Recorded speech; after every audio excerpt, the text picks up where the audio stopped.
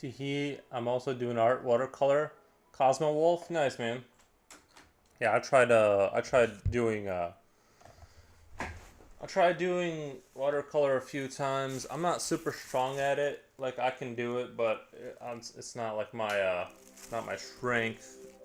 But maybe one day we'll do a little watercolor on the stream, you know. But I like how some people can like make watercolor look amazing and they put like blotches down. Oh, you know what I will do? Is maybe I'll do like watercolor and like not Sharpie, but that like super like one of these pens, the Micron pens and watercolor. I think can look incredible. So we'll see. Maybe I'll go down that route.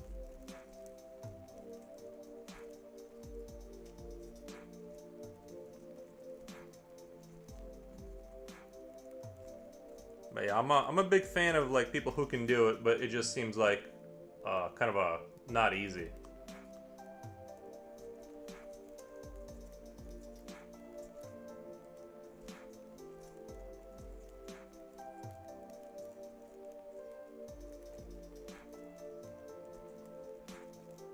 Sharpening these French Conte pencils is like super hard. They like to break because it's like charcoal or something.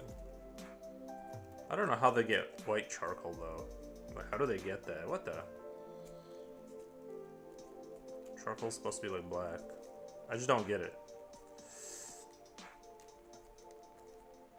We'll see how this looks.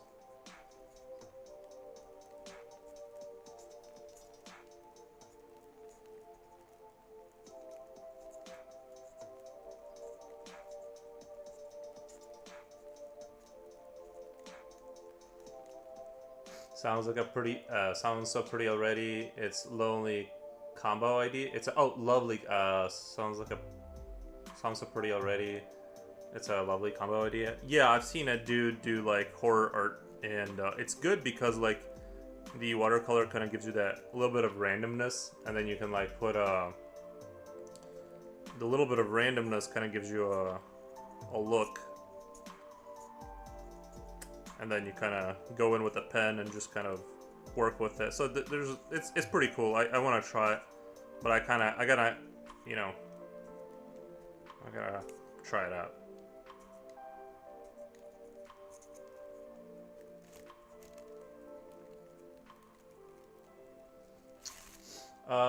Good morning, Nikki. Man, should have slept earlier. Sucks getting up at 7.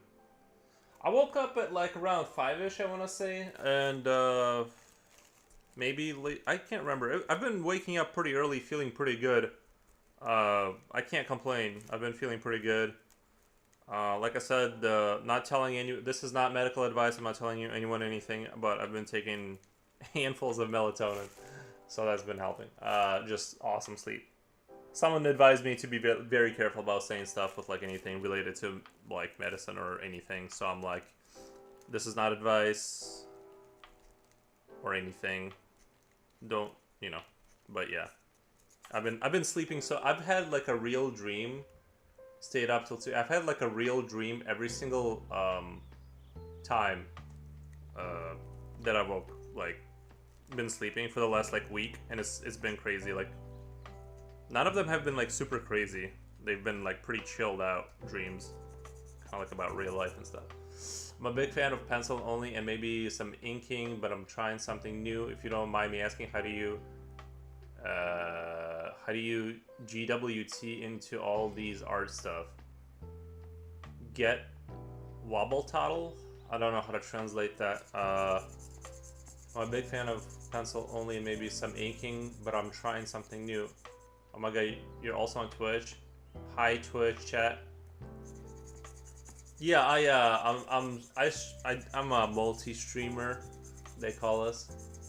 I just figured for like, well, I guess I've been streaming for a while now, but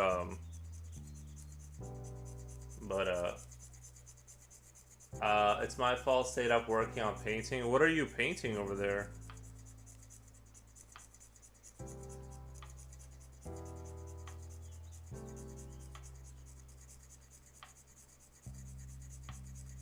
But yeah, I'm just not sure what GWT, like, how do you into all of these art stuff? Like get into, well, I mostly do pencil, and then I adjust in Krita for stuff.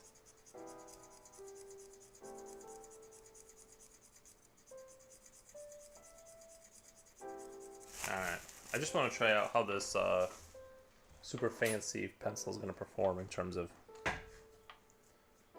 One thing about charcoal is it gets on you, and then you have it on everything. A hula dancer? Nice.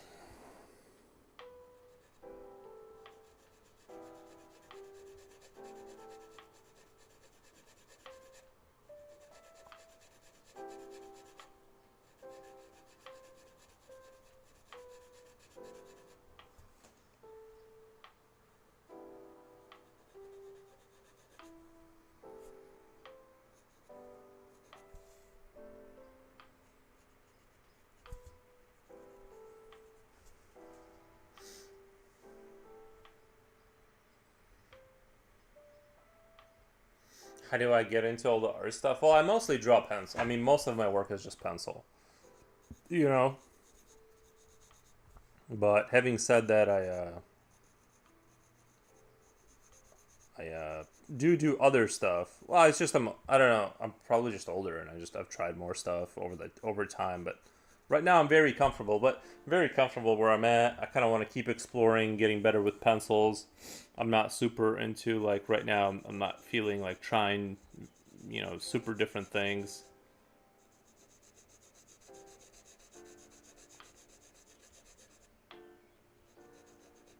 I'm feeling good with where I'm at right now.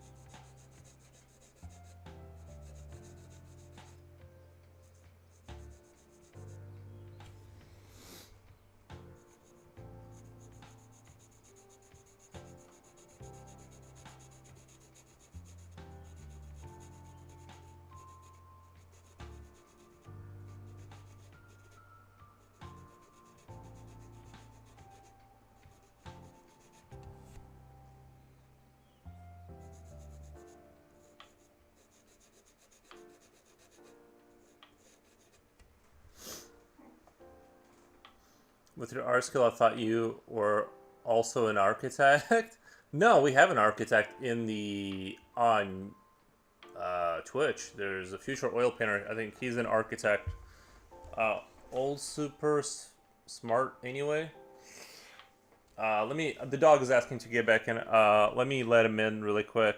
But yeah, no, I'm not an architect. We do have somebody on Twitch that is an architect. I'll be right back.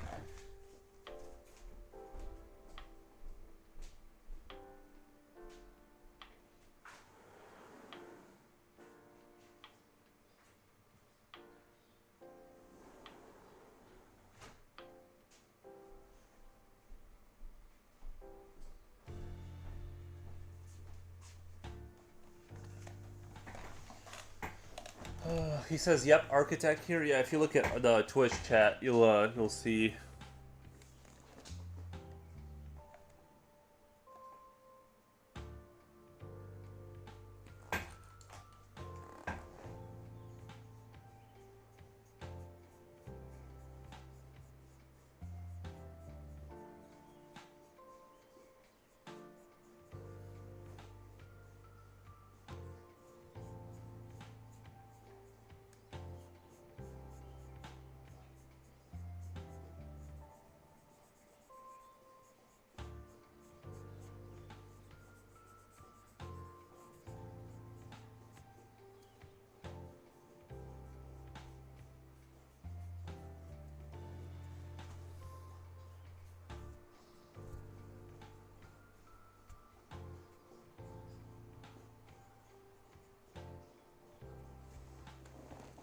No Quality Diorama says, good day, thank you. Future Oil Painter says, I hate hula dancers now, lol. Why? They seem like they just keep to themselves, right? They don't seem like they're too much of an issue, are they? What the? Well, I guess they do that very distracting hula hooping. If I was in my room doing like miniature painting and suddenly a hula hooper came in, that would be quite annoying. Cosmo Wolf, he can't see your the Twitch the chats aren't connected. He can't see your comments. I used to have like little avatars and you could, but now you can't. I mean, I hate painting them. Oh, painting hula hoopers, nice. Yeah, just be careful. Some people get upset when you paint on them.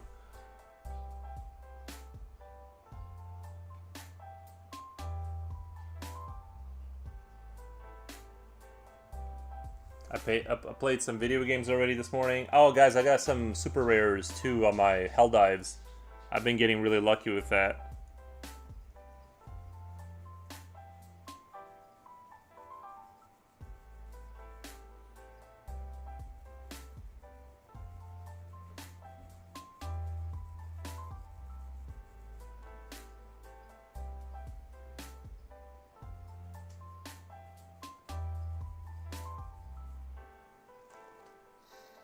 God, the soft shading is chef's kiss.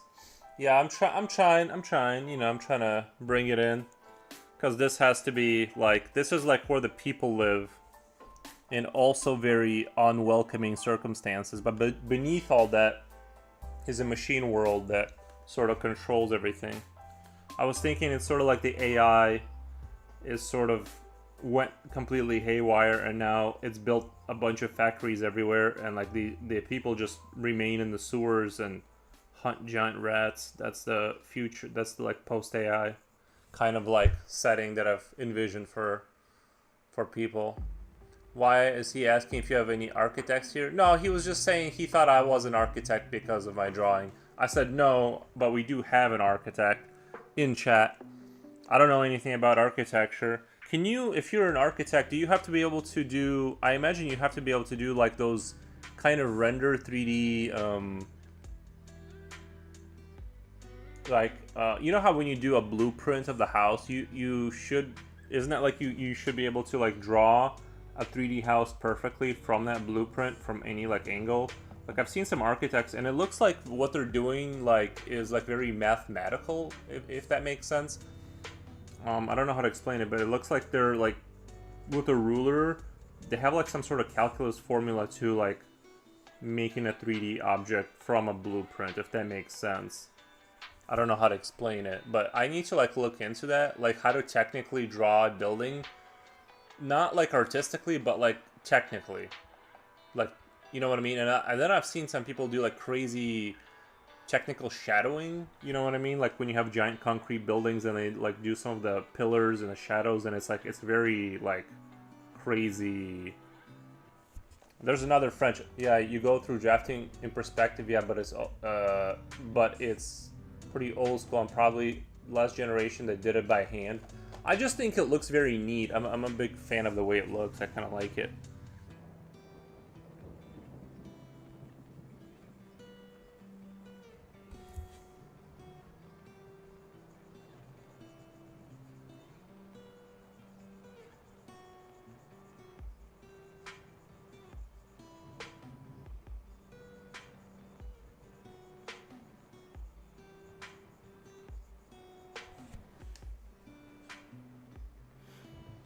Now everything's done on a computer.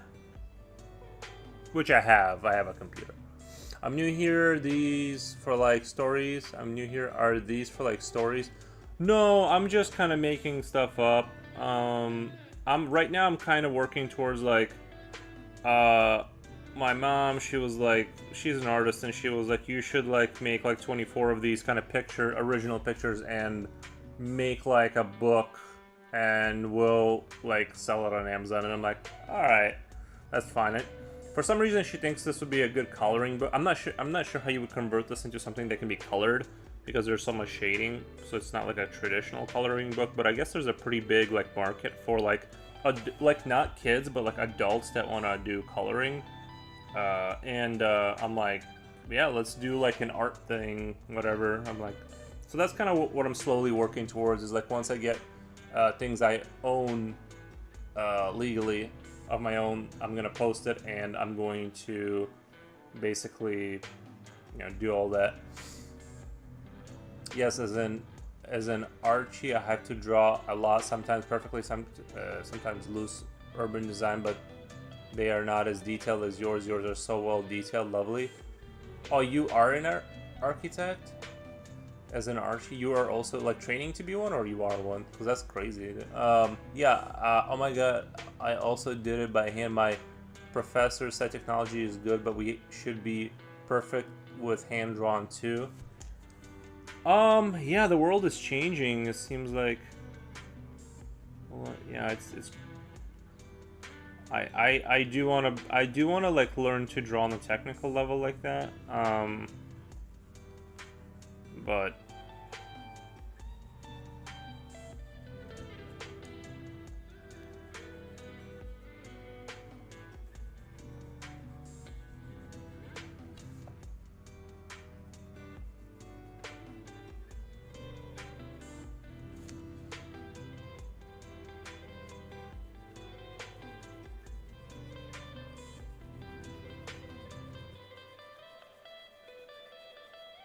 But yeah, this story in my mind, like this picture is like what I said. It's like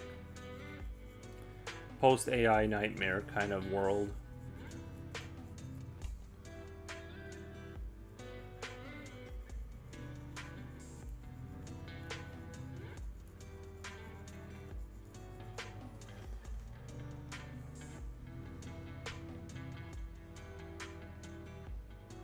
I recommend a book by Robert W. Gill called Perspective from Basic to Creative.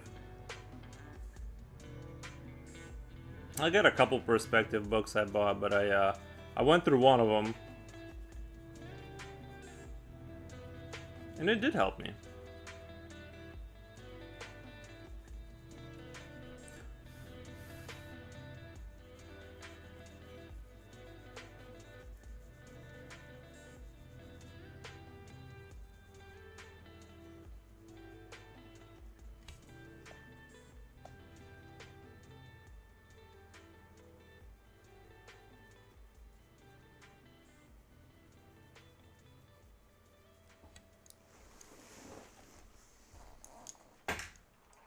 Hold on one second. Let me sharpen this pencil up all the way so I'm not like.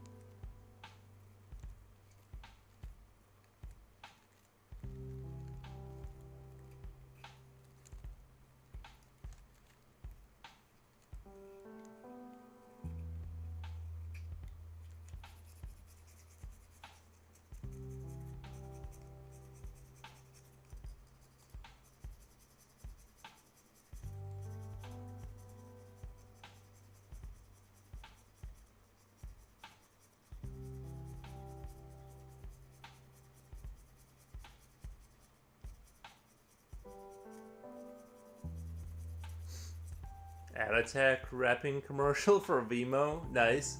Progressive Insurance, Direct TV, Samsung PC monitor. I have a Samsung PC monitor. Back. Nice. Yeah. Some monitors are nice to have. I still use like the same TV I've had since high school for like my one of my monitors. Some.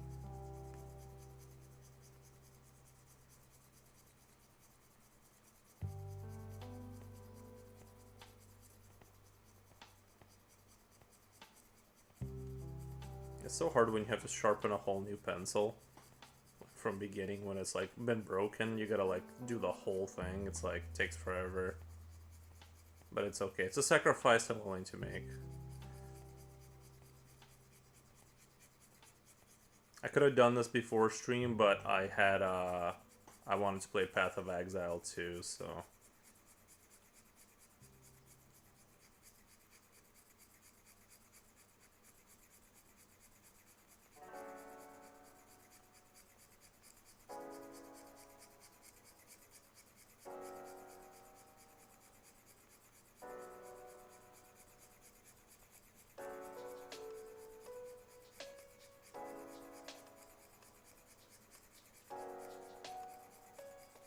a little bit chillier outside. I think 19 Celsius outside is like perfect. I still have a very old TV from 12 years ago in my basement. Yeah, is it a CRT or is it like more of a... Because I think my TV is probably 12 years old. It's a Vizio and it just won't die. So I like it because it's like kind of robust. It's, you know, it just functions fine.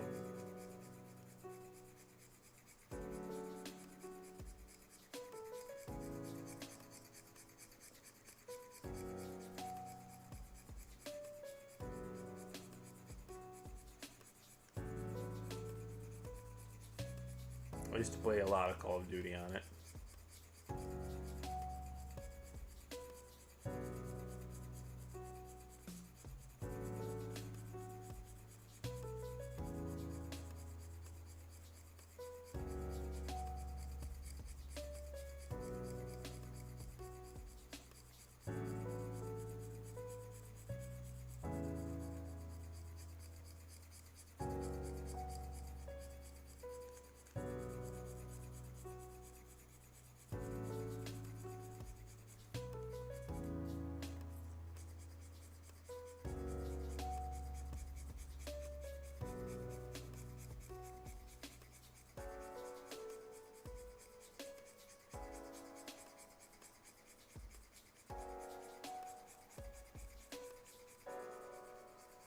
God, that takes forever. It's not even done, really. I'll do it later. I just don't want to sit here and, like, do that all stream.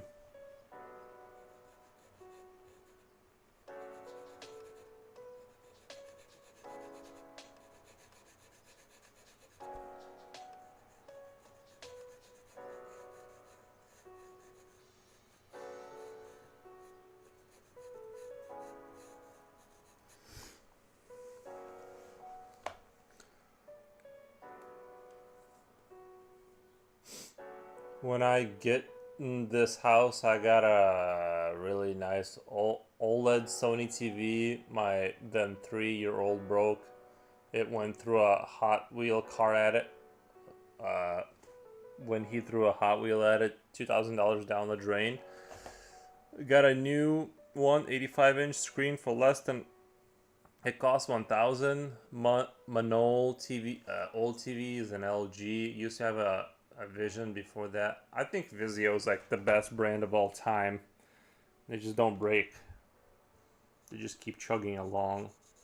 Or at least that's my experience, and I've met other people that like. The only thing is sometimes if I turn it off, I have to cycle through the HDMI's a couple times before it like finds the signal.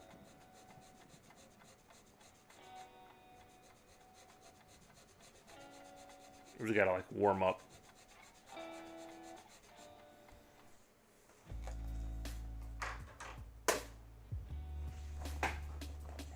Instant fail.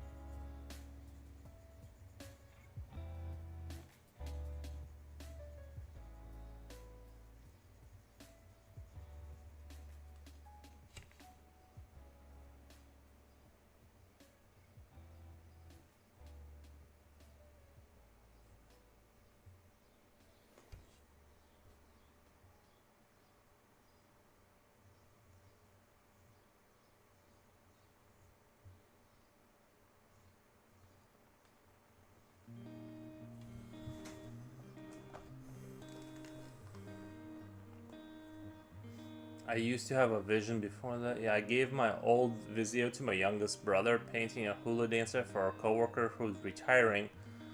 That is what retired people do. They buy hula hoops. But I might just do something else if I'm not happy with this. Gotcha.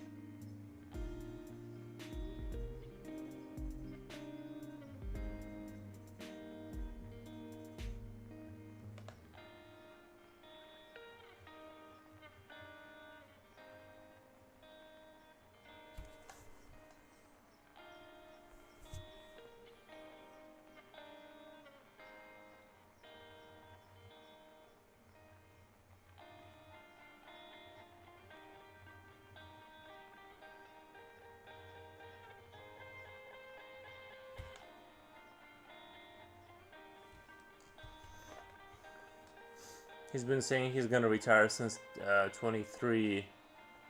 Yeah, some people can't let it go. I know I'm ready to retire.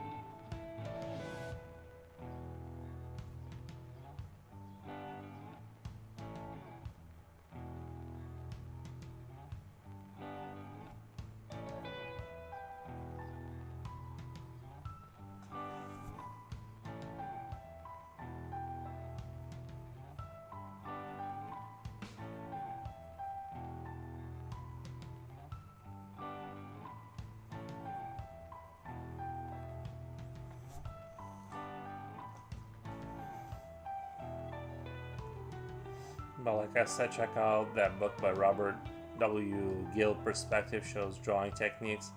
Spell children. Children check is off today. Sorry. Spell children.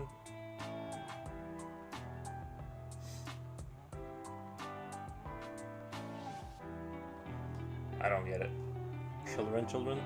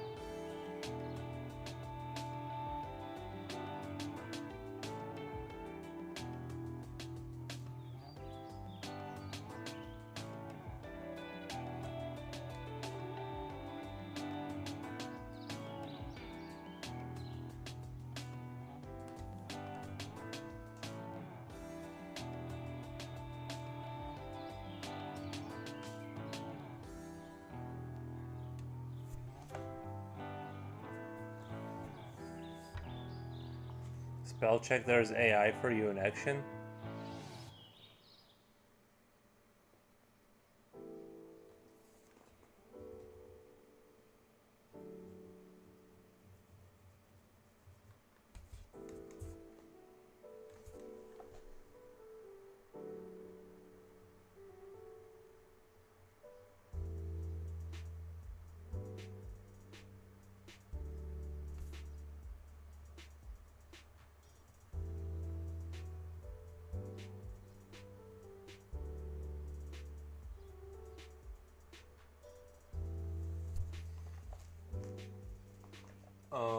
Where's my big brush?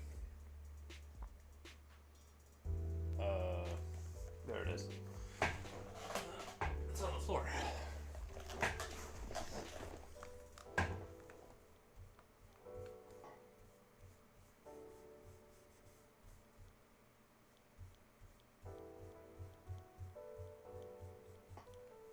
I mean, I did a lot of physical work this weekend. Should have slept early.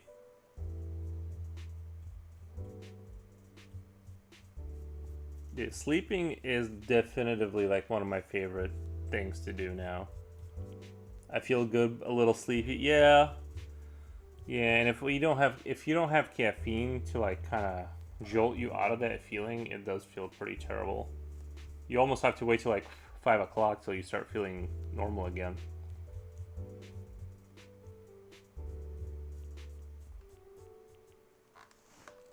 TSA Geico insurance.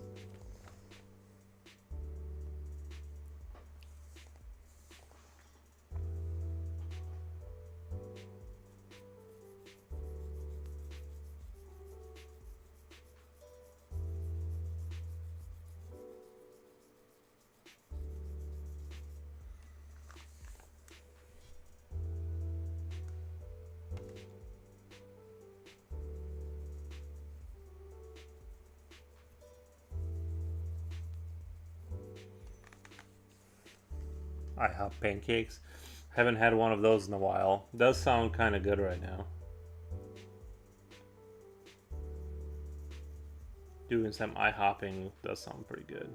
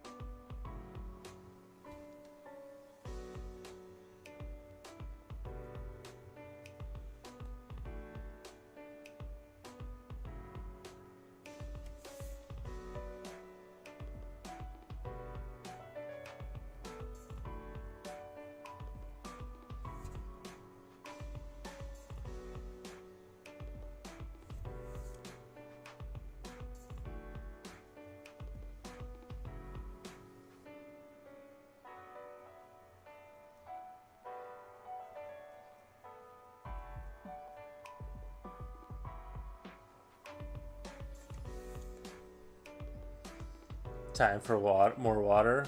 Nice.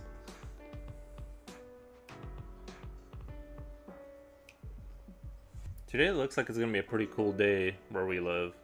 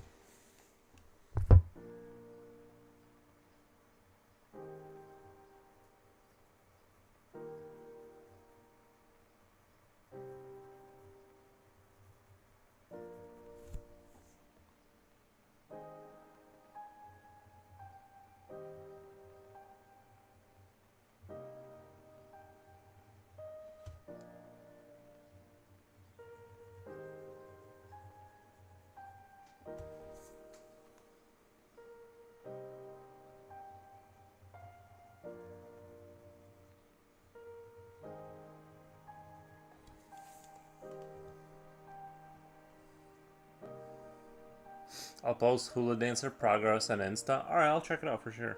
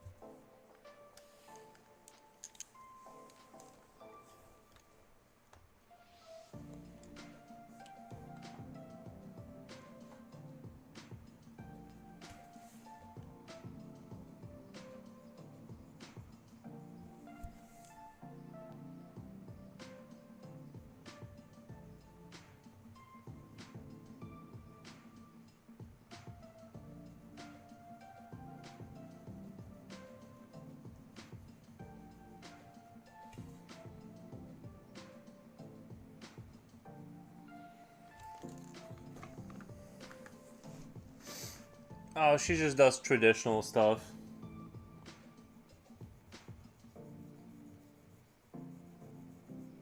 She does more like nature and, you know, kind of like more like women art that women like, flowers and dogs and stuff.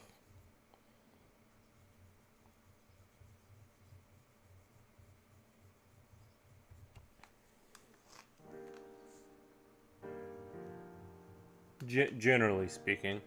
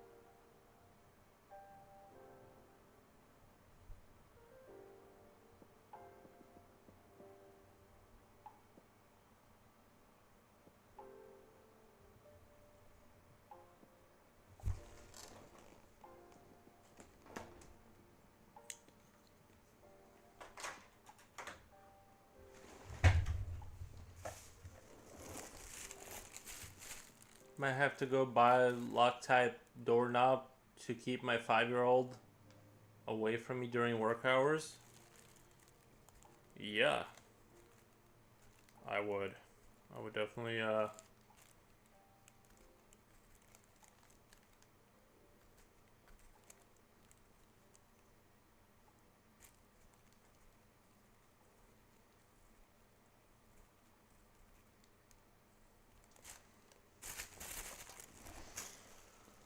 I don't have that issue because of my living situation of just my dog being here, so I don't need doors and knobs and stuff, but I sympathize with your struggle.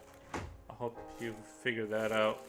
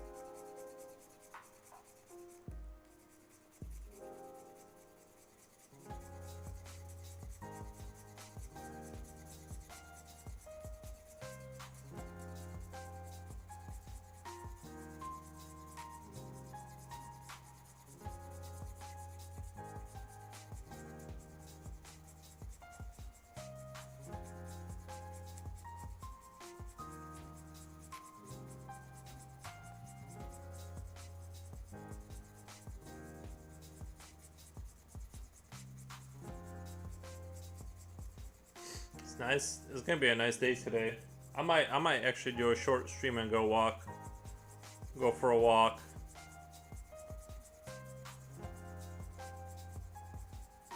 Just because of how nice it is outside, it's gonna be crazy.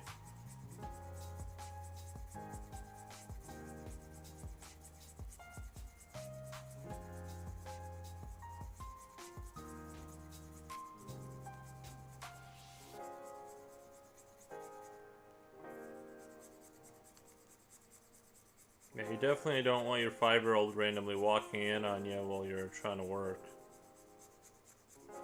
Although I feel like a 5-year-old, when I was 5, I feel like I knew not to walk into doors that I was told not to.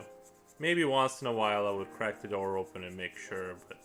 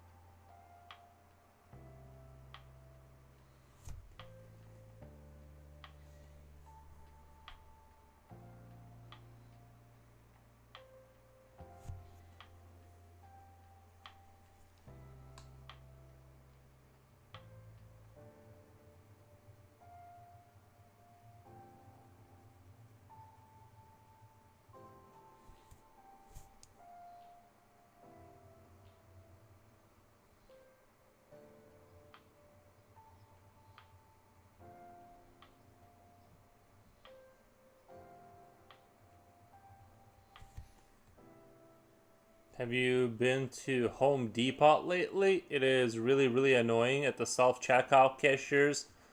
Um, they have a small army of workers just standing there.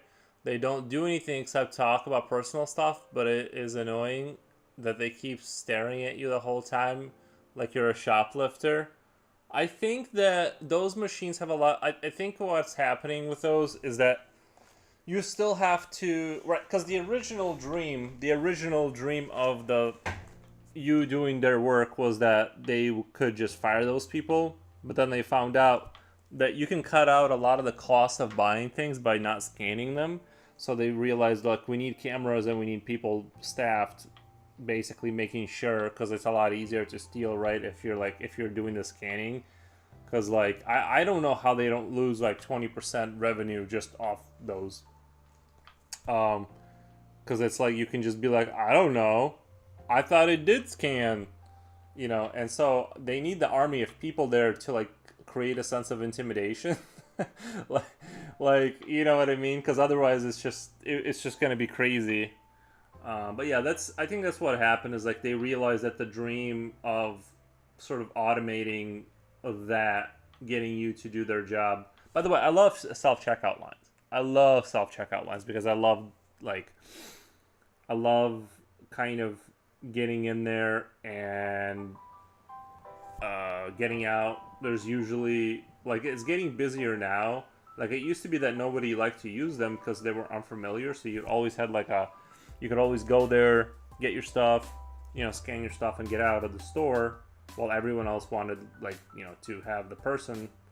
So I loved it. But I think like what ended up happening, if you took those 4 people, because usually there's 2 or 3 registers open. If you just took those like few people that they have, like 4 people just watching you, and just put them on registers, you'd have like this. You'd just go back to like where we were. Yeah, if they're run into a sensitive person, they can be sued. Yeah, I mean, the thing is that like one time I was like, something happened with like my like it was like the machine wouldn't give me cash or like change, or something happened where like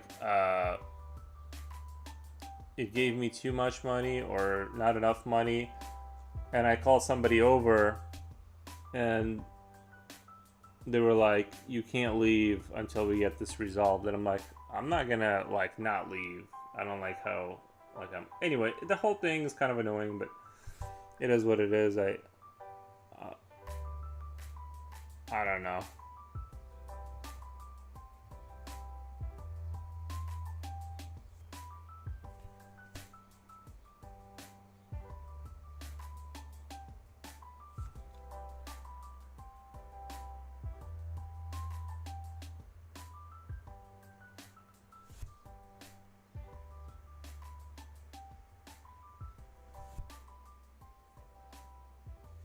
I'm just shocked that they don't like lose more revenue, if I'm being honest.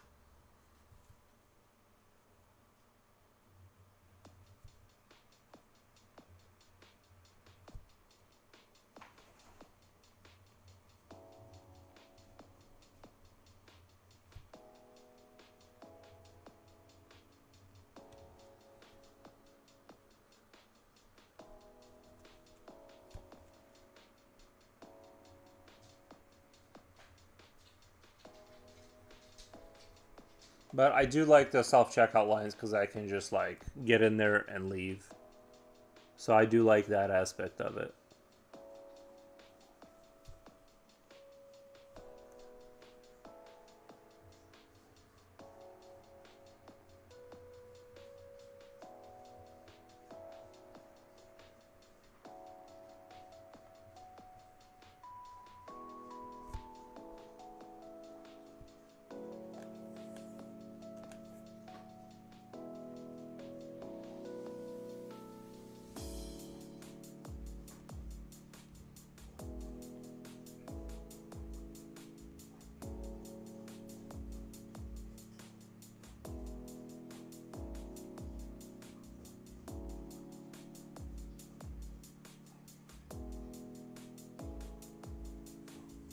I do too, except the ones at Home Depot. Yeah, I haven't been to the Home Depot ones.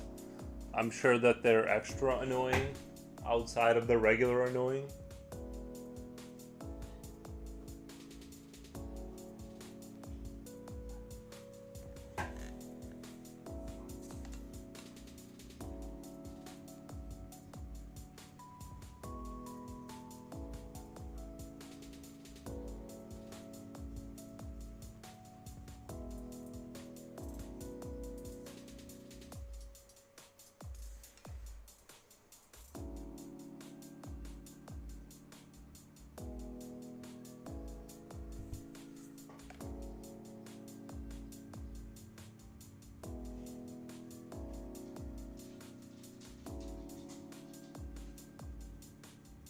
I think all future jobs are gonna end up being kind of like TSA style working. Is like you're just standing around with like 4 other people, just kind of discussing whatever, and then like people are passing by the line, and you know, I think all jobs in the future will be like a TSA style, Walmart line watcher kind, make sure people didn't steal something kind of jobs. Like that's the future of all of them basically.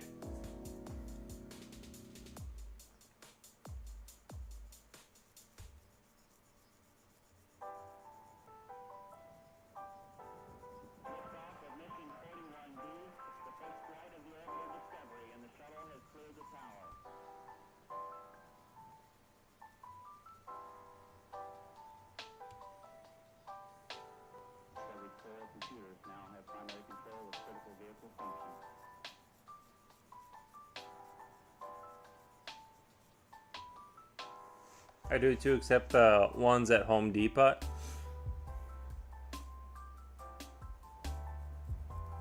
Oh wait, I already read that. Never mind.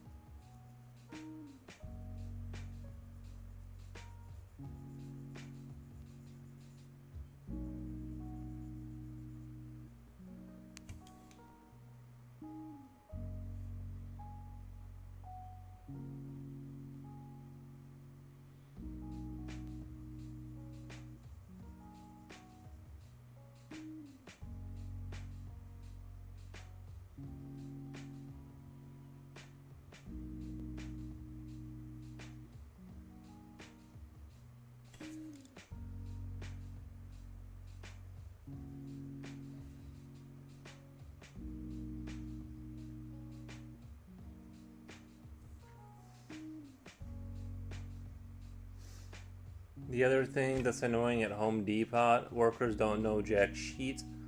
That's probably true, but I feel like most of these like box store kind of places, they have such high turnover. You never really get anybody that like knows anything.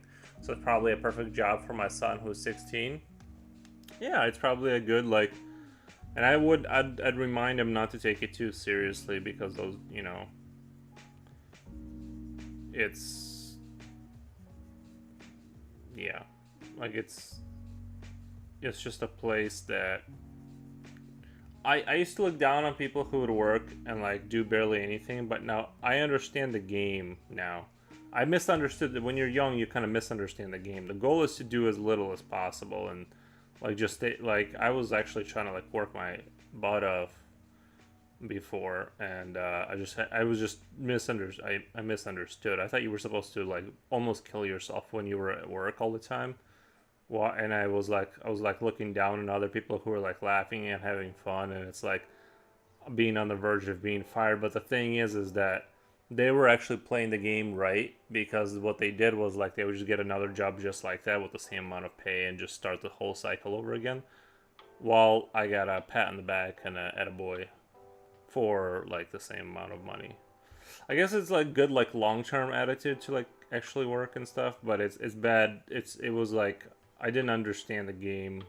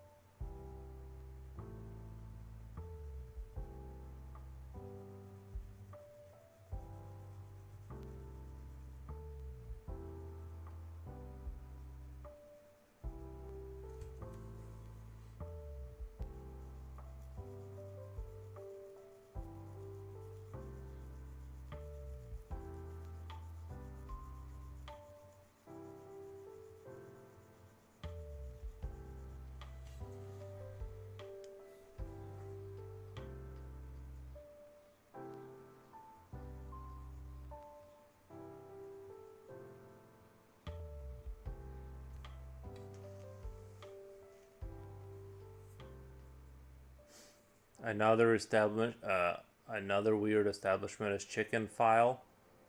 They hire only Mormon teenagers. They all look like clones. Yeah, you'll get. Oh, really? I've never even heard of that. Chicken Files. That's what they like call it. That's a weird. That's kind of a weird name.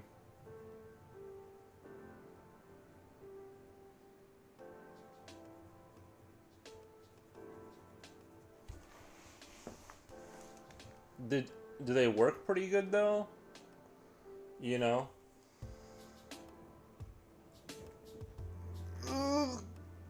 Googly moogly.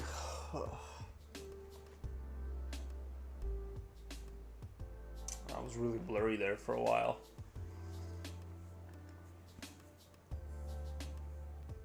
Nice. Tell me more about this Chicken File place. I'm sort of curious now.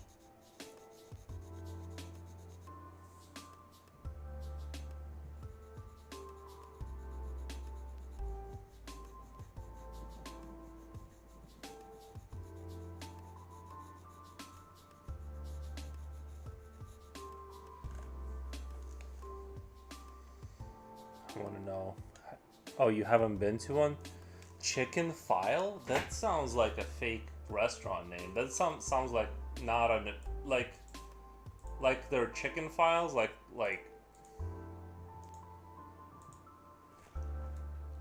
They sell chicken sandwiches, nuggets. Closest one to closes at 10 p.m. Closest one's to me. Let's see directions. Closest one's to me is like an hour away. So they're all about an hour away.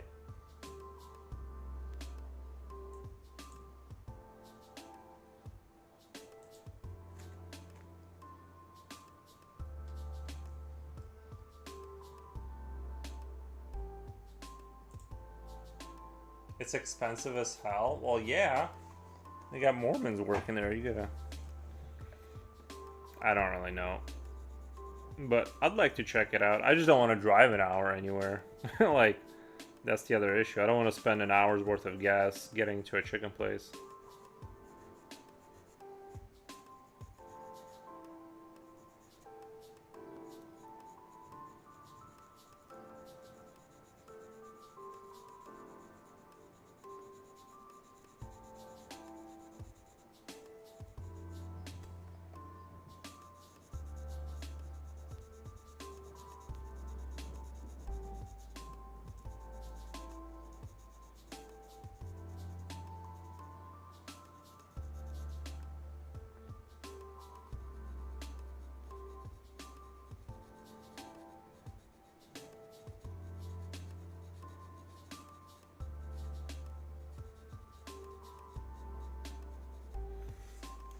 Just for 3 chicken sandwiches, you'll... Well, yeah, but 3 chicken sandwiches in today's economy?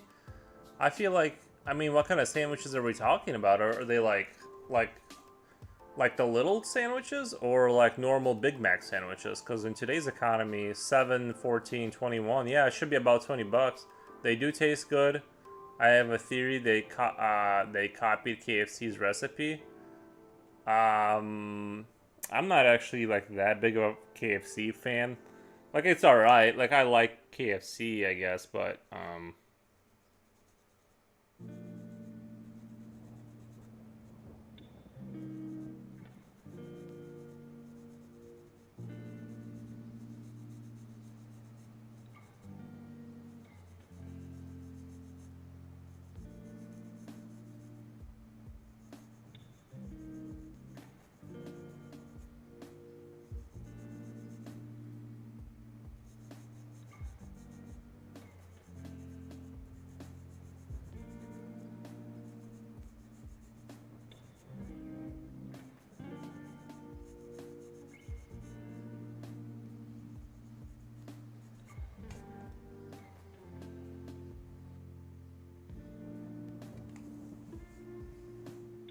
it's just one chicken it's just one chicken patty with one pickle.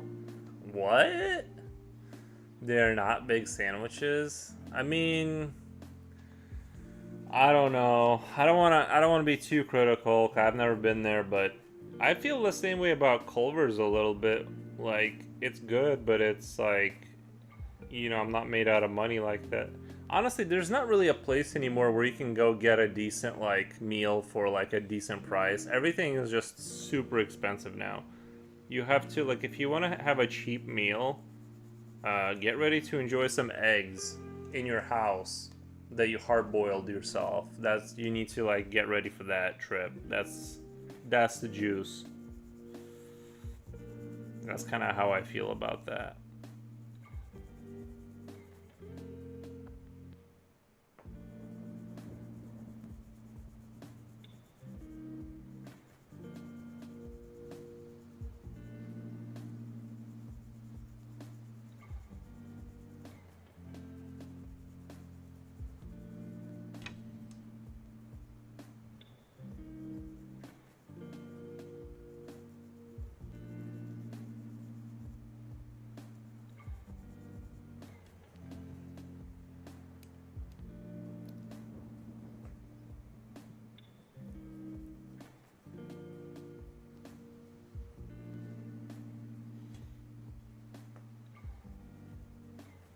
And not the expensive brown eggs, the farmed ones from wherever, where you can buy like 60 of them for 20 bucks.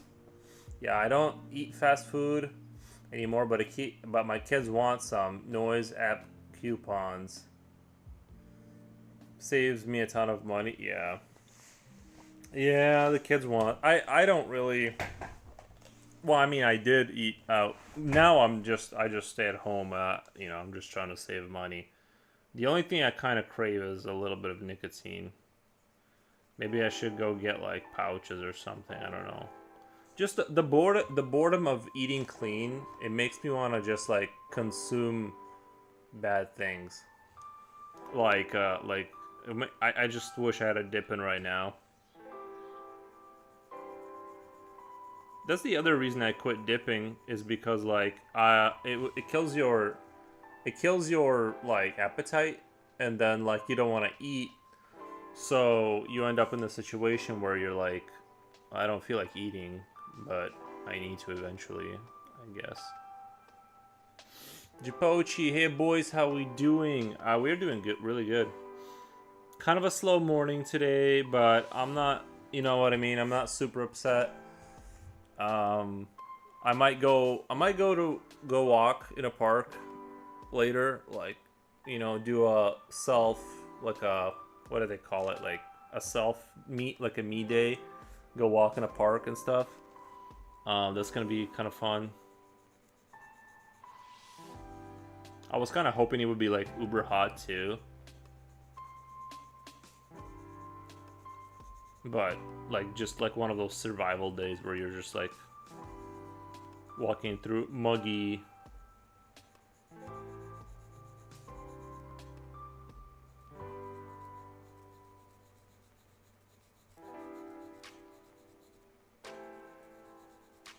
The really nice thing about eating really clean is like your dreams, you get like super vivid dreams, which I really enjoy. Like last week, ever since I've been like eating like no carbs and stuff, like I've just had like every single night I get like a very vivid dream. I had one where I bought like a used Honda motorcycle and I got pulled over, and yeah, it was just a weird dream. But yo Japoch, how's it going? Home skillet. Oh Nick, you should go skydiving. No, I'm good off that. It's a little too much fun for me. Sounds awesome. Soul searching in the park. Walks are my only alone time. Yeah, I do enjoy walk. It's more like hiking, but I call it hiking. I'm doing in town or park hiking. I'm okay. I'm just waiting to eat some junk lol. How about yourself?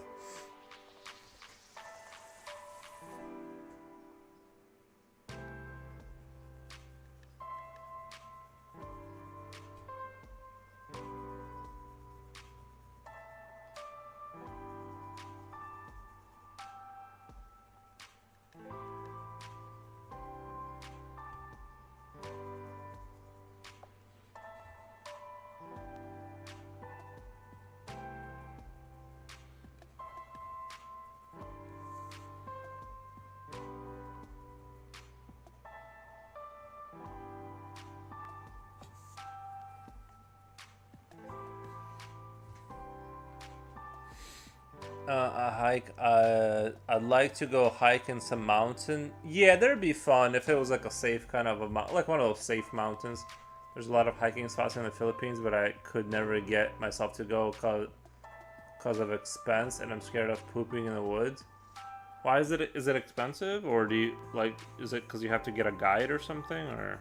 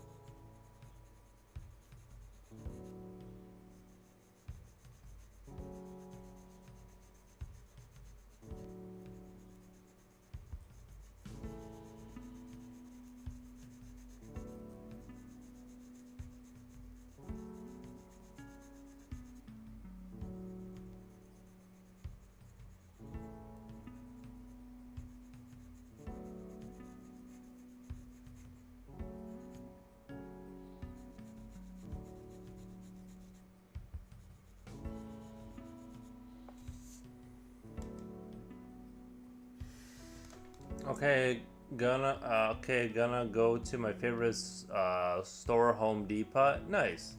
Yeah, it's an alright store. Ooh, honestly, I don't think I would have any issues like pooping in the woods. I'm not squirmish about that kind of stuff. I'll poop in the woods all day, as long as there's no bears. Go to the art store as well. Yeah, spend all your money.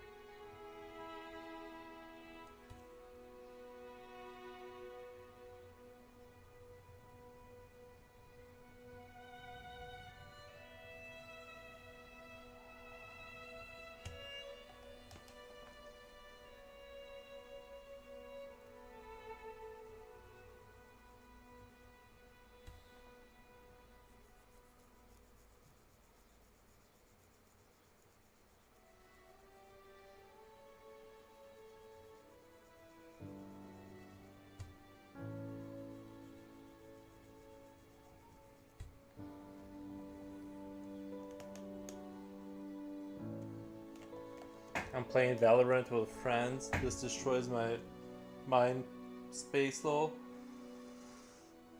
What is Valorant? I haven't played Valorant. I've heard of it maybe.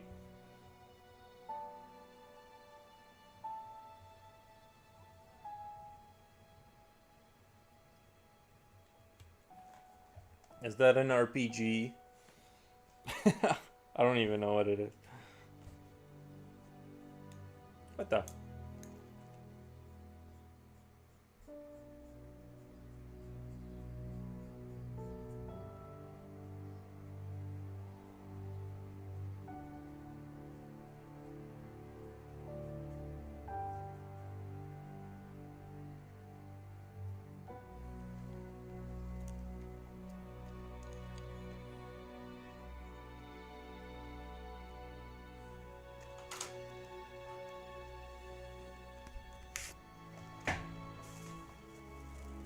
It's a team of 5 PvP.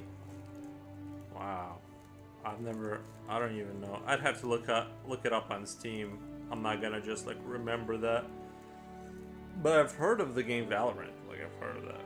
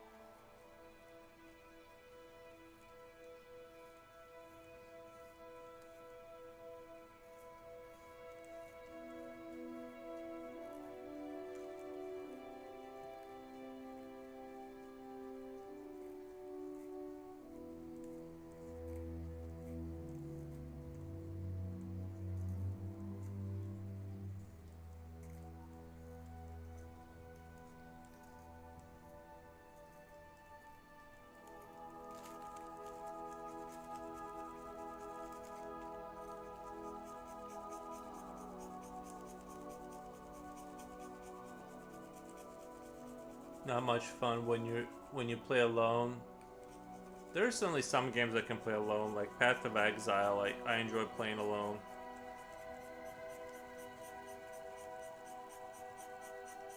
Oh my, do you have Path of Exile? Maybe that's the game we should play. If you have it, of course. If you don't have it, don't worry about it. I still play Path of Exile pretty regularly. At least now and again I like to jump onto it.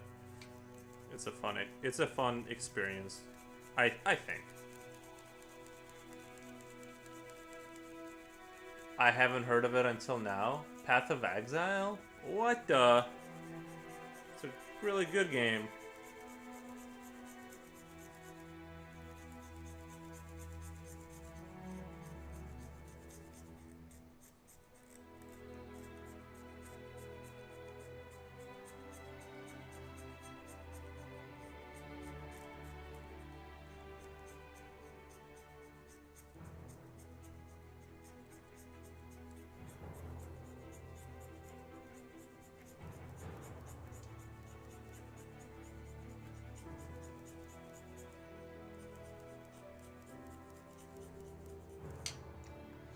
I'll look into it. Not a real gamer.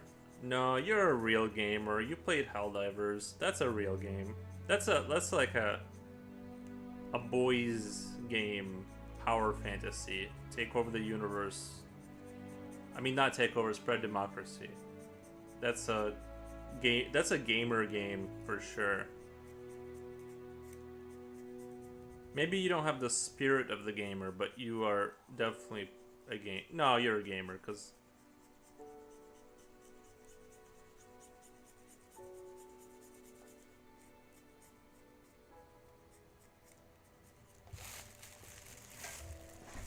I gotta put this in that garbage right now. There we go. Let's see how sharp this one is.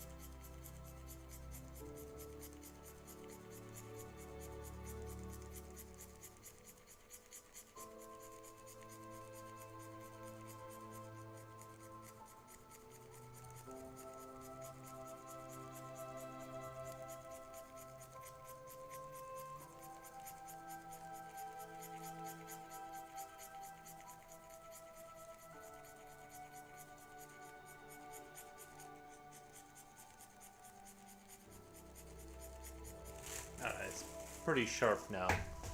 What the?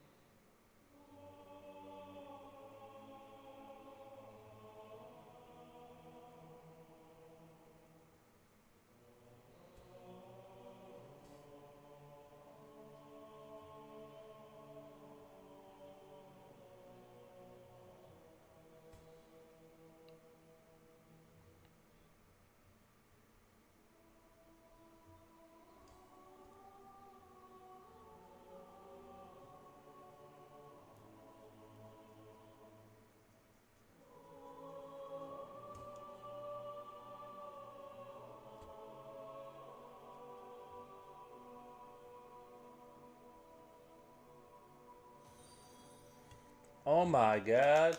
Neon Tinty. Thank you for the follow, Neon Tinty. I appreciate your follow. What the?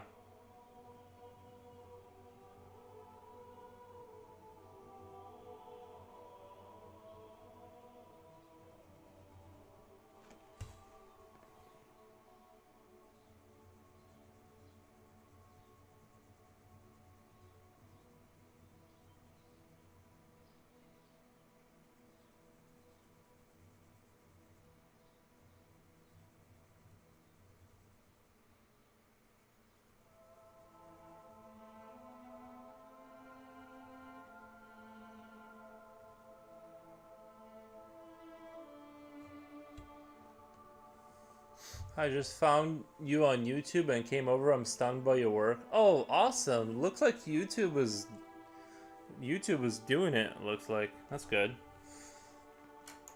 It's good for something. I'm glad. I'm glad. I'm glad. Instantly converted to the dark side.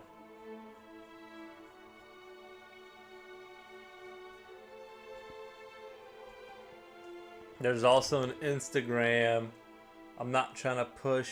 I'm not trying to funnel people down the Instagram route, but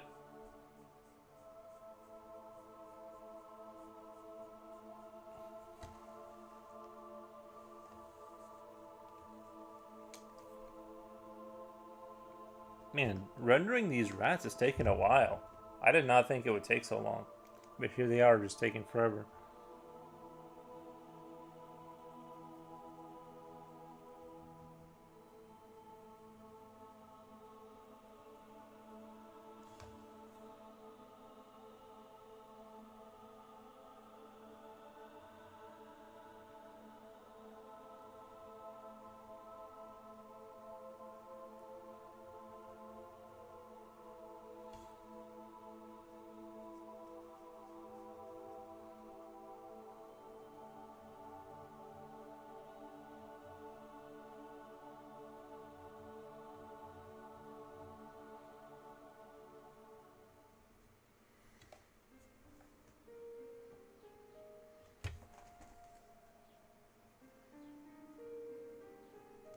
My carefully curated artsy algorithm did its thing. Oh, that's nice.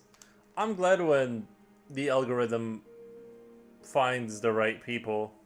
I know it finds what I like. Sometimes I wish it didn't. Sometimes I wish the algorithm didn't know me so well.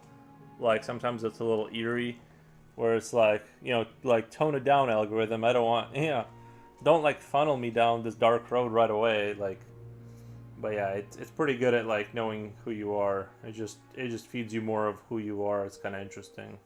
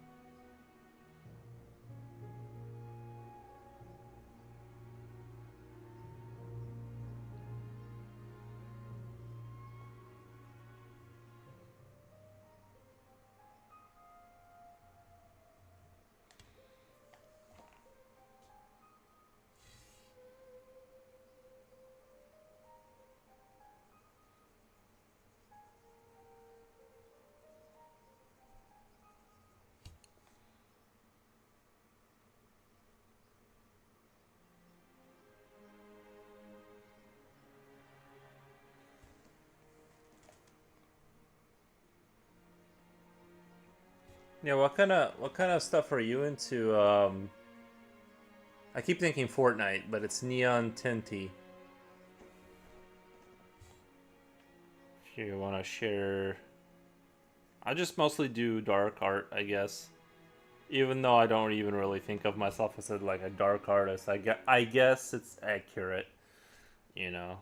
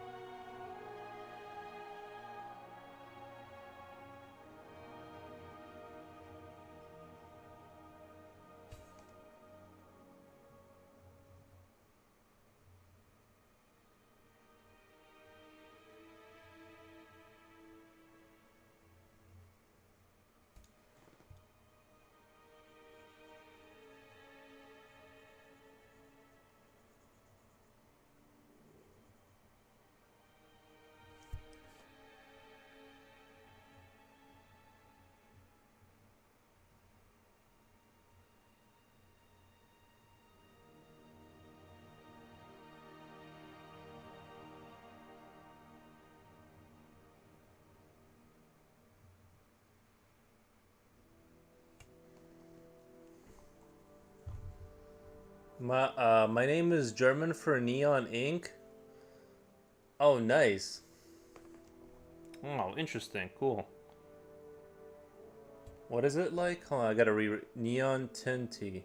I'm probably saying it wrong. Usually, if there's not a U with the two dots above it, I don't recognize it as German. That's the only giveaway.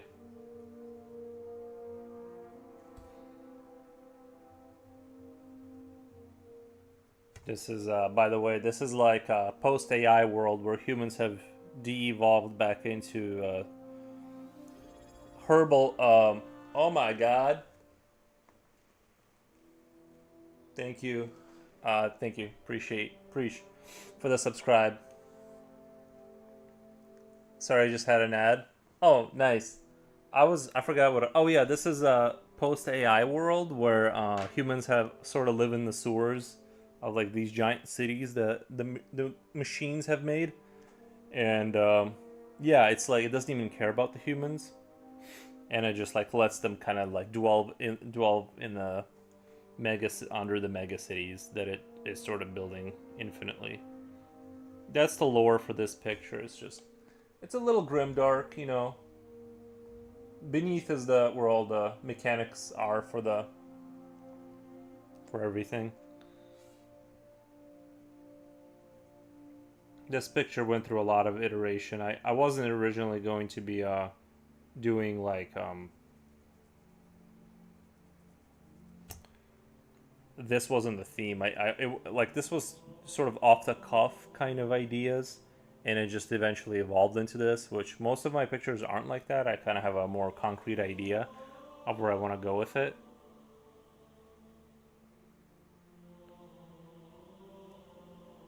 I do appreciate the sub a lot. Ink in Filipino. Philippines is tint. Really? Isn't that crazy that that's that close? Dude, there's a lot of language stuff. I'm not sure how it happens. Um, but you'll get like these words where it's like, how is that the same word? Because you know what I mean. I like some of the modern words like radio or whatever. You know, things that were invented in the 19th century or maybe before that. I'm not sure. But things that are like more modern, it makes sense why everyone would use the same word because they would just use it Englishified version and then just put their own like little spin on it.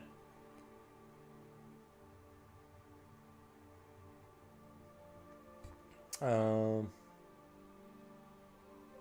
radio. That's what I'm saying. I love it so much. I'm into grim dark stuff. Nice. It's hard not to be. Like I said, I don't even like really think of myself as a grim dark artist, but the truth is, I think I am because like I don't feel like grim darkness is grim darkness. It's just like what it is.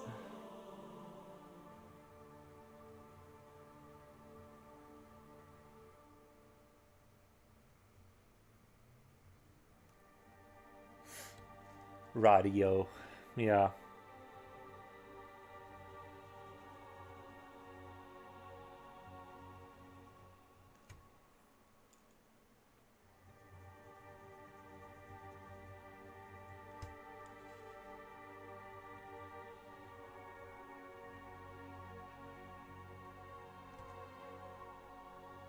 Did you guys know that most languages are made up? It has the vibes, but it's a broad spectrum. It has the vibes, but it's a yeah. I think like a lot of grimdark stuff, like Gears of War and stuff. Like you see it if you look at the first game and like the last game has like way more color in it, which I think is sort of smart if you're just trying to like broaden the horizon for a franchise to like grab more people. Most people do not want to stare at a game, gray and brown colors for like 12 hours straight. I sort of understand. Like even if you look at like Fallout, then you look at Fallout 4, it's like oof, very colorful. I don't blame them though.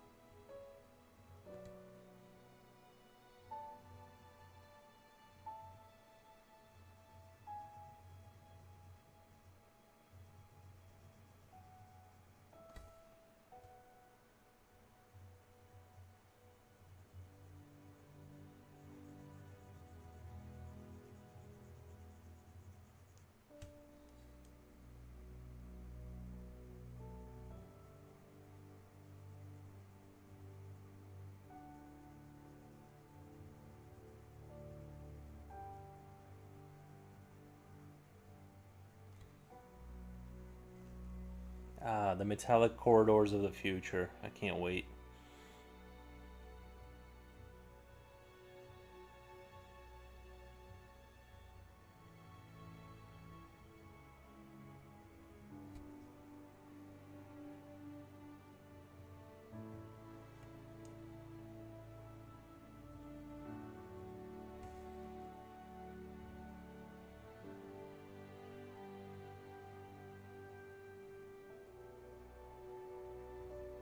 This is what I was talking about this on one of my streams, is that like in the future I think there's going to be two types of people. People who have capital and access to AI, and people who fight under like bridges for like scraps of rat meat.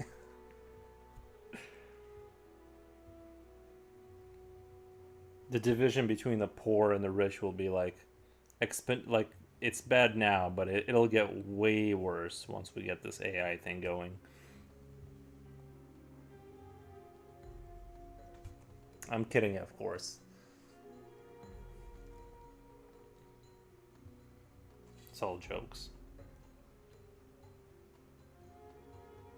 See, maybe I'm subconsciously putting like things I talk about or like think about into my pictures, because I really wasn't thinking about that, about the rats and stuff and eating them. But like I just realized this picture is exactly what I was talking about before, with like eating rats and fighting, fighting for little bits of food. And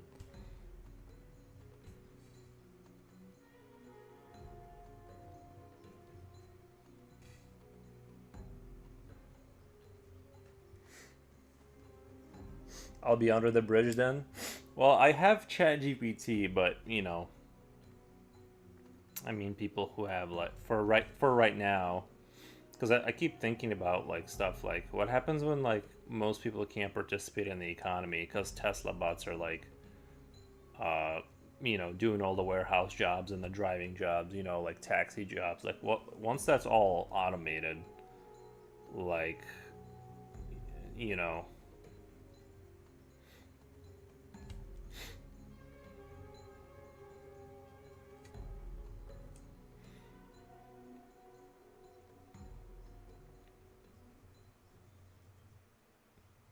it's back to just tribal spear kind of life for most of us.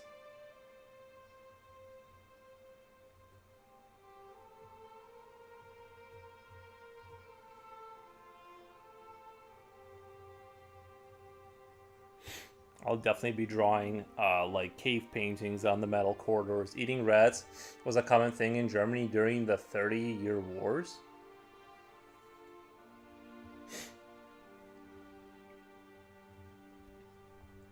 I did not know that. I bet rats aren't that bad, if I'm being honest. If I knew it didn't have like disease and stuff. I mean, all of this like stuff, right? Like eating rats and whatever, like every country went through that kind of phase. If if it needed to be done.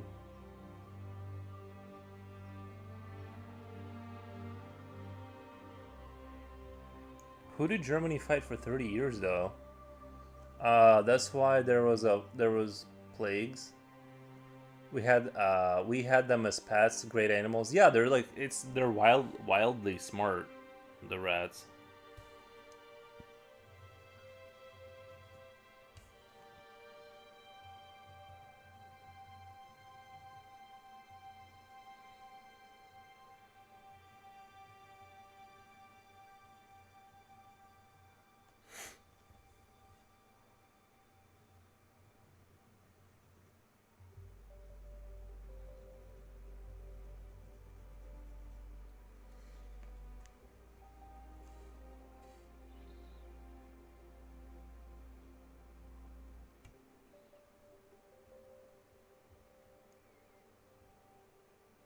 Oh, you know what would have been fun? Underneath this capsule, I should have drawn like more rats running down here.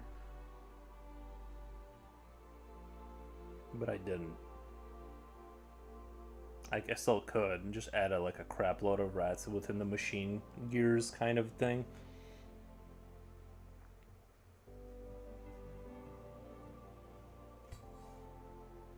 Now I'm wondering what country I can go to like try a rat, because I bet if it's like cooked properly and stuff, it's not even like that bad.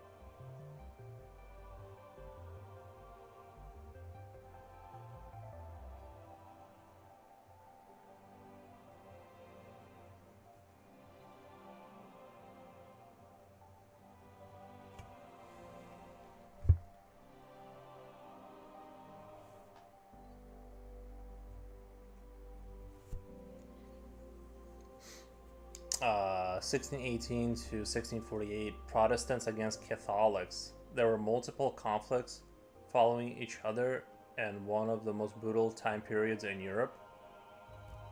I didn't even know about that. Like, this is news to me.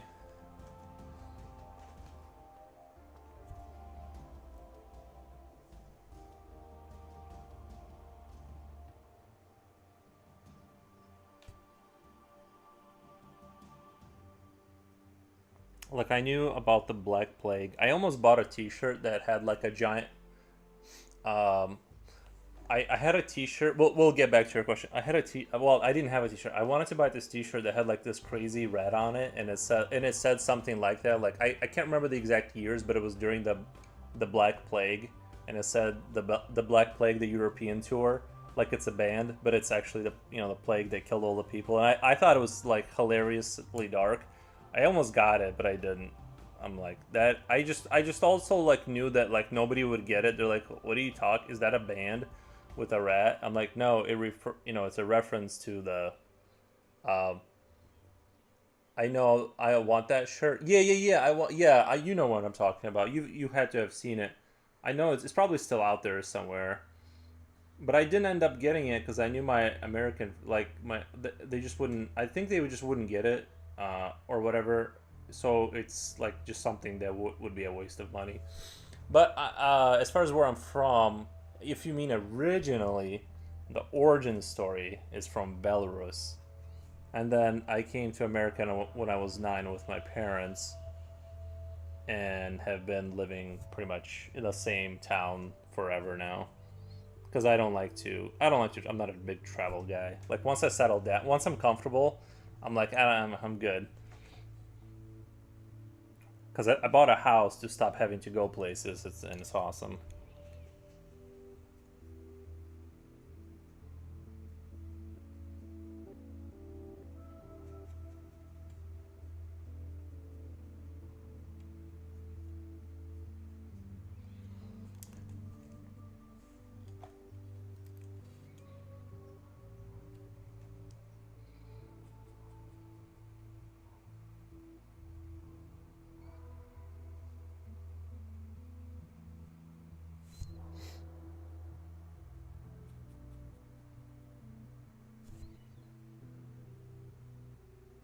I had a pretty good. I can't complain. I had like a pretty good time there, in Belarus. Like, I'll say that like it was. I had a good time.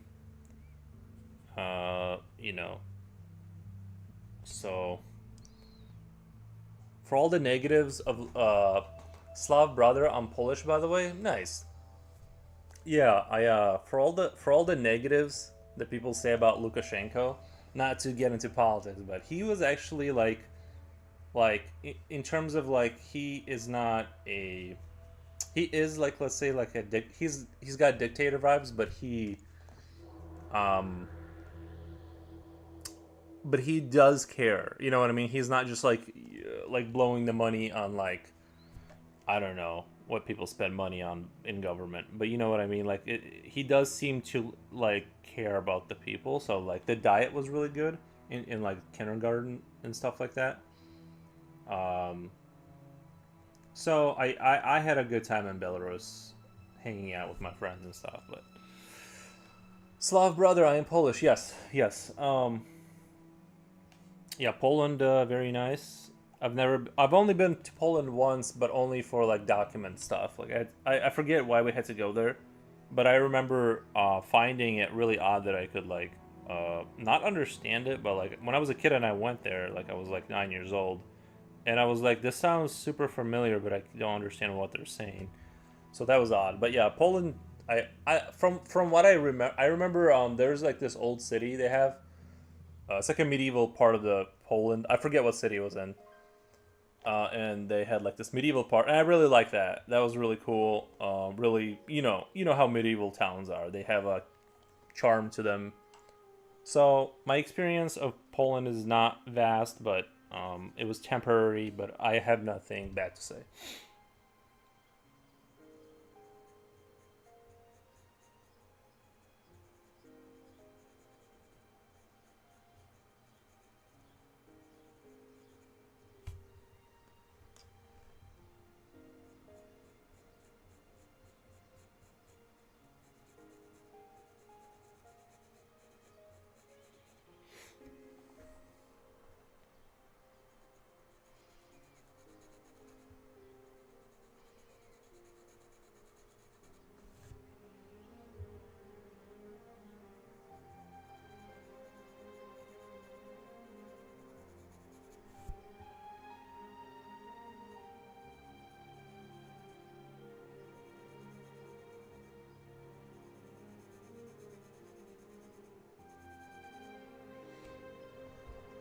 How did you get into art? I think it was my mom. She was like an, you know what I mean? She was like a tradish artist, and she went to like a university and stuff. I didn't go anywhere, obviously. I just enjoy drawing as a hobby. And then one day I decided, I'm like, why don't I just start streaming since I enjoy it so much? Um, so yeah, that's my story. I just kind of enjoy doing it. But I got into it because it's like that's when you're poor, uh, kind of like drawing is a good way to like oh my god, I think the dog is throwing up. Hold on, he's making throw up noises.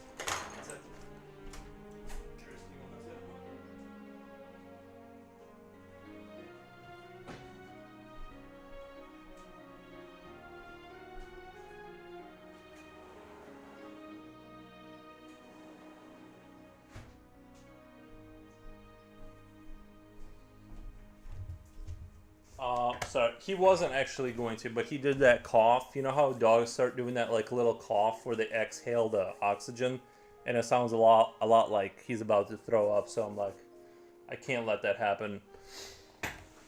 So I had to let him out.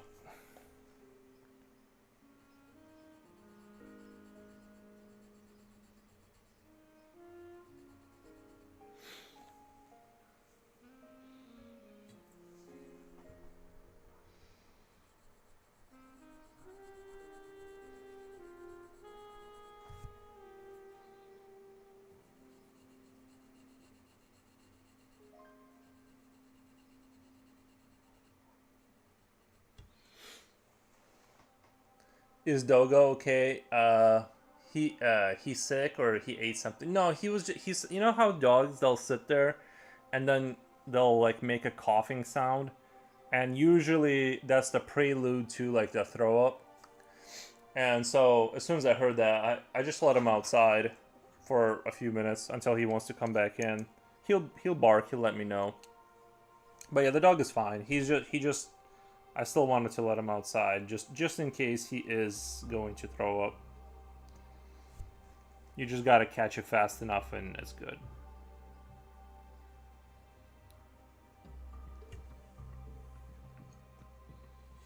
But he hasn't done it in like a really long time. That's why I'm like kind of worried. You know.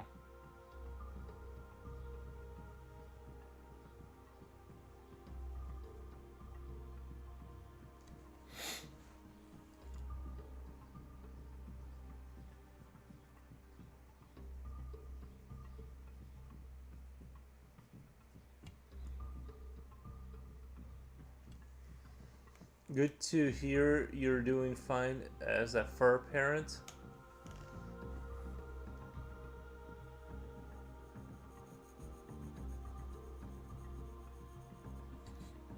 Yeah, this dog was like semi-donated to me, and I've been taking care of him. He's a good dog. He can be annoying, as you know, dogs can be a little annoying.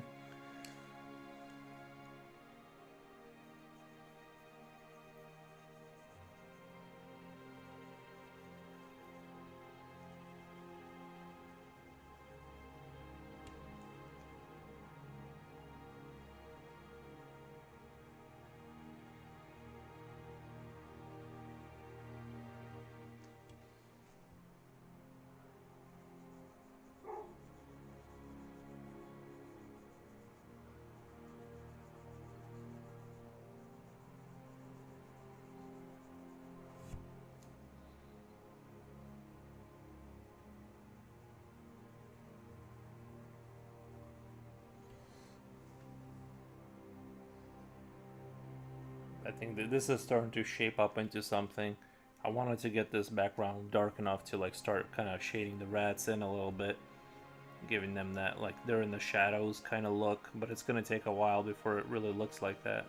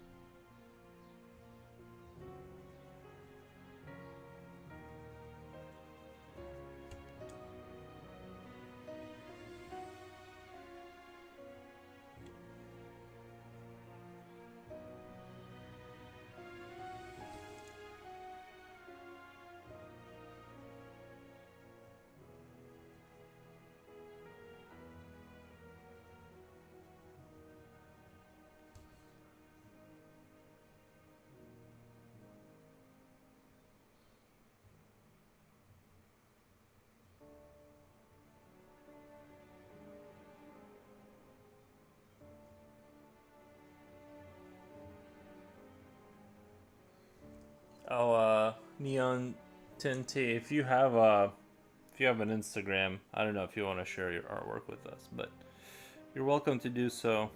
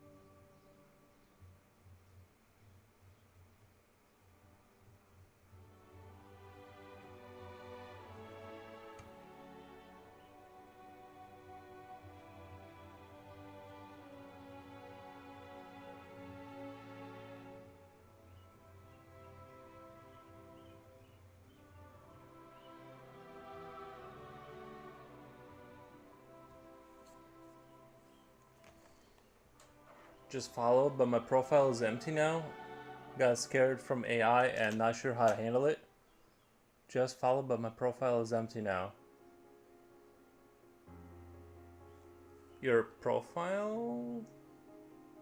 Like you followed me and your profile on your account is empty?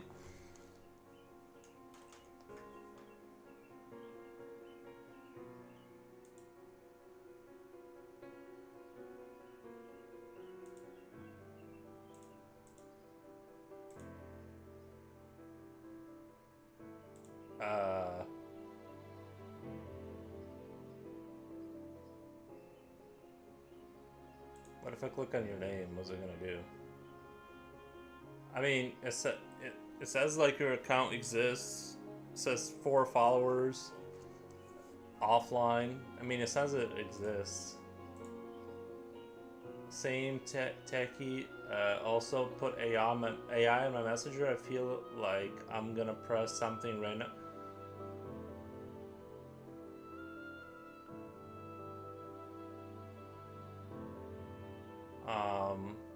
You know what? I had my phone like really push Gemini on me. I like every time I go to do anything, it's like it wants me to like do everything through Gemini, and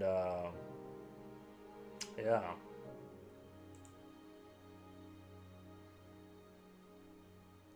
Oh, okay? Let me 1 second. Let me. You meant on Instagram. You meant on Instagram. Okay, I understand now. I understand. Yeah, I don't like... I'm not a big fan of that, but...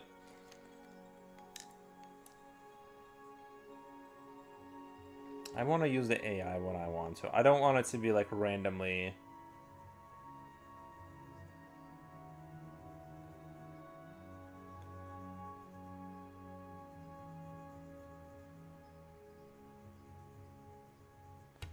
doing whatever, because I don't know.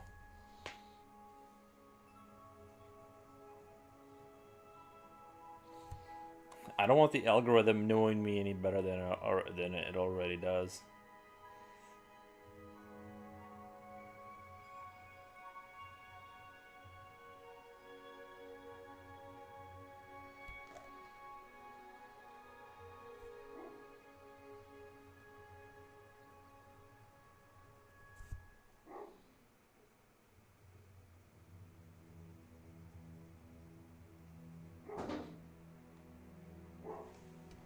One second, I gotta go check.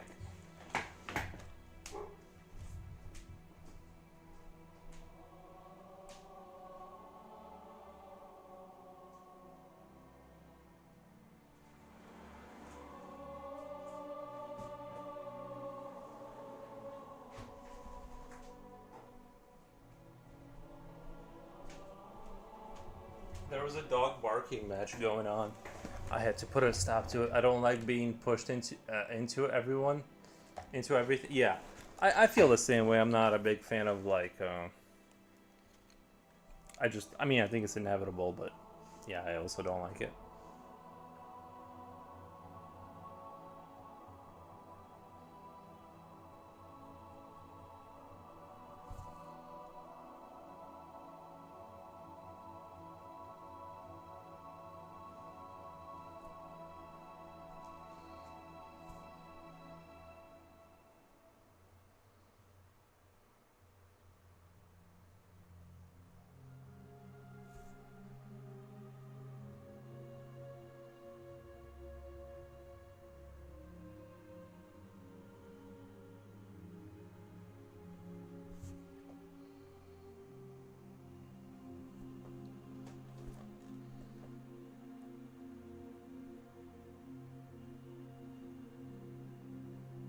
I do appreciate the follow.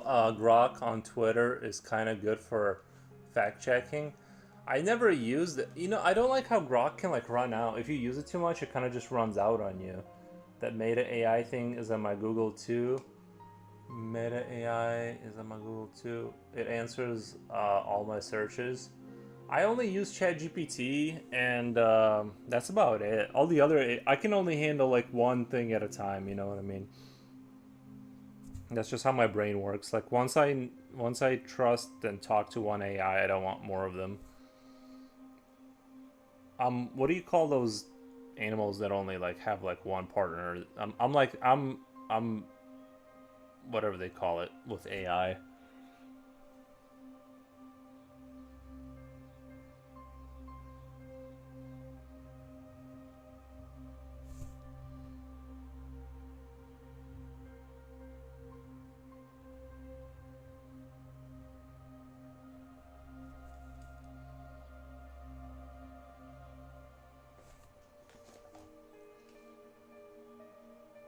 It was against your will.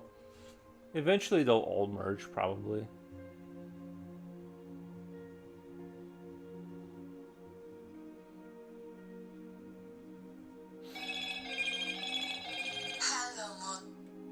I can't believe how annoying my phone is. Every single day somebody call, like there's a spam call and I have to block a new number.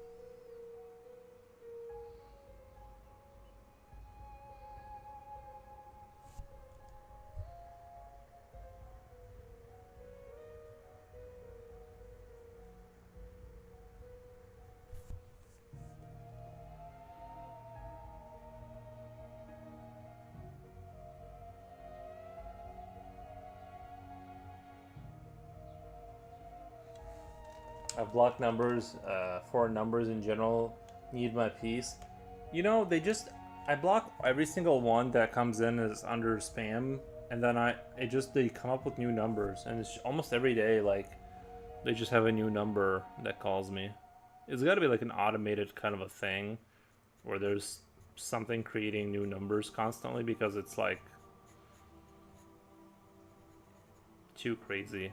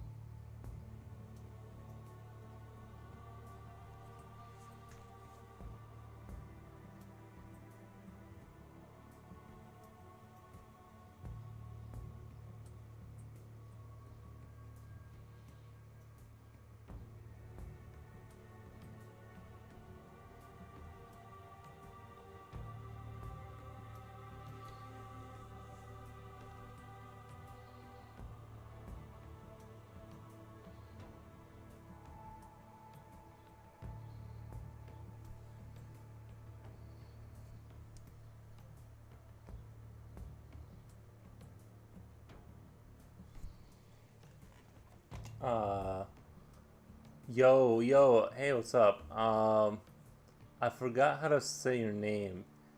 Was it Dimitri? Did you want me to say Dimitri? Dimi Dimitori.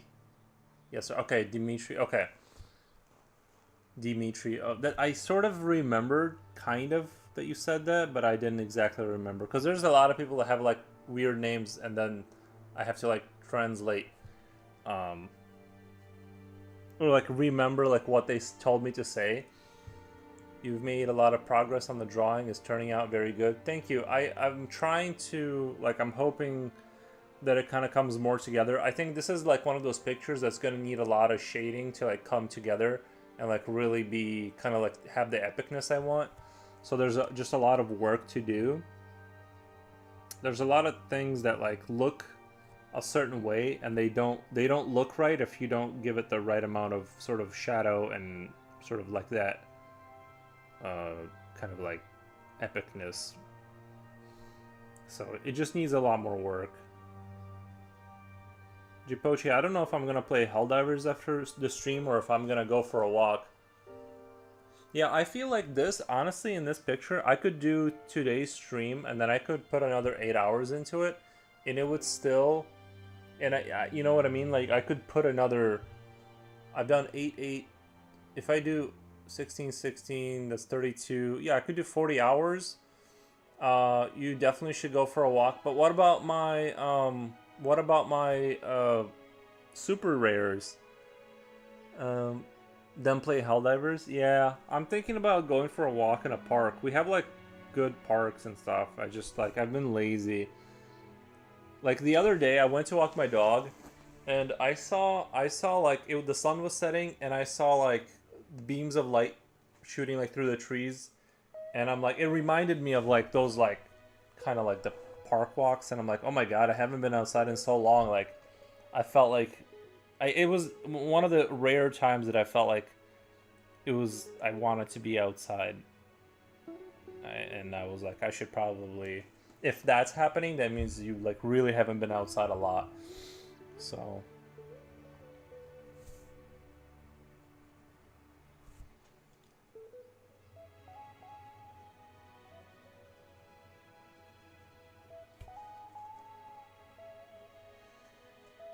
go to the park, nice. Good things take time. They do. I wish AI knew. I wish. It is so. It is so disappointing that the AI thing exists. I mean, if they can get it to like actually create its own content, if you know.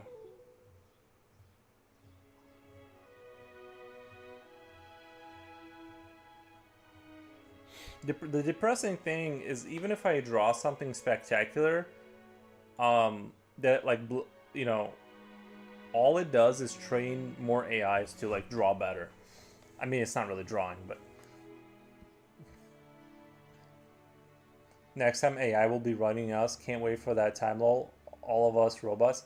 I did say like last night about my idea of like, since AI cannot fundamentally create, what it'll do is there'll be two jobs in the future. The hamster wheel job. So one portion of the population will generate electricity by walking in a giant cement like circle that turns a motor, and so that's all you'll do. You'll just go to work, and for 6 hours or 8 hours, whatever you sign up for, you'll slowly walk forward and generate electricity for the machine grid. Then the other segment of society will be split into like you'll be isolated in like a sarcophagus, like tiny like pod, where your entire life will be dedicated to one subject, so you can only push that one subject forward a little bit, if that makes sense. So you can create the new level of the new thing, and it'll farm ideas. AI creates very crazy images, but they feel artificial, but many people are fooled, and then all people will live underground because AI has taken over the city. Well, because it'll have to build a grid of solar panels. You'll have to live under the solar panels.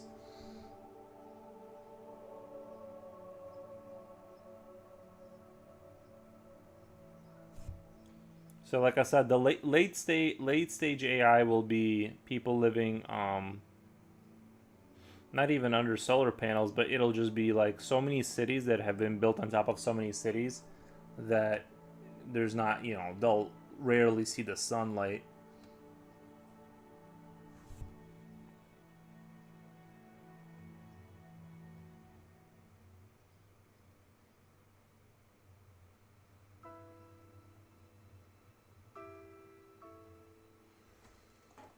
Yeah. See, some people understand.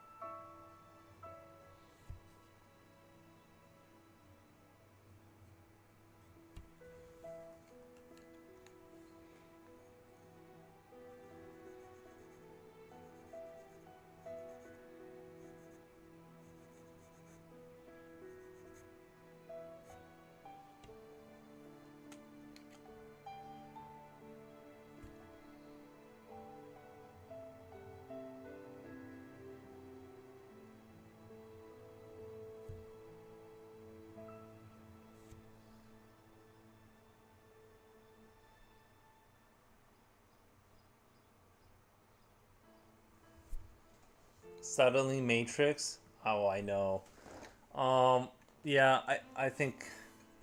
Oh, I was listening to like a very interesting guy. He was like giving the sort of the theory about the Matrix being like the Zion City, where people who escaped the Matrix to fight like against the system or whatever, that all that was another layer of the Matrix for people who are more suited and comfortable in, like, they need the struggle, like they're fighting against the big thing, where in reality, like, it's literally just another, it's just another layer of the Matrix for, people who they just like to be rebellious. But for people who just like to go to work and be chill, they get to stay in the first level of the Matrix.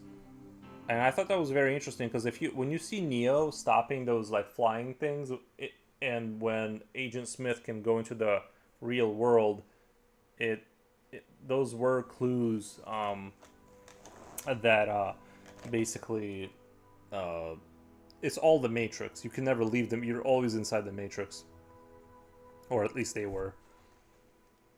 You just go to different levels based on your level of sort of need to fight against the machine. They just provide you with a fight. There you go. You can suffer in here.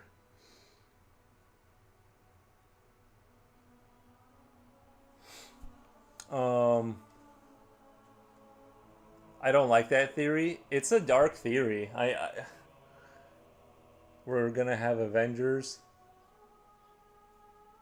Just imagine us with AI. Everything. The city is dystopian, but AI releases an AI drug that makes us see wonderful place. Or a Katniss Everdeen rebellion. Well, I do think we're. Sorry, I spit on the piece of paper. I do think like we're gonna get more like VR stuff, and I don't even think there's a conspiracy theory behind all that. It's like, I don't know if you guys have played like good VR. It like actually is fairly compelling overall. I think people will like things will slowly shift into something like the Matrix. I just hope during the transitionary period between like the Matrix and the now, um, like there isn't a point where like it's just like rich people who have armies of robots and just poor people who have nothing. That's what I don't want. Skynet. Yeah.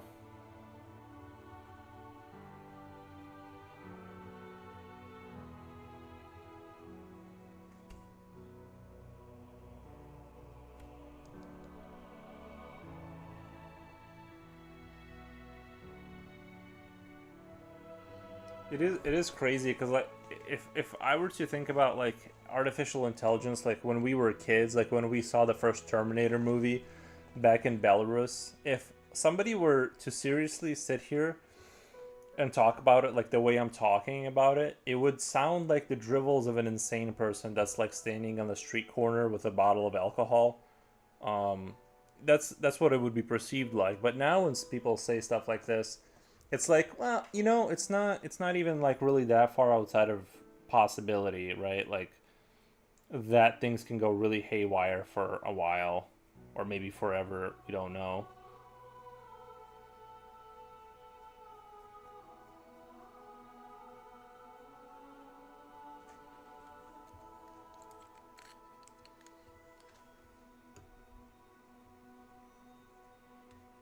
But to be honest, I'm fairly optimistic.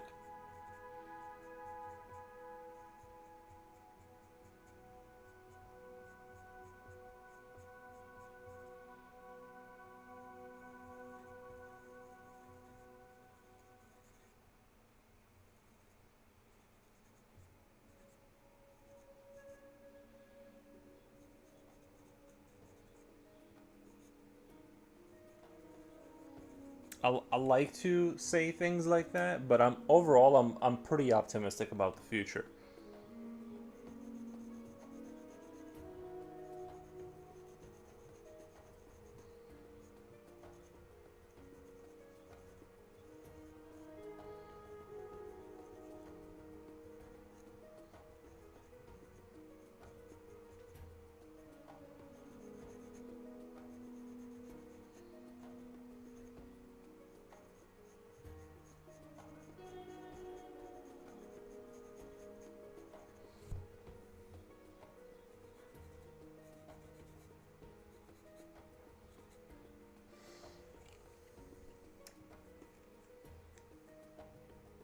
I don't, since AI came out, yeah, it is getting harder to tell like what is real. There is a like I've seen videos on Facebook, like those, the ones you scroll through, that I didn't really immediately notice that it was fake until I was like really looking, or the way you tell is it's too far outside the parameters of what you would normally see, so it's like you start really paying attention. But I'm telling you, it's in not a very long time it went from being completely absurd to now like there's videos. Even somebody who I thought I would never get tricked by CGI or whatever. I know it's not CGI, but you know what I mean. Back in the day, I'm like, I'll always be able to tell.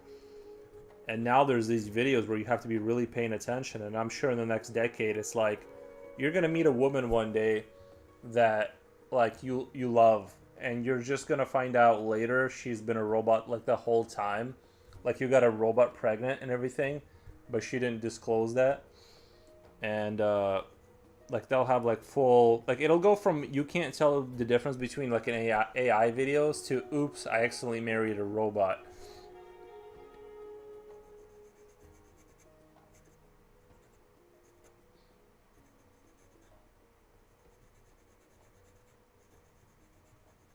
Like I think it was Jipochi that told me about that guy who like married an application AI, and then they canceled the app. So he was like he just was married to like basically an app that was like canceled.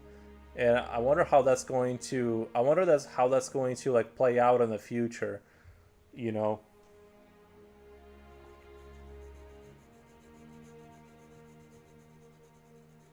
like dude, that would be a good movie. That would be a good movie. Guy, mid 30s, finally finds the love of his life. He someone married a car. Yeah, at least like a ferry and a Ferris wheel. Chris Maycock says lol. Yeah, I think that would be a great concept for a movie. Is like how would you handle it? You're married for you have a kid um with the robot, and one day she just tells you it's like, yeah, I was a robot this whole time. And obviously it would be like, I don't know, like whose genetics, like whose other half of the genetics is the baby coming from, or is it just like kind of like just your side of like your side only, right? But then you like you recollect on your relationship, and you'll like realize that like you've never actually seen her poo, or not see her, like she's never actually gone in the bathroom, or like or like anything, like or eaten anything. It's like, oh no. Um, I am meaning you. Yeah, she just replicate. Oh my god, can you imagine? Like it gets really weird where you're like, okay, fine.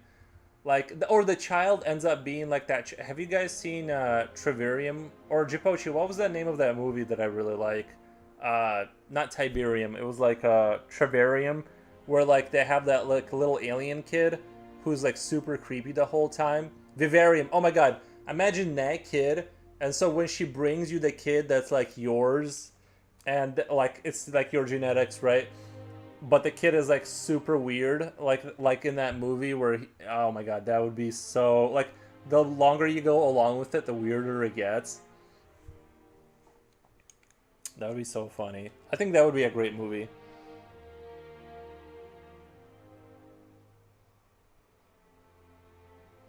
For anyone who's not seen Vivarium, I'm telling you, like, go and see it. It's a fantastic movie.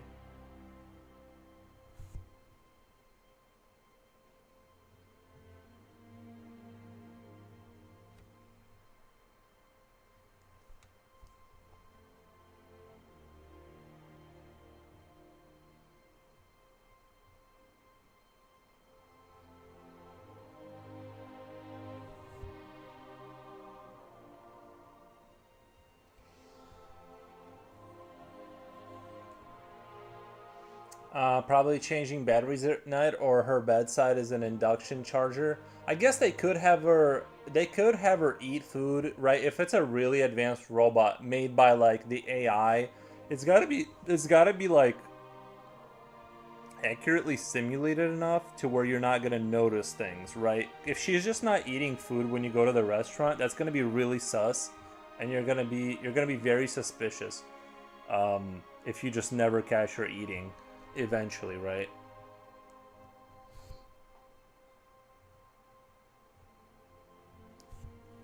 So I mean, maybe, but there would be something would come up.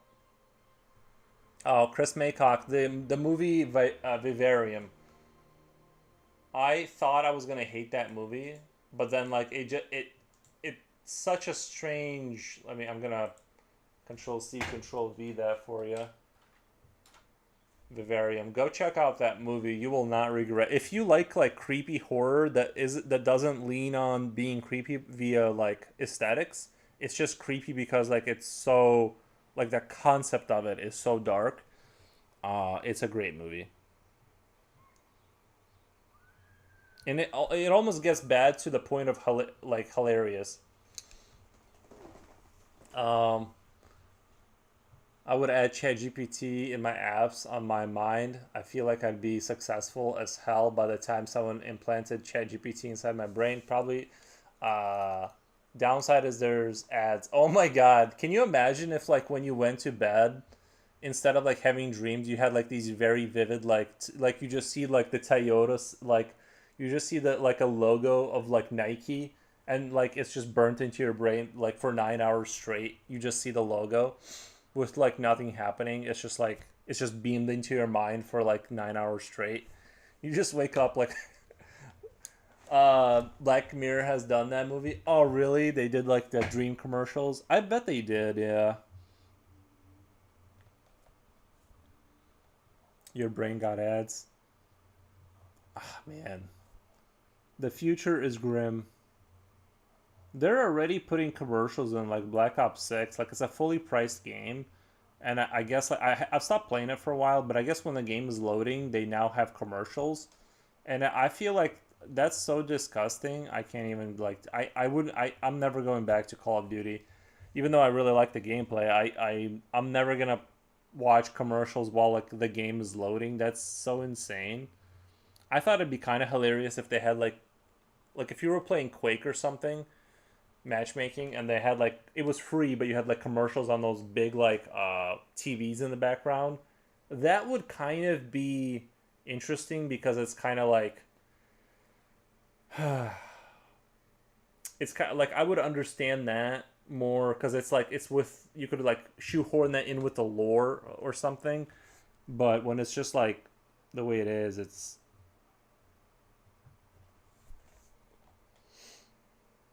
your reality is sponsored by Doritos, right? Uh, like people could exist in totally different realities too. Like people who have money to pay for a subscription that deletes like garbage off the streets. Um, they literally just they wouldn't be able to see the same world you see, so they'd be like in a better mood all the time. You don't dream it, you speak it. The ads adjust on whatever it is in your environment. Damn, if we got paid to promote Doritos, that would be, oh my god, guys! As I say all this, I would talk if Doritos came to me, and I don't recommend anyone eat Doritos in real life, but I would definitely sell out and push Doritos on people who watch my show, just because like I need the money, like. So I'm just saying, I'm ready to sell out. I can't be trusted. I need that Dorito money.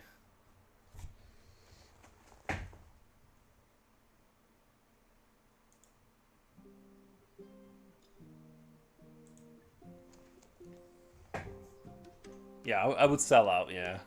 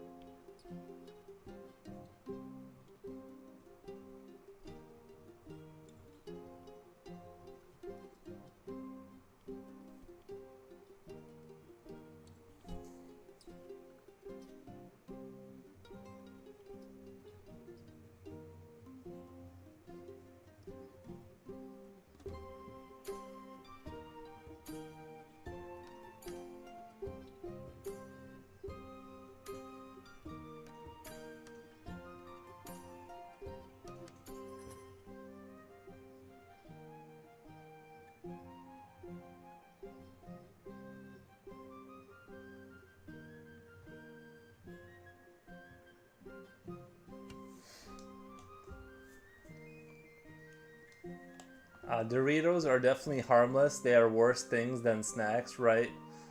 They hurt my mouth too. Some Doritos are too sharp. I definitely have had some Dorito accidents. Yeah, I've definitely had some Dorito accidents before where I like cut myself. But some fresh Doritos can be like when I was younger, like when my system could handle it, I would drink like an energy drink with like Doritos. Man, those were good. Now, if I did that now, I would need to like lay down for a while. I wouldn't feel so good. I just can't believe like how different it is to like now compared to like when I was younger. I could literally just eat garbage all day, like just Monsters and Doritos for like 4 days straight, and I would be relatively fine, except for like my stomach would, you know, not feel so good. You know, wash it down with some beer at the end of the day. And like now, it's like if I go off the rails a little bit, like my sleep gets disrupted. It's awful. Like it's really awful getting older. You can't have any fun.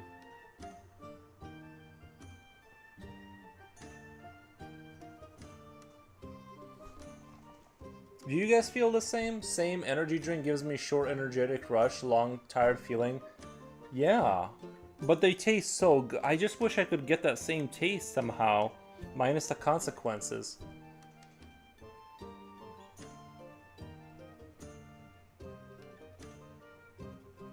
Coffee. Now I think I developed like I think I drank so much coffee I developed like a sensitivity to it, where I get the opposite effect where I start to get like sleepy and brain foggy. I used to gulp that stuff down too. Like I like can't handle much of anything anymore. Yes, getting older sucks. Can't eat jam with black coffee. Yeah, I used to like just grab a jar of Nutella and like some coffee. You know what I mean? Like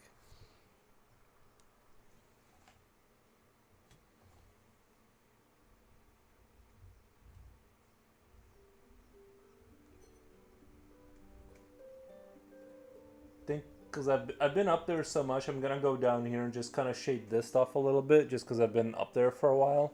I just want to take a little break and just kind of go down here and refine some of my mechanisms here, because I need to get this bottom part like a lot darker anyway.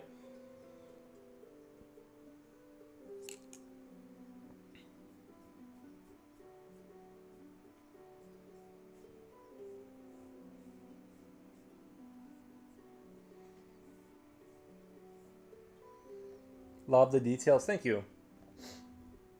The detail are fire. I wouldn't want.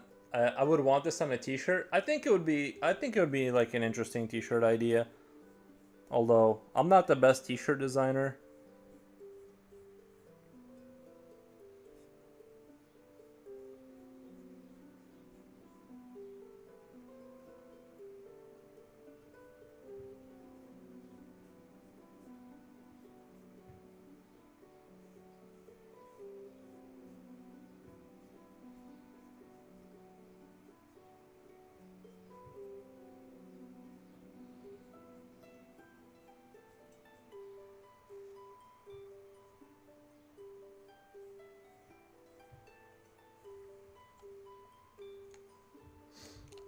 Want to share the stuff you're using?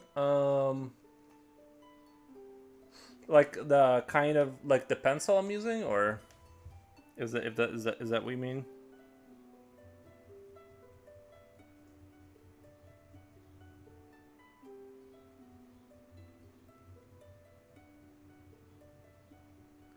Like my arsenal of tools.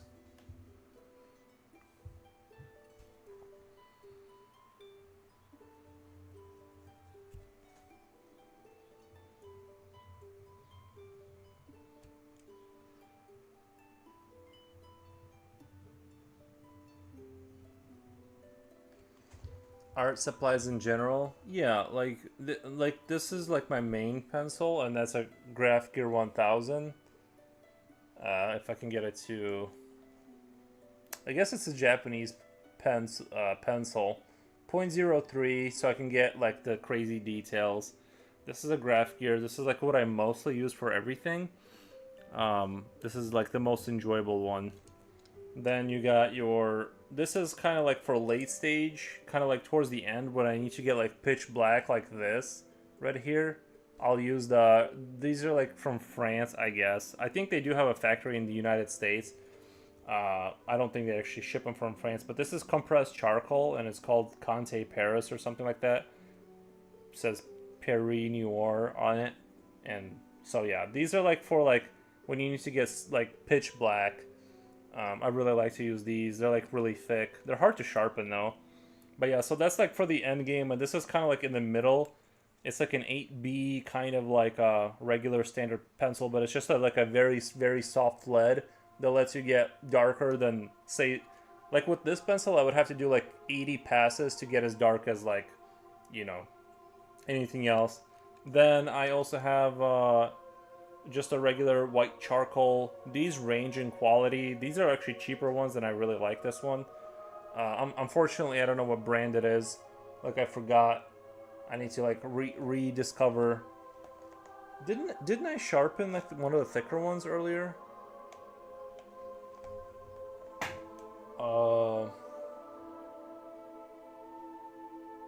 I could have swore I spent like a good amount of time resharpening.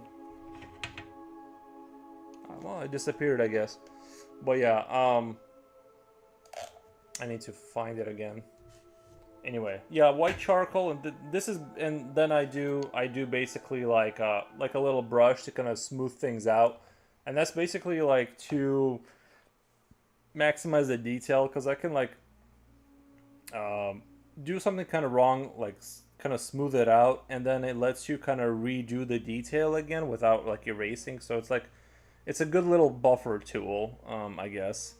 So that's kind of like my main arsenal. I'm sure there's like some things I'm missing, but that's kind of like what I switch between for the most part. They're great. Love the hard pastels. Yeah, they do a great job. But that's basically like my, you know, I don't have like sometimes I'll add a little bit of color, but I kind of tend to stay away a little bit from color. I'll do.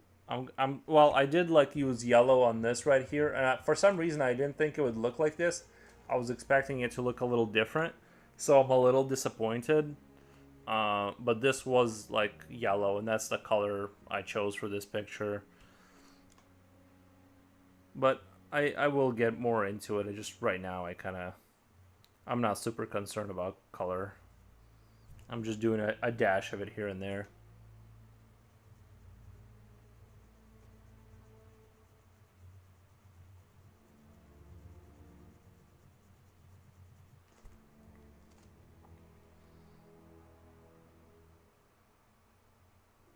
Oh, and tone paper. I guess my favorite paper to draw on is the. Sorry, I keep touching my nose. I don't know why, but it's like my nose is super ticklish right now. And the tone paper is probably the tan tone paper is like my favorite paper to draw on, because it creates a good like feeling, I guess. I don't know. I like the way things look on it. I do plan on going back to white paper for a while just to like remind myself why I'm doing this paper. I don't know. It just seems like the right thing to do to like go back to normal paper once in a while. But yeah, I usually draw on tone paper.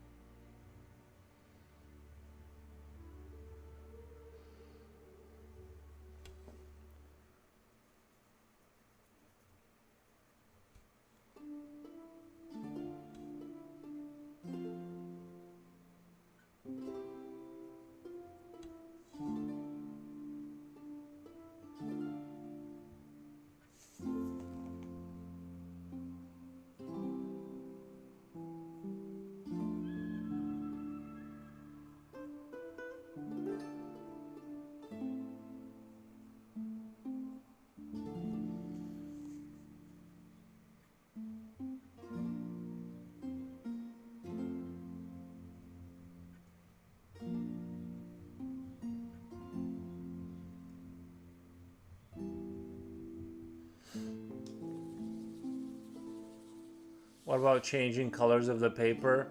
Um, yeah, I could. Yeah, like I said, I was gonna go back to white. I'll probably order some white paper. I probably have some. I just don't remember. But yeah, I could go to. I have some gray tone paper, but I kind of, I don't know. I just really like tan for the. It kind of just accomplishes like a warmer look overall. But I do want to try and going back to white and building, because with white paper you're starting off from zero and you gotta like build up the entire image, whereas when like the thing I like about toned is you're working from the middle out, kind of. You already have like a tone and you just kind of like bring out the white and kind of settle in the dark, so I kind of just like that process.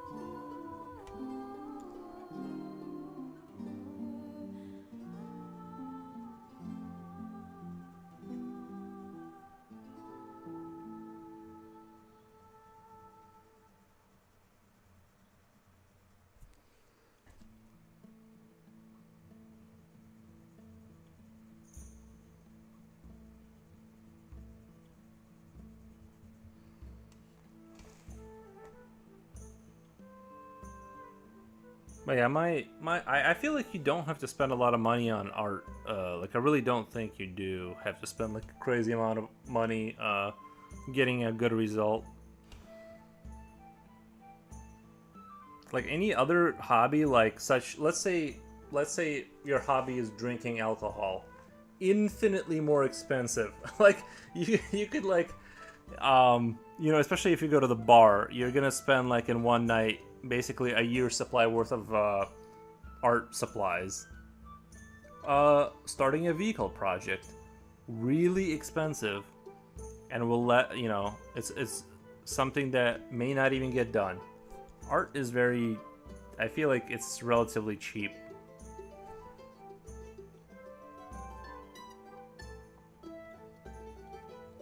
I mean, maybe not like if you're starting from zero. It's easy for me to say because I have to buy a pencil here and a pencil there, right? I'm just like dragging along the system. I'm not like starting from zero, but still, I just feel like once you're in it, it's just not even that expensive to get into. I feel like.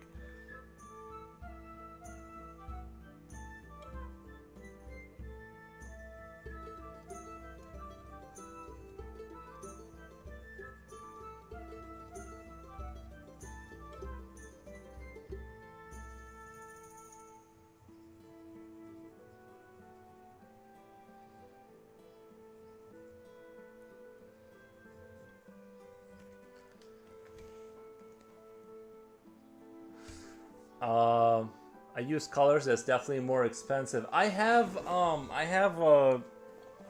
expensive box of colors. I just don't use them. Like they came in the metal box. Well, it's where I pull my. Whenever I do want to use a color, that's where I pull them out of. That was expensive. The color ones, if you're doing color pencils, that can get expensive because those box sets, and I don't know. I'm sure you can reorder the one color you want over and over again, so you don't have to rebuy like the whole set for like the blue. But yeah, that is more expensive. But does Juposhi paint dogs? But it's been months since I did more. Also pets. I mean cats. Yeah, he does like really good dog paint. I don't know why he stopped. Jupochi does like really good stuff with dogs and stuff.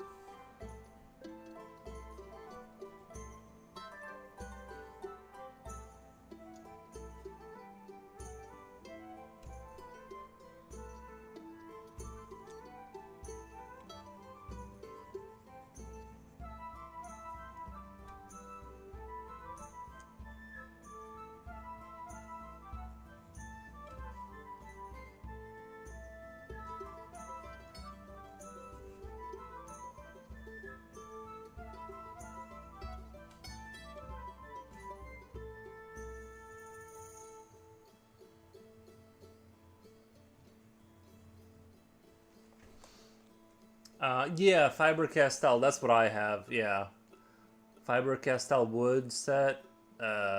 Did cost 3 gold bars, but I saw in my firstborn. Yeah, I forget how much it was, but it wasn't quite that much here. Like when I ordered it off Amazon, but it was. I remember it being pricey. That's too expensive. Yeah.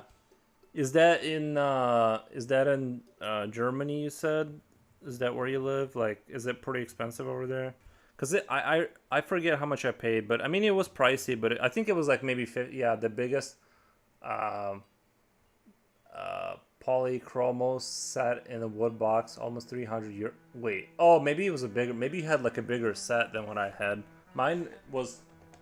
I thought mine was big, but maybe it wasn't that big. No, of course I'm never gonna find it now that I'm talking about it.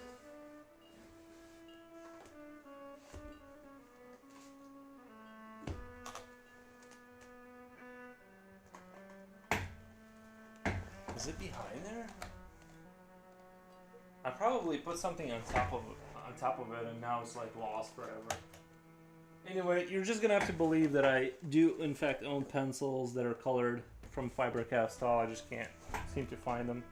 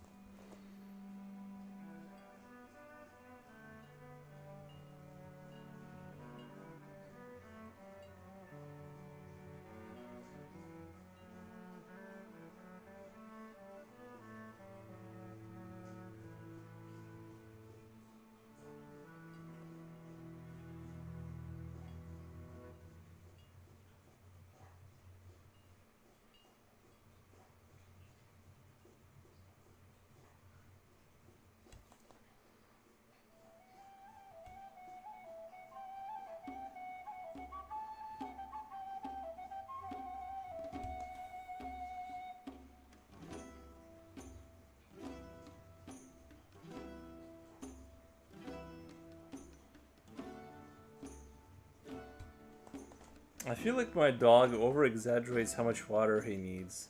He goes over to that bowl like every 20 minutes and drinks like half a gallon every time. I just don't understand.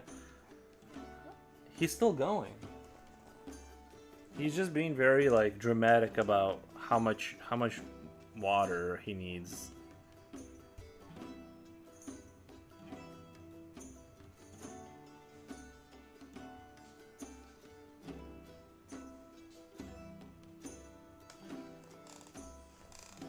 Don't get me started on good grade watercolors and paper. Gosh, the paper.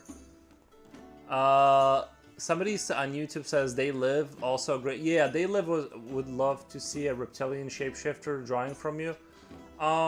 Dead Poet. I think that they need to remake Invasion of the Body Snatchers, and they need to remake They Live.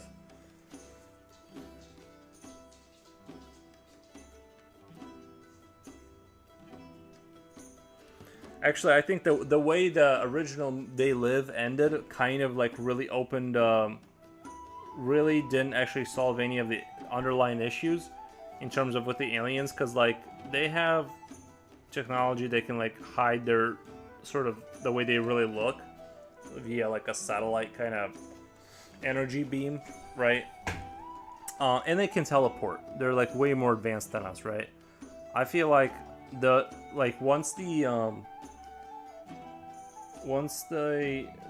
gonna end up reestablishing, right, putting another satellite. They're gonna order another one. They obviously have the infrastructure for it, and then they'll just gaslight everyone into thinking they didn't see what they thought they saw. And so like, yeah, like they're gonna like the aliens aren't gonna lose. So they should just make another movie, like, and the movie should open up with, oh, you know, there's a conspiracy theory, like, you know, because the movie was in the 80s, it would make sense. Like enough time has passed where they just reestablish their satellite, and then they just kind of like just gaslight everyone into thinking that none of that ever happened. And yeah, that would be they could do another They Live, I think.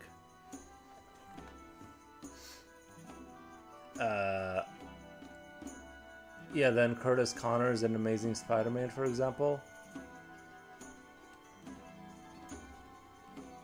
I'm not super good with actor names. I only know Tom Cruise and Brad Pitt and Angelina Jolie. I only know like the biggest names.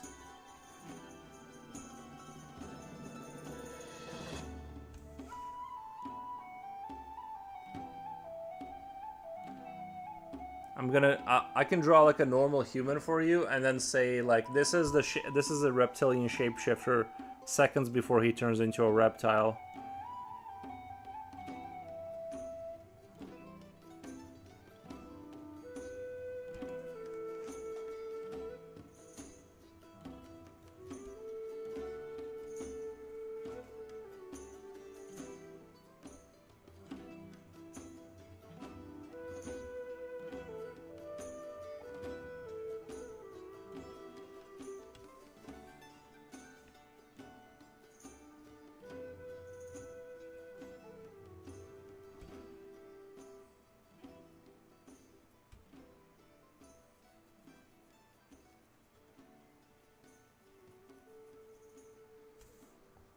I do feel like I've gotten better over time, just like not putting my hand on the paper.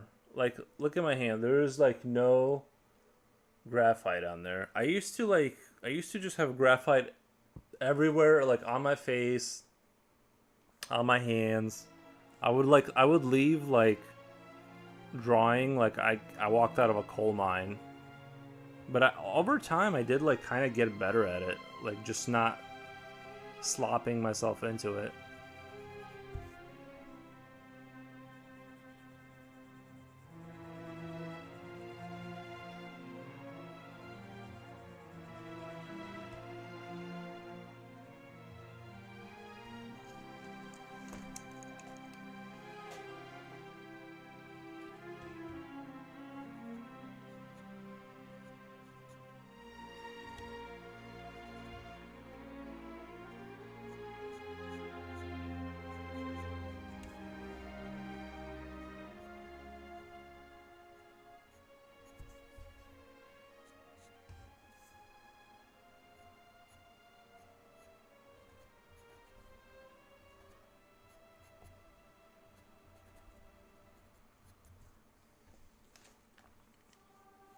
I use drawing glove or another sheet of paper. I tried that. Because I have like the baking paper, right? You use like the baking paper because it doesn't stick. I didn't like it. I think I'm just used to the suffering now. Like, and like actually putting this little board here, like this little wooden thing to like hold this from falling, like it kind of helps me kind of prop my hand. You know, I can like kind of prop my hands up in various degrees to like I don't understand how somebody could like ever tried painting stick. No, are you talking about like those sticks you use to smear the image? If that's what you mean, I have those. I have the well, a smearing. I have one of these. It's like paper or whatever. You can like smear things with it. But if that's not what you meant, then no.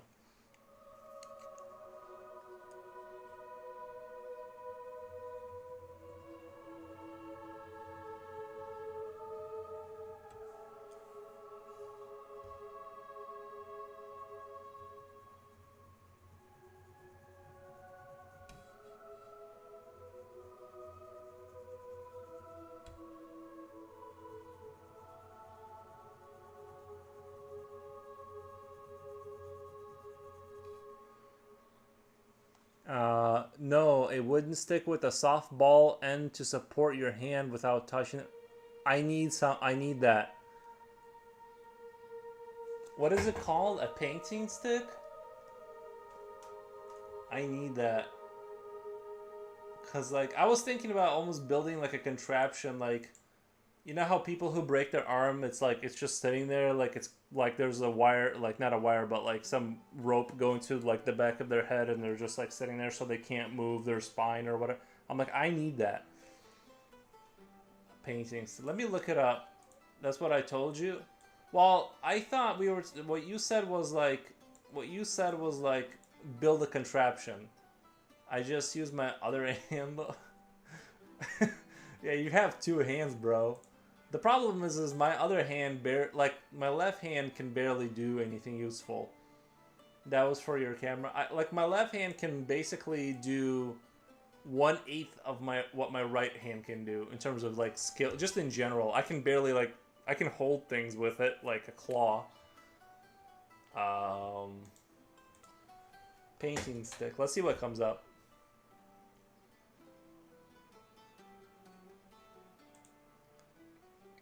They're not really showing how you. I need a video. Sorry. I'm on Amazon. I just want to see how they're gonna show you should use it, because they're showing a painting stick, but they're not showing. Oh wait, I see. You like prop it up, like you would prop it up against the. Oh, okay. I guess that could work. Yeah, that could like work if you had like it like here. And then you would. I never even thought of that. Yeah, I never thought. That's interesting. I never thought of that.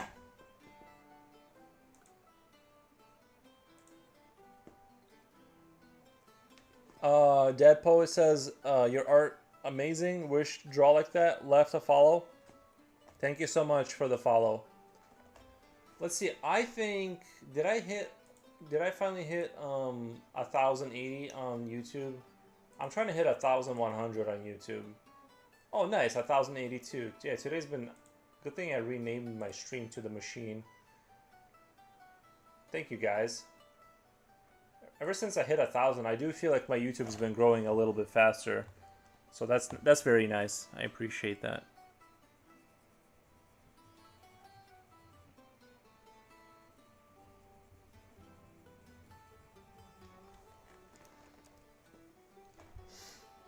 No, I wouldn't stick with the. Okay, I read that. That's what I told. That was you got long arms, big hands. True.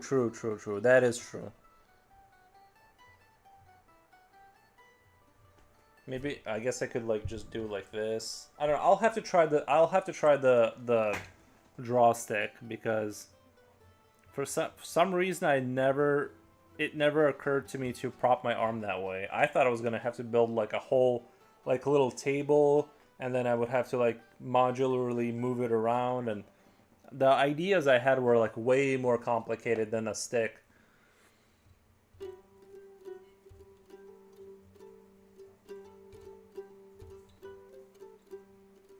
It's amazing how people come up with simple solutions like that.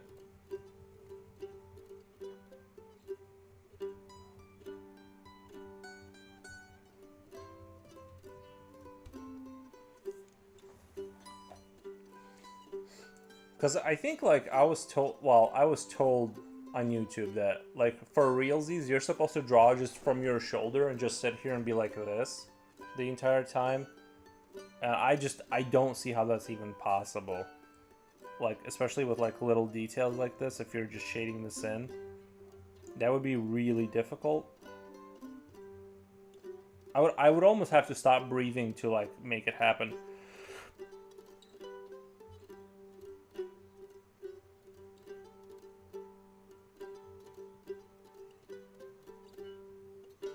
Oh my god, that's hard.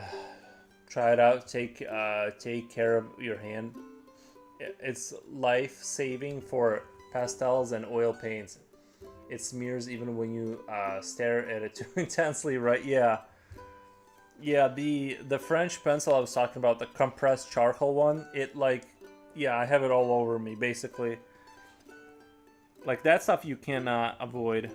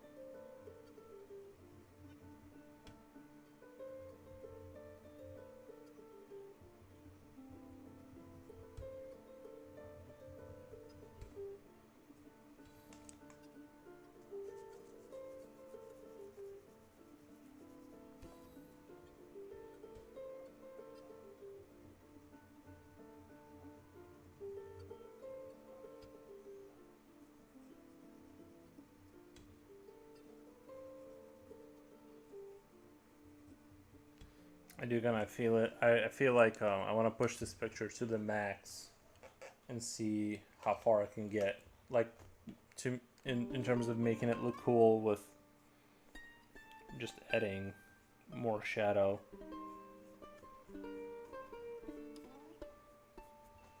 Without going to Krita, because obviously I can, in Krita, I can like, oh yeah, now that I think about it, I can isolate these layers outside of these beams and then just make all this dark and it's gonna look awesome.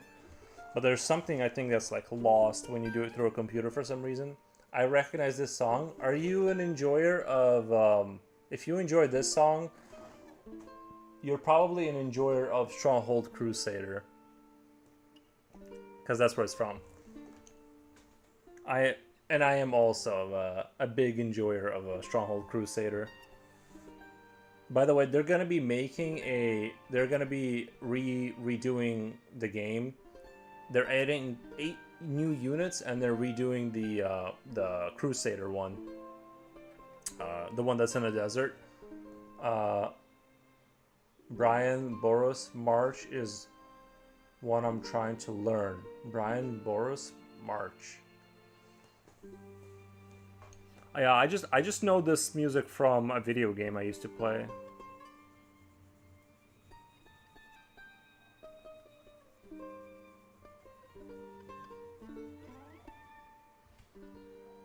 It's a classic Irish. Yeah, they have some good music for sure.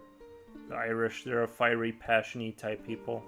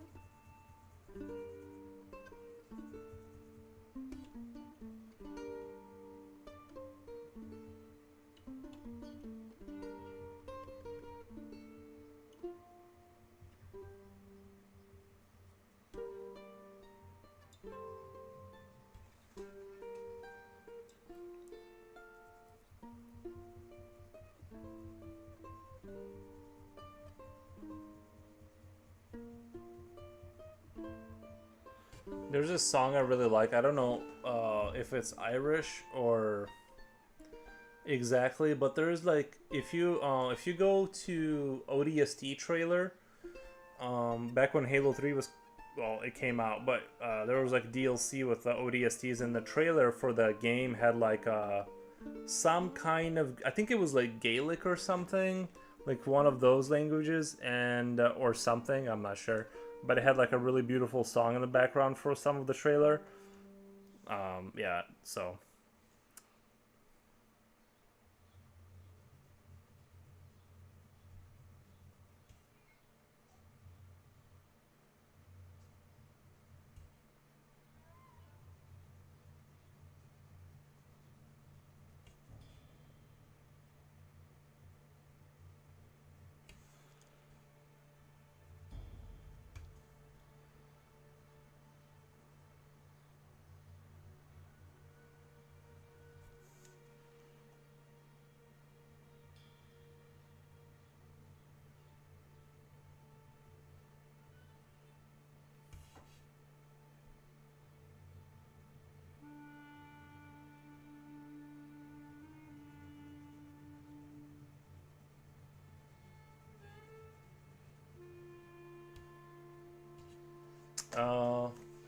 Luke Oakley, hey man, what's good? Found the paper on Amazon. Thanks, by the way. Oh, nice, man. I'm glad you could find it. Let me see if I can find the YouTube. ODST trailer song. At least I heard it was Gaelic. I'm not really sure. Light of Aiden.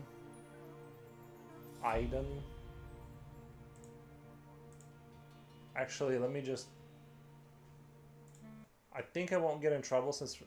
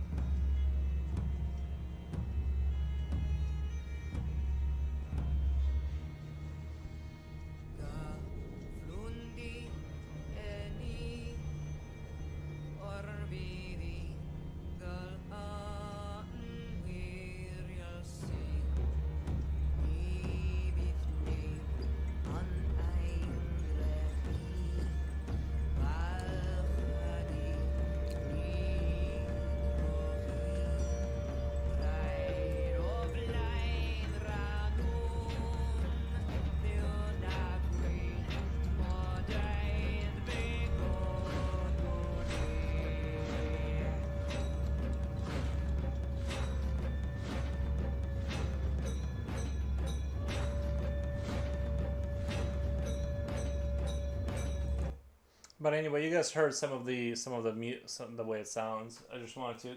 I posted a link to that with bagpipes and drums. It out to be Gaelic. I think so too, and it definitely is like Helldivers is so much like ODSTs in a way where they're like drop potted into like middle of the action. That song fits perfectly when you fight for Super Earth, I think.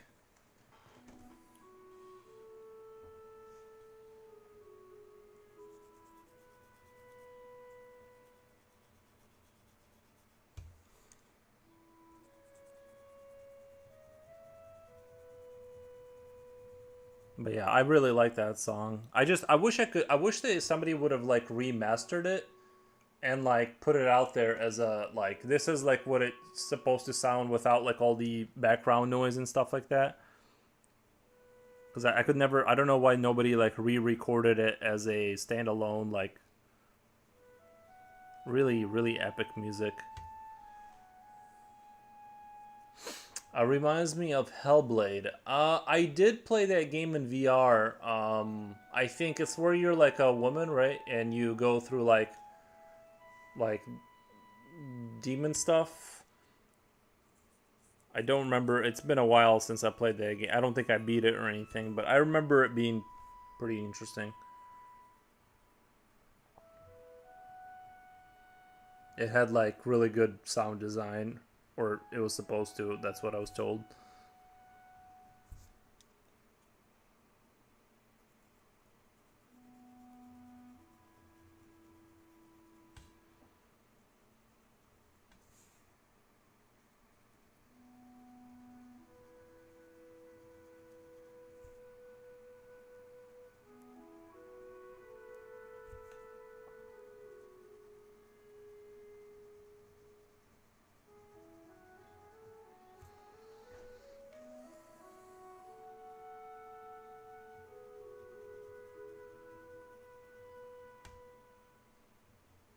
Trying to get these gears slightly darker, then I want them to feel like they're a little bit more inside of there.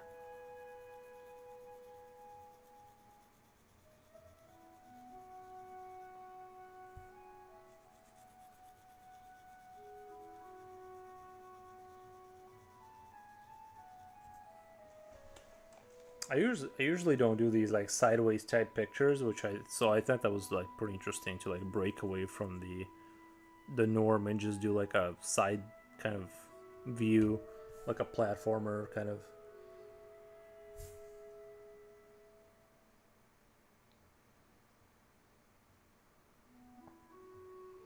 Guys, did you know I've never been like pulled over in real life, and the other day I had a dream where I had a motorcycle, like this little red Honda like 80s motorcycle, and I bought it off someone like on Facebook or something, and I went to ride it and got pulled over. It was weird. I got pulled over in my dream.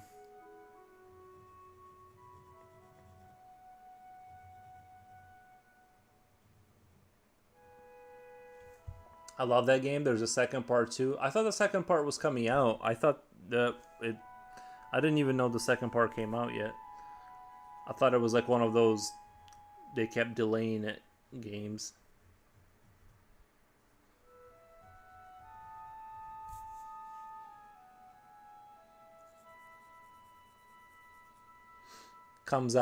Came out last year. I'll have to look into it. Although to be fair, I never beat the first one, so I'm like, do I need to buy the second one?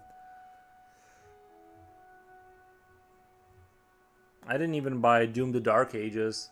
Check out Star Wars Epic Imperial Clone March Order 66. That version is so pumped up.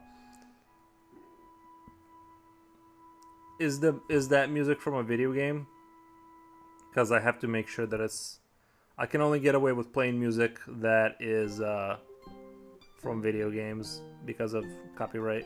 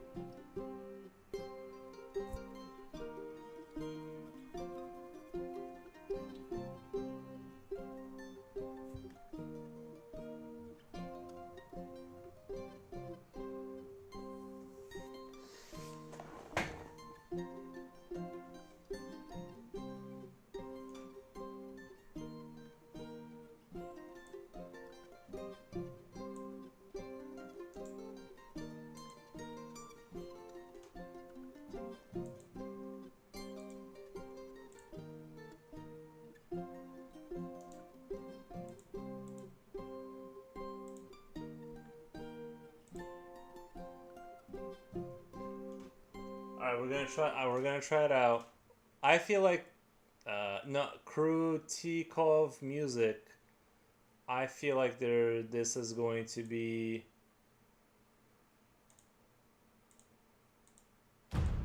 I let me look at the description here. I'm pretty sure this is gonna be Yuri Krutikov. Nice. Same name as me. Isn't that interesting? Distribute my music on streaming. It is prohibited to illegally illegal. So okay, thank God I didn't play it. I think it's privately edited version. Yeah, I don't wanna risk if anybody wants to check it out for themselves. It says the guy seems pretty serious about not letting people play it. I'm sure it's like very good and all, but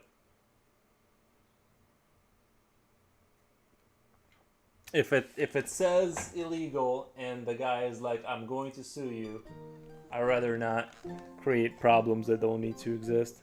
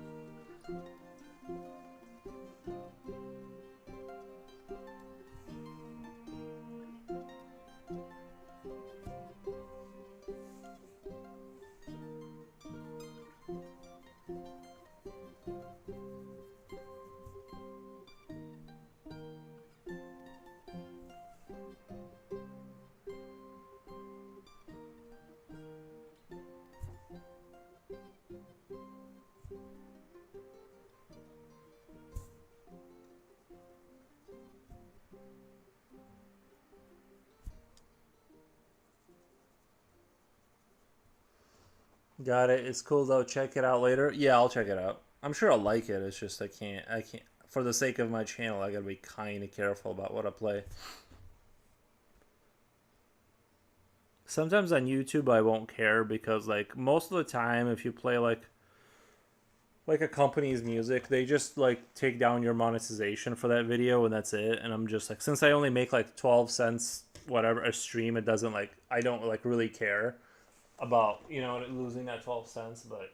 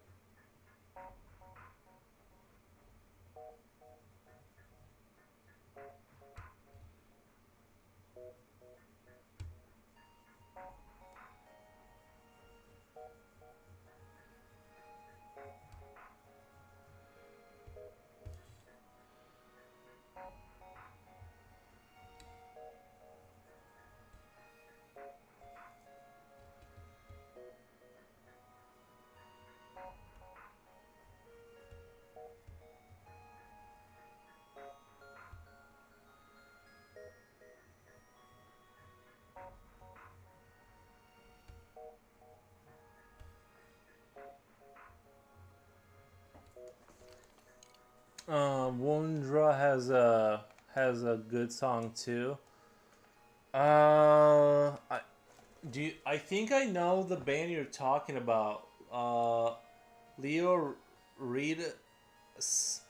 Wow, that's cool. Good job, man. Thank you. Thank you for the nice comment on YouTube. Appreciate that. So, what music can you play on live? All music from video games? Not even all. I can't play all music, but I can play like most of the music. Because essentially, it tricks it into thinking. There's like music from Call of Duty I can't play because like it's copyrighted in a special way or whatever. But most of the time, because it thinks Twitch thinks you're playing a video game. Wondera. Yeah, I've heard of. I've heard of. I know. I definitely have come across that band on YouTube before.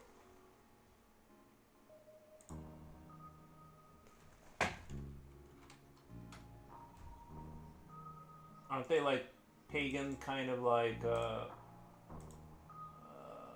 Yeah. Okay. Yeah. I've definitely seen this. Can't play it. And Hailong. Hailong. I wish I could.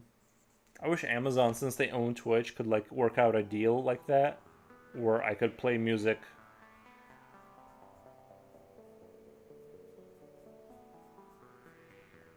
At least of the properties they own, you know what I mean?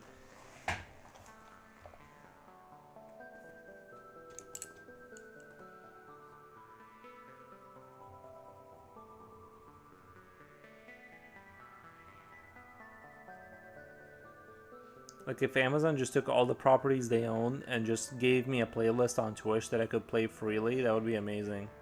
That'd be like, they would be so far ahead of the game if they did that. Because the biggest struggle for a streamer is like finding music. Well, I mean, I guess like being entertaining too or whatever. Like, I'm not super worried about that part. I just need like good music.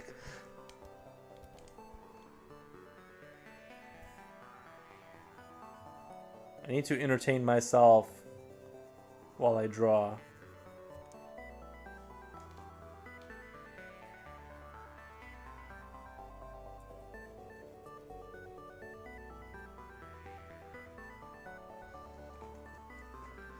Heilong means healing, and they have made music for Hellblade. Heilong.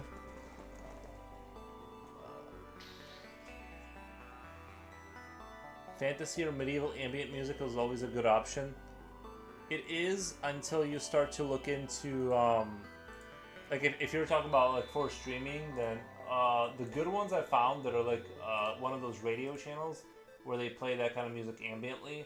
The issue is it's like once you like start reading into it, they don't want you to be playing that music, or like you gotta pay or something. And I don't mind, like if I were to like make enough money to like, I don't know, buy like decent music or whatever like that, I do agree that medieval tavern music, like there's some pretty good channels out there for that.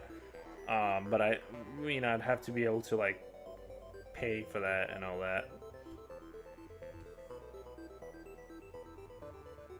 I was doing Suno for a while, which was like AI music, which was okay, but it still had a little bit of that. I feel like I had a little bit of that AI-ness to it, where I could like notice the fakeness, and it just started driving me nuts after a while. But it was a good option for a little bit. I was paying like $15 a month for, the online whatever Suno. Like you can just generate your own music, and sometimes some of it was pretty good. But I'm also not really sure, like, the process with which they generate music, and I guess they're going through lawsuits where, like, people are suing them for essentially stealing music that they're not supposed to have in their training inventory. But God only knows, I have no idea. We back on AI. Even when you buy license, someone gonna claim. Even when you buy a license, someone gonna claim my AI needs more. My AI legs need more stretching. Lol. Yeah. A lot of times, like, there's a lot of dirty things people do on YouTube where they can like put a claim on your thing, and then like you lose the money for that episode, and then like by the time you do the fighting it out between YouTube, like the money is already gone. And they got the main bulk of that money. I know people do that. I'm not a big expert in it. I don't make like anything on YouTube basically. Like I make like I said, like 20 cents a stream. So it just, I'm not super concerned about like getting that claimed.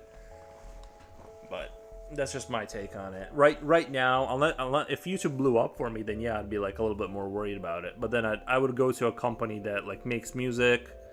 I would give them a monthly stipend or whatever and play medieval tavern music,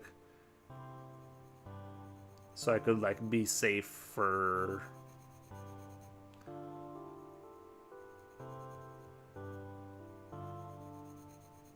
But then again, I've seen streamers that have played the same soundtrack. I mean, like the same soundtrack for like 10 years straight with zero issues from like a video game, and it's like no one's even like getting tired of the exact same music.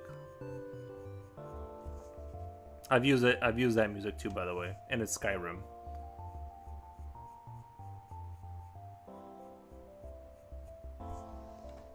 And it's actually really smart for Bethesda to not put the boot down on that, because I feel like if you're letting, and a lot of these smaller creators that make like an ambient track that's decent, I think they would be better off, like, instead of like trying to get like it out there and trying to get like 3 YouTubers to pay you for that ambient track, I would just do it for free. Try to like get the revenue from YouTube, like from just posting it on your own channel. But I think they're being way too like not greedy. It's just that like I feel like their music would make it like way further if they just kind of gave it out.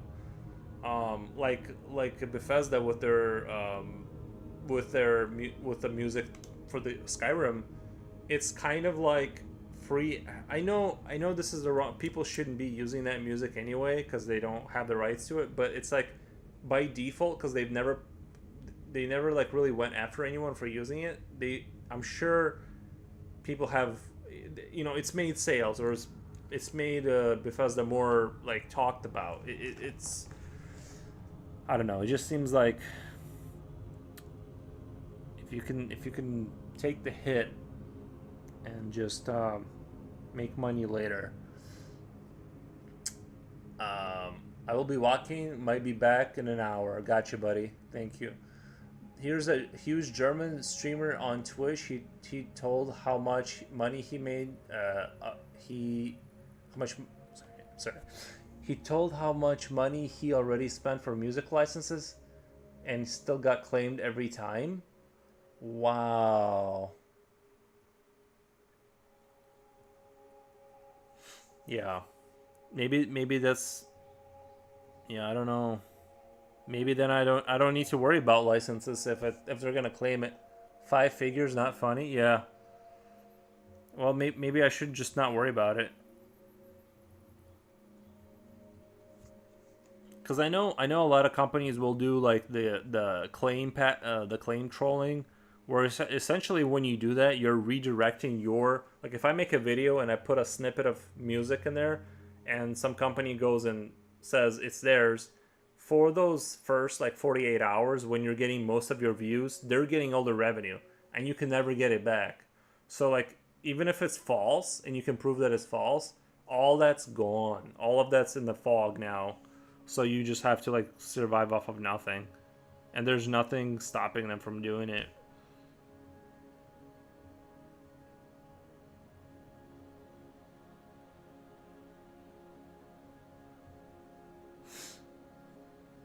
He's paying musicians now to make music for a stream. Oh. Okay, so if you have like original music that nobody, yeah, if I were to make like money, like obviously my stream, my empire of, the 10 people watching me, if it ever did like take off, then I think it would be worth investing like time to pay people to make actual music.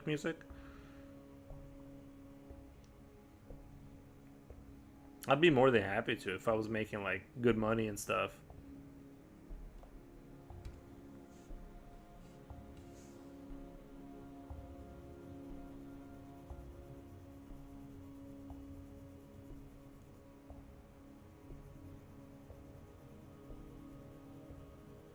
I don't know how much Hans Zimmer costs to hire, but that would be dope to like imagine a streamer hires Hans Zimmer to write an album for the stream, like 2 hours of like, it's always good to support artists. I think so. Like if I was like a decently big streamer, I feel like it wouldn't be that big of a deal to hire some artists to start producing music for the stream, because a lot of it just needs to be like, it doesn't need to be like super crazy, like over the top.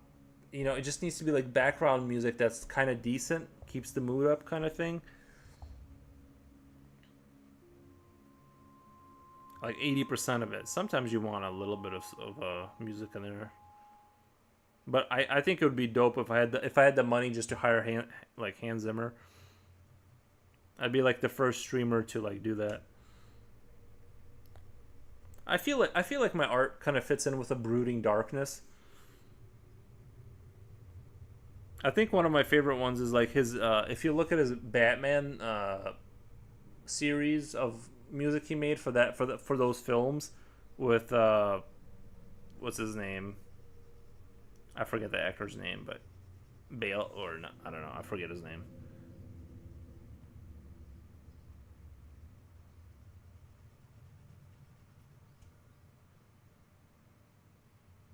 The guy who played an American Psycho.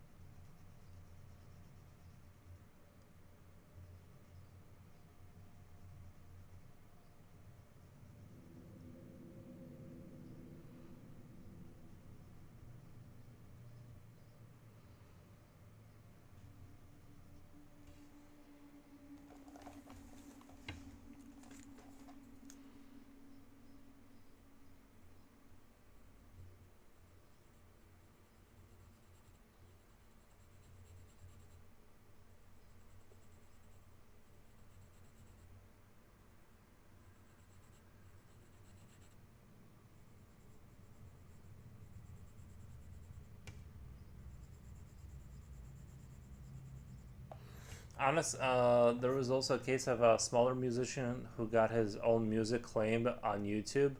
Isn't that awesome?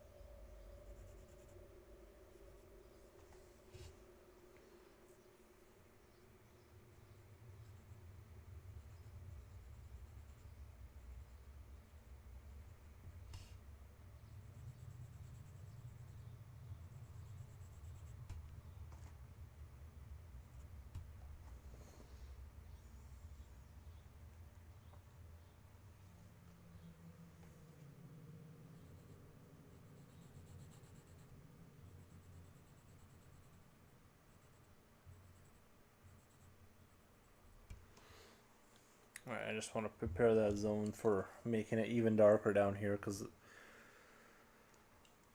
I kind of want the further it goes down to be more enveloped in darkness. And it would be easier, I think, like, it would be safer and easier to do it in the computer toward the end. Let me untape this. I gotta move the whole picture up if I'm gonna shade down there.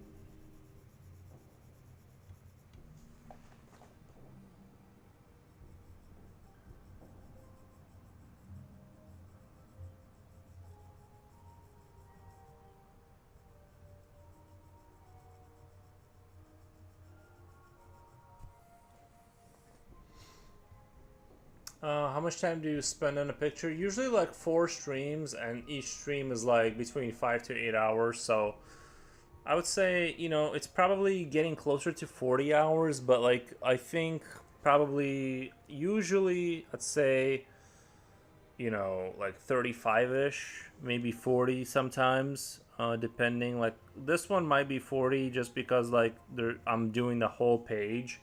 If it's just a creature, it's probably like closer to 25 hours. I feel like pretty good about that. I wish it could be a little faster considering I'm like drawing all day. Like if you're doing 8-hour days, you want to crank out artwork fast, but it just the style I chose, it's like takes a while to kind of get it in there. But people seem to like what I'm doing, so I'm not too bothered by spending a lot of time.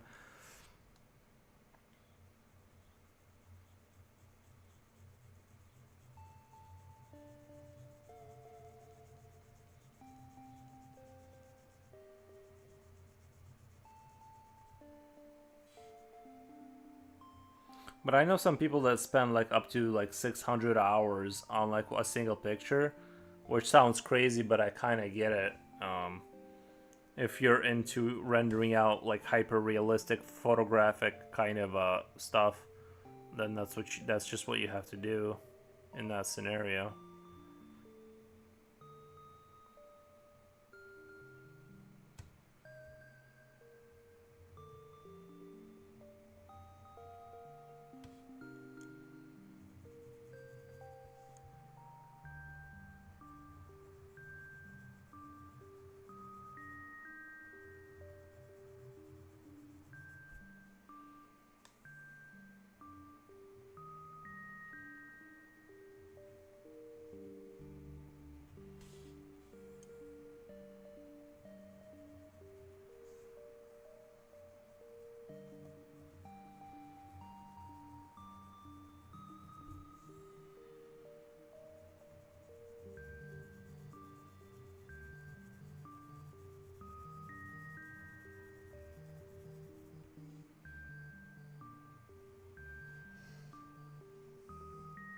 That's more like me. I'm a slow painter. Yeah, I kind of like, even when I paint miniature Warhammer figures, I kind of take forever.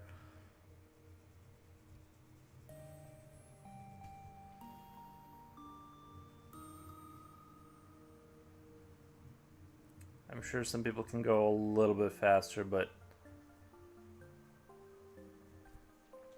especially if you choose to do a lot of like this blacked out like shadowing, it's going to, there's just no way around it taking forever. But like I said, there is a way. The only other way to save time is to like put it into Krita and then just do some of the contrast effects, and or do that like kind of opacity thing where you put like the gradient black.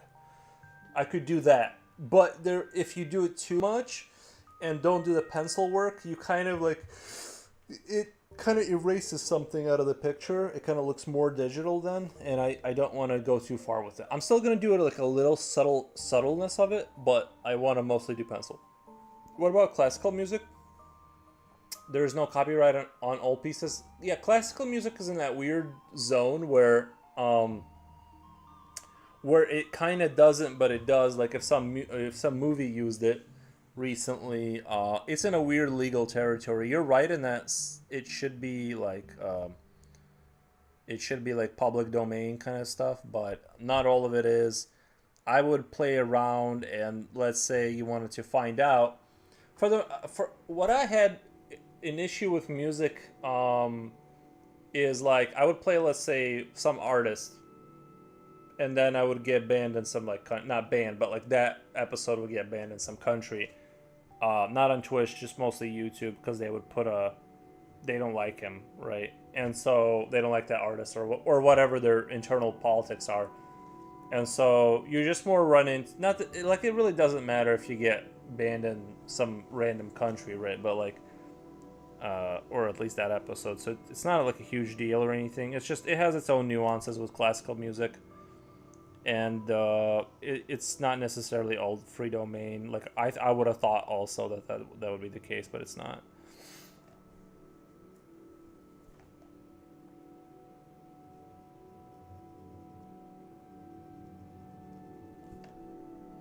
But yeah, when I was trying painting, like when I was trying watercolor, I've always wanted to do like watercolor because it seems so contrary to my nature. Like I want to sit here and like kind of render out every tiny little detail, and you have like this perfect control with the pencil, whereas like watercolor has like this lucidity to it where you kind of have to just let it kind of do its thing almost to kind of get you don't control watercolor like the same way you do a pencil. So there's like that, like having to like go a little bit.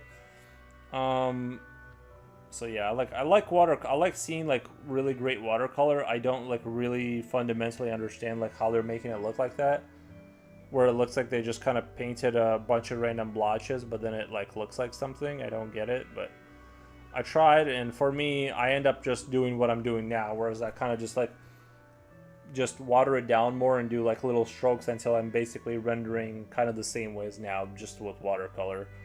But yeah, I tried. I would need to go to some master and like learn their ways.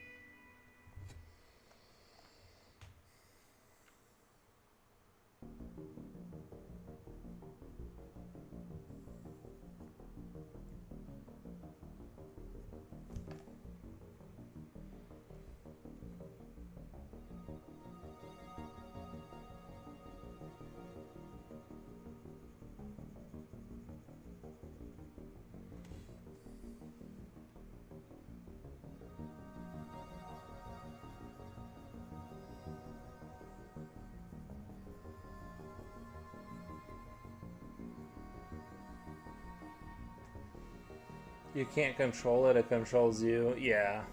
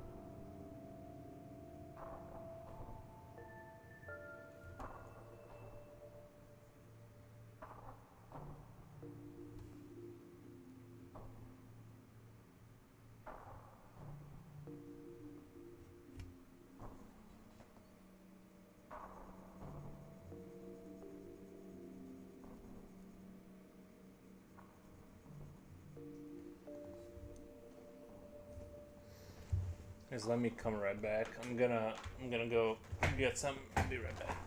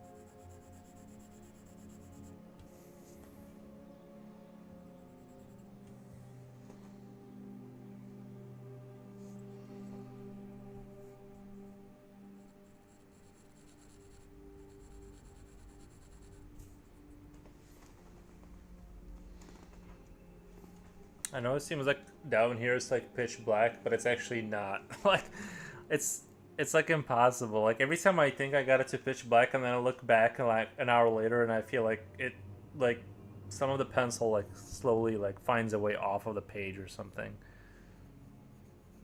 And I usually don't actually take the darkness to pitch black because like you don't usually need to, but like in this case I really want to.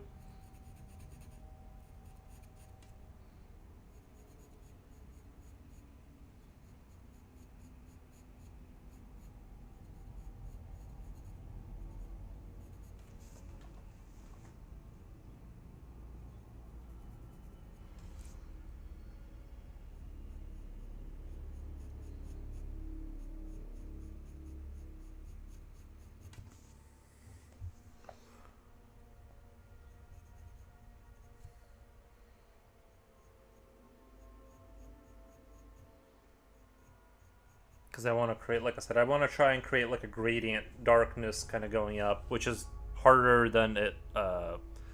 It's I would give away my left hand for SPME Venta Black, some Venta Black. What is a Venta Black? Is that like something I don't know about?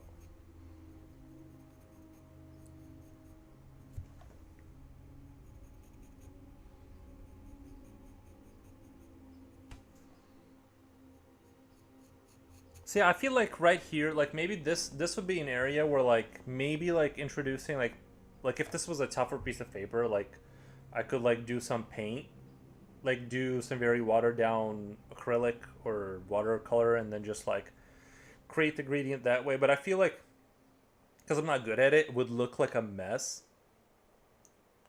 Oh, maybe I should do coffee. Oh my god, you guys, you know what I should do as a challenge? This would be fun. I thought this was the blackest black ever because like this pencil, like I feel like it's as close as you get to like it literally sucks the light in. Like, cause you know how like graphite has this ability to like when you look at it up against the light, it like reflects almost like once you create a nice surface, it like reflects the other way. That's why I have to like angle the light in the camera so you guys can see. Like if this was angled the other way, it would just be a blur. This does not have that. This creates like a pure, like it doesn't reflect from any angle. But I'm sure there's like something like crazier out there. Ventabla. I've never even heard of that. I know there's like some. I'm sure there's like experimental sciencey stuff. But yeah, let me take a look into that. Is it like really expensive or is it like science stuff that you can't get? Super black coating developed by Surrey Nanosystems. So this is like, okay, you can't like this isn't something you can buy on Amazon then. Let me go to Amazon and see how much it is. Is it like $1 million? Oh yeah, no, they have like they don't have anything. Mozu black water-based acrylic paint, 100 milligram, made in Japan. Blackest black in the world. Okay, so like the closest thing to it is like buying a acrylic paint. Not that I really need it. But yeah, these French pencils, like in terms of like what a human can realistically get a hold of, and I didn't know about this existence. I didn't know that like stuff like this existed up until recently.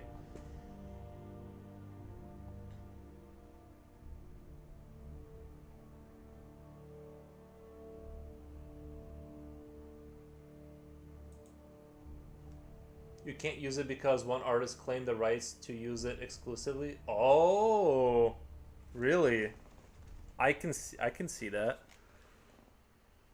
I would honestly, I would do if I had an advantage where you can like have the same black as like a really advanced computer monitor, then yeah, I would do that too. I don't blame him.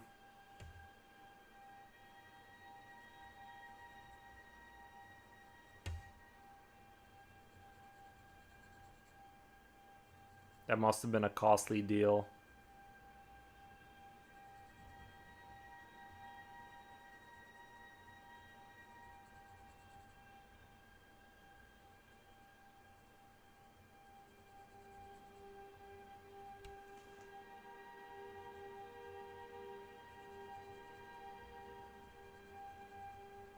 These tone paper companies, though, they need to start paying me money because I know for a fact there's been two people.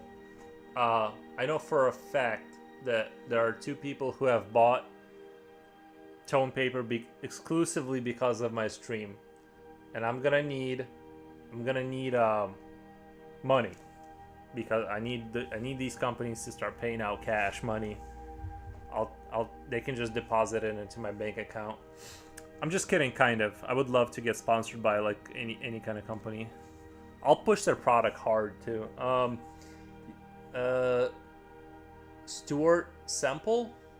I literally Diatomic Kitten. When I first read your comment, I thought you said start simple, and then my brain was like, oh no, that's clearly not what is written. No, Ashton Cooper. Stuart hates him. Made a blacker than Venta, and Anish can't use it. Sorry, that was too. I honestly don't need. I don't recognize any of those names.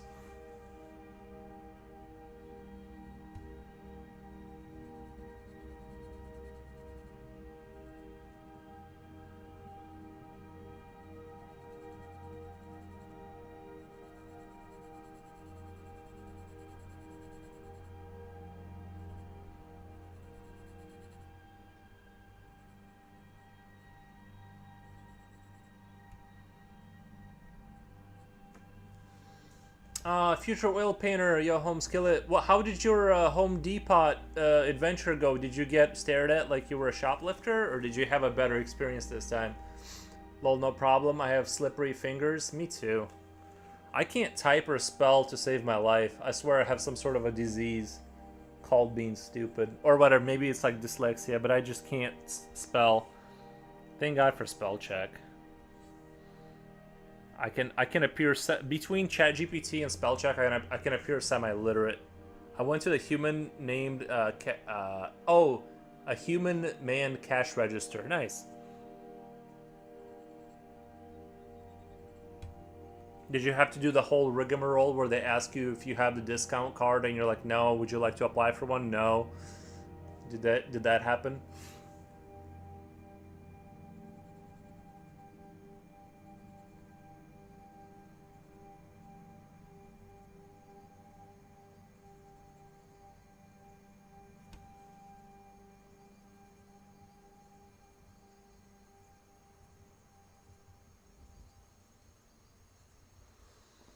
Girls at the pay station were like, no, please come back. I went to the girls at the pay station were like, no, please come back. Really?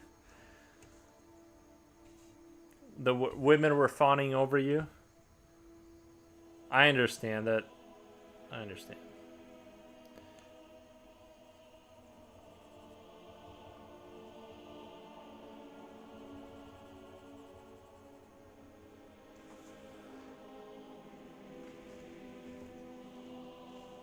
No, but I was being overcharged for doorknob. How much did you pay for a doorknob? I had to buy a new doorknob for my back door not too long ago. Well, maybe a year ago or so.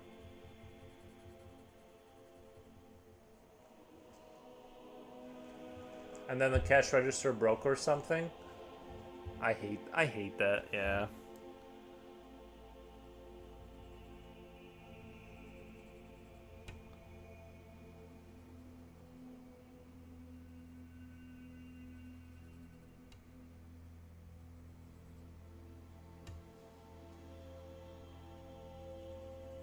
My favorite thing about like these super dark pencils, like the French one, and the 8B, the B, or I think it's 8, or I forget what the number is for the darkness or the softness of the lead, but they let you, if you spend enough time sitting here rendering, you can get it to look like a photo, like in terms of like the contrast, like it'll actually be visible. You know, a lot of times like I would draw these pictures and I would spend like, you know, a lot of time, I thought, and then like you pick it up from under the light and you're like really looking at it and suddenly it's like super, you know, it doesn't have that effect anymore because it's like it's not that dark. But if you wanted to spend enough time, you can make it that dark. Partially, I do the darkness on the computer, which does save a lot of time, because I got the point across. I just need it to be more contrasting than it is, right? So sometimes I just use the PC to kind of like, I go on Krita and just do a little adjust the adjustments, you know, for the final post. Oh my god. And then cost was 21. That's not too bad in today's economy, but was charging me like 30. So I said, wait a minute, what the? Did you say what the like I say it? Because you should have done that. You should have did the dad cringe joke. What the?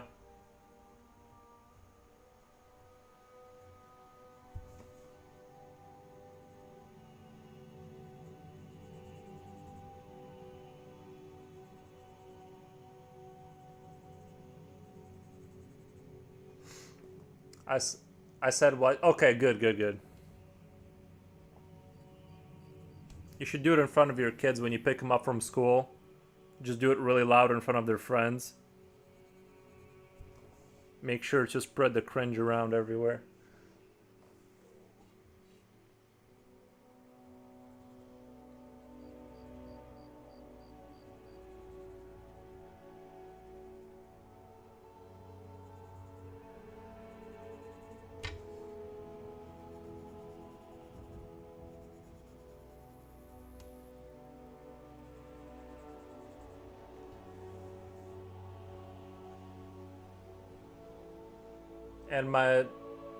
And my look was like, and then I see a circle emoji. I'm not entirely sure what that is.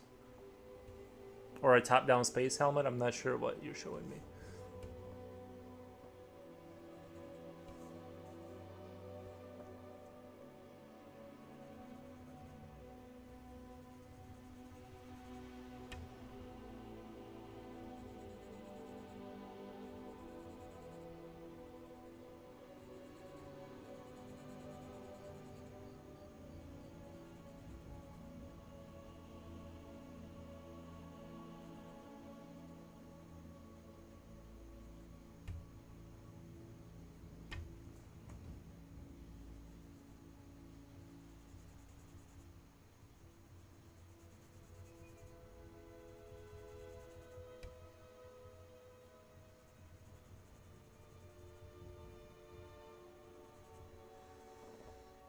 And then he forgot to let me punch in my phone number for my veterans discount. I said, okay, it's fine. I just want to leave.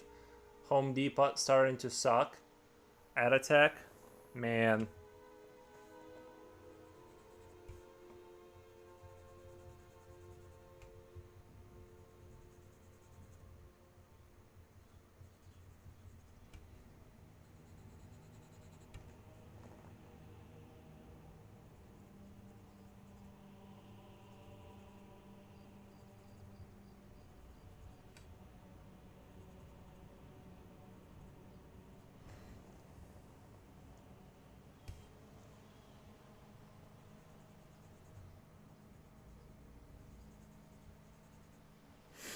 I know when my dad became, when he became a senior citizen, technically, he started doing that like free coffee kind of stuff, because they can, once you're like over whatever age you or need to be to get free coffee, started doing it all the time, and it's so cringe. I don't know what it is. I mean, I get it, but at the same time, it's like, I mean, veteran status is obviously different. I'm just saying, he does that, but with being old.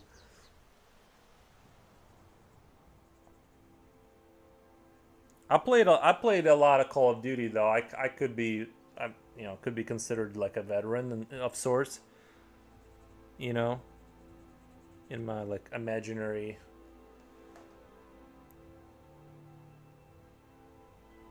I fought for democracy on Super Earth.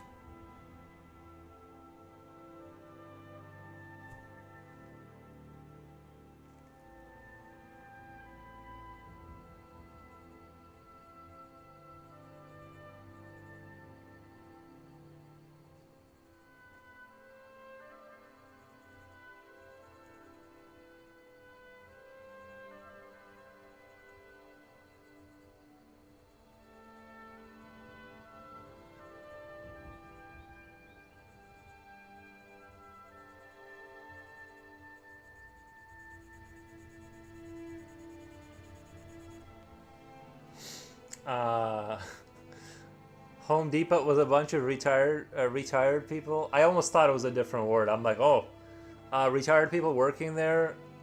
They all have an attitude like, why don't you go away? I completely understand. When I used to work retail, I have like the best like I'm gonna say a bad word, kids. So I'm gonna like I have the best like resting bitch face. I can be so unapproachable you wouldn't believe it. When I used to work retail, I would just like pull that face and just like yeah, I totally know what you mean. I just it's something you develop when you work in retail is the ability to be unapproachable and like disappear between the aisles and go into the back room. Yeah, just always be your shooter veteran status grants you free liberty. Oh my god, I love that game. Yeah, free liberty.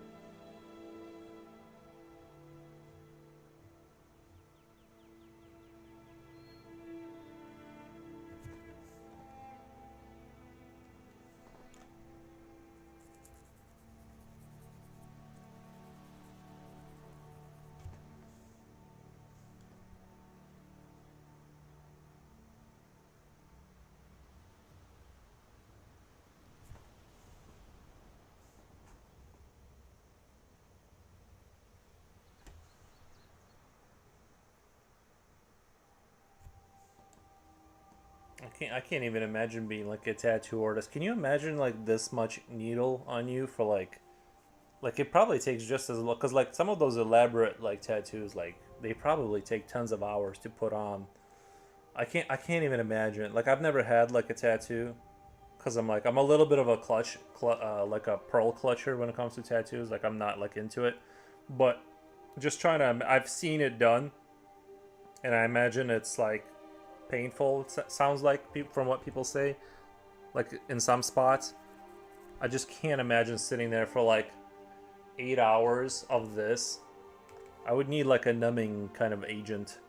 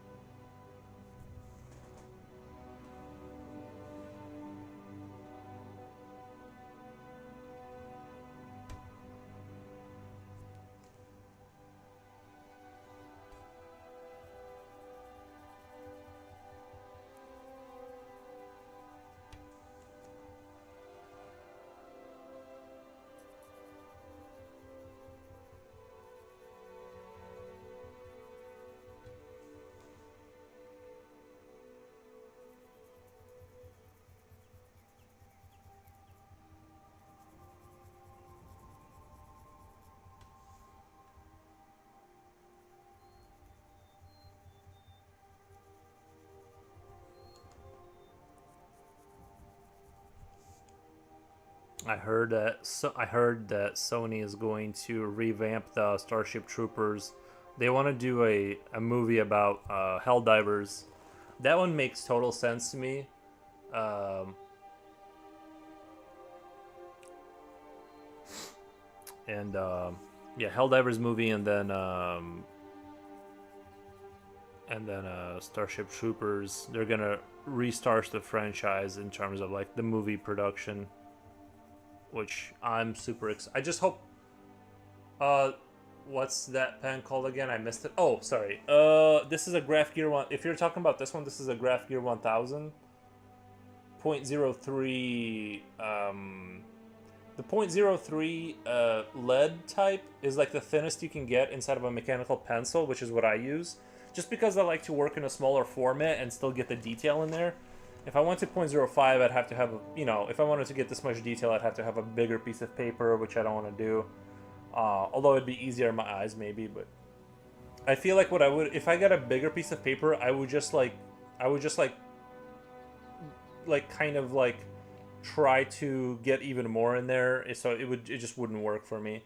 I don't know. I feel like 9x12 is like the perfect ratio because it's enough space to express what I want to express without things getting out of control. But yeah, Graph Gear 1000. It's a Japanese, I guess. They make good stuff.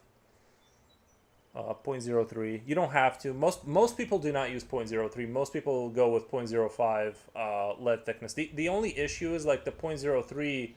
The issue is you can only have the softness of lead maximum softness of lead can only be so much because it's so thin, whereas like real pencils such as the Castell fiber or fiber Castell or whatever, the normal pencils, you can go to like 9BH or whatever, like super soft, right, and like super dark. So you're gonna have to do a lot of passes with this to get it to be dark, but that's the sacrifice there. You can schedule sessions how you like them, so no need for that. Nah, but the auto pay station girls seem nicer today. I should have gone there instead. I gotcha. Japanese mechanical pencils are so over-engineered. I love them. Right. I used to have a .03 for a drafting pencil. Yeah, I would like to pick up, because I do pimp out, like I do like show, right, this pencil. It gets a lot of attention. This pencil has been talked about a lot on this stream. So obviously it'd be cool if they started paying me for that and or sending me free gifts. Either is acceptable.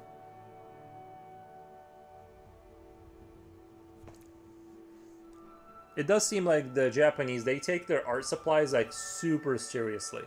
Like they do not mess around with art supplies at all.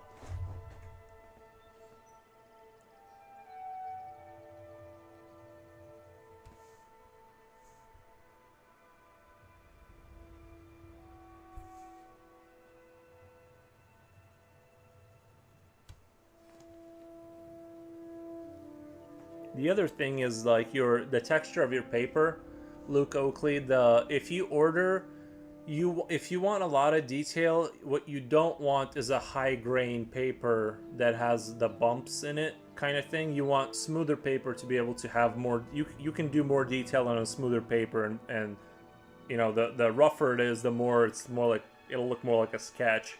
It's going to be hard to get the detail in there. You're going to have to be fighting that paper. That's something I learned the hard way.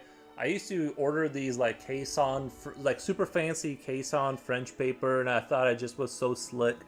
I thought I was so slick ordering like expensive paper, and it had like this grain, and I'm like, it has this grain, and then I realized like there's no reason to like be fighting the paper constantly. Like I was literally creating more of an issue. It is good paper for a commish, right, of a certain type.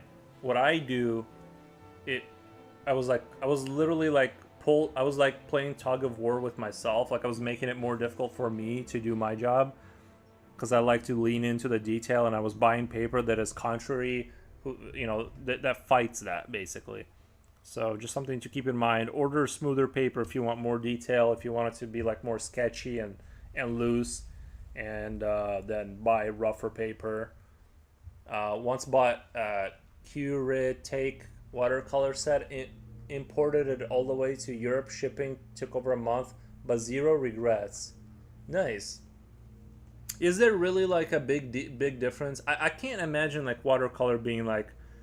To me, it seems like it wouldn't be like that big of a difference between different watercolors, but I know like with miniature war painting, like when you paint little models, like I guess like some paints are like supposed to be super awesome, but so I believe it.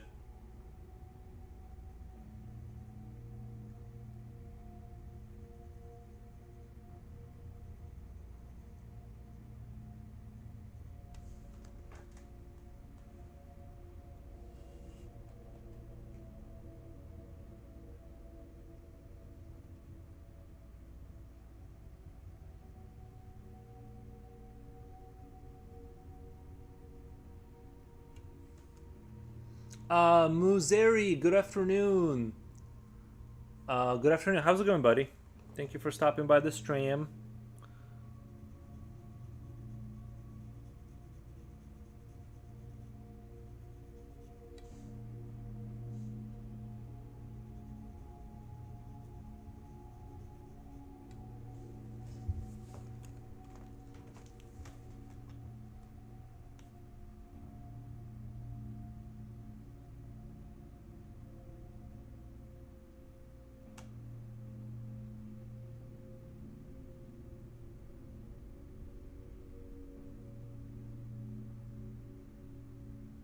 So I went walking the other day, and I took a super blurry photo, but just to prove I did go walking, I'll show you guys the photo of the environment. I don't know why it became so smudgy and blurry, but weird. Anyway, but it was like super beautiful outside. Um, there was like, you see that beam of light? It was way more beautiful when I was there, but you can kind of see it on the photo too. It was just insane. But yeah, I did go for a walk after the stream, and it was like as the sun was setting, so it was like awesome.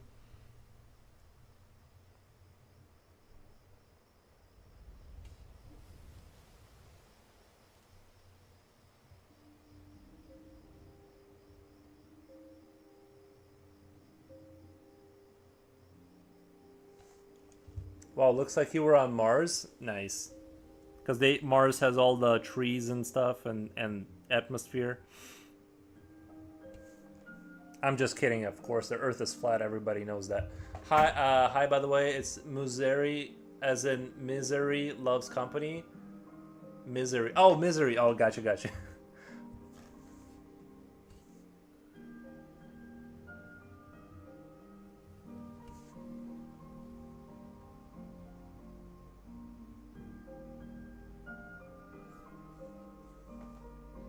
You live in a fairy tale.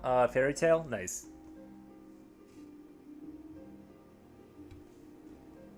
I heard that whole flat Earth was like a psyop by CIA. Like they were just testing out if they started spreading on like Reddit the idea that it was like that it was flat. They wanted to see like how far it would go, and I actually was like I would believe that's like sort of they just kind of want to see, and I think that I think it actually like should be a little scary how far it went with that because that I feel like the flat Earth kind of like it spun an entire new lineage of like it just like kind of got out of control a little bit, and it I don't know, it was just kind of crazy. But yeah, I would just if I were them, I would not run experiments like that anymore. Don't introduce like new ideas into the atmosphere because you never know how like it'll spin out of control later, if that makes sense.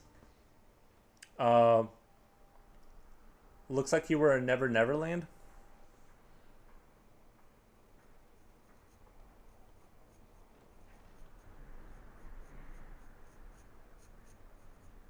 I'm like one of the ball people. I'm with the ball crowd that we live on the ball in space. But having said that, I've never done any kind of thinking about it or you know, it just instinctively makes sense to me that it's a ball.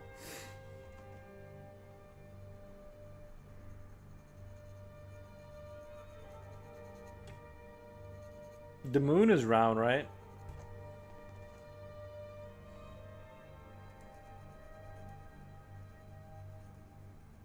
Unless it's flat and just is always perfectly facing us at just the right angle that we never see it, like a dime, like it never turns.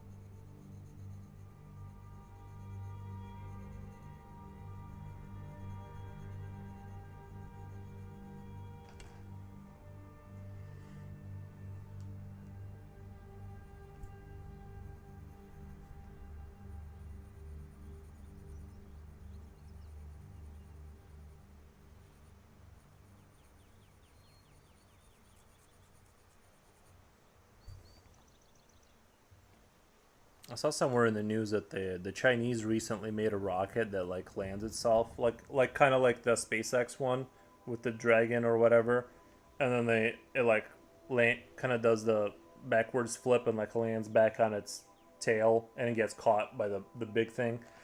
Apparently the Chinese built something similar, which I honestly like. I did not think that would happen. I was very shocked. I thought we were like light years ahead. That technology, replicating that technology, would not be possible for like the next 25 years for other states.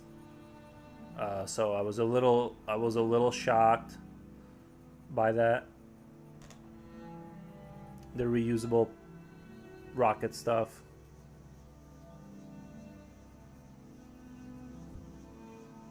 At least I saw it on the new like a photo. I don't know if it could have been fake. Who knows? Apparently they fly stuff to the moon. The Chinese, they fly stuff to the moon like all the time.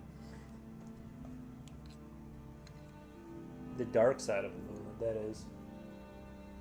I just don't know why they can't fly by the where we landed, the lunar lander or whatever. I don't know why they can't fly by there and take a photo for us to definitively see if we were there. Because like, if you had a satellite photo of it, it would be proven. China would never would never copy anything. Well, I mean, it makes sense, right? That's how you like would make a reusable rocket, as it has to not crash land every single time. But yeah, I just thought even just copying it, I'm really shocked that because it when I first saw that footage, I'm just like, this is the future, and it almost happened within a blink of an eye, and it's like it almost came and went like as if it's like, well, it's expected that rockets should land themselves, and I was like, that just flew out of space and landed. I just was in disbelief, kind of, that it's just like, you know. But yeah, and now you kind of blink, and I thought, well, for sure the Russians and the Chinese, it's gonna be a good long while, and then I blinked and they did it too. I'm like, well, not the Russians, the Chinese did at least. It just kind of came.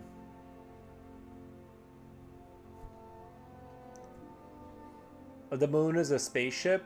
I think it might be like a big thing of cheese. It's just got covered in dust over the course of millions of years, but it's actually like just really good cheese. And because it's in space, it's like perfectly preserved. You can always go there and grab some.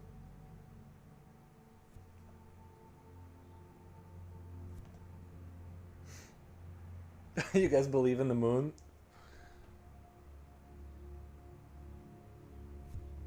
right? You guys are still falling for that old trick.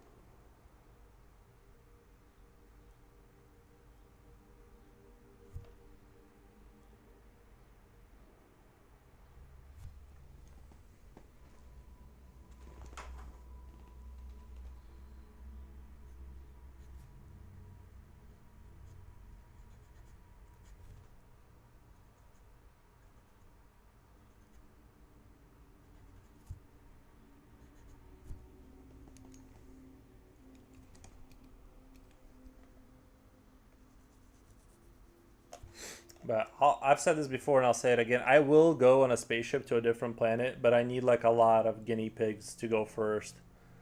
My safety is number one. And once like a million people go, or a few 100,000, and it's been refined at least to the like modern jets are, where your chance of survival is like pretty good, then I'll go. I'll stream from the ISS or something. But they also need to develop like artificial gravity so I don't lose bone density and things of that nature. I don't want those consequences.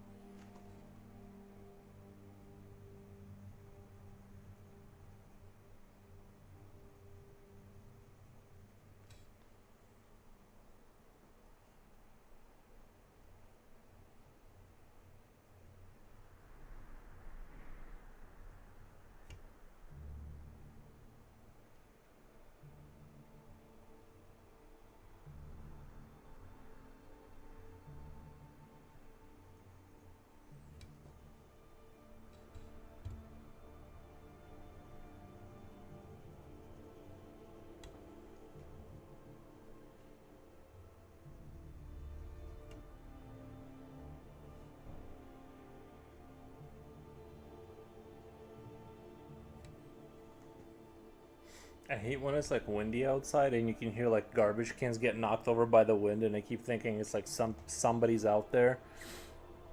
It like gives me paranoia.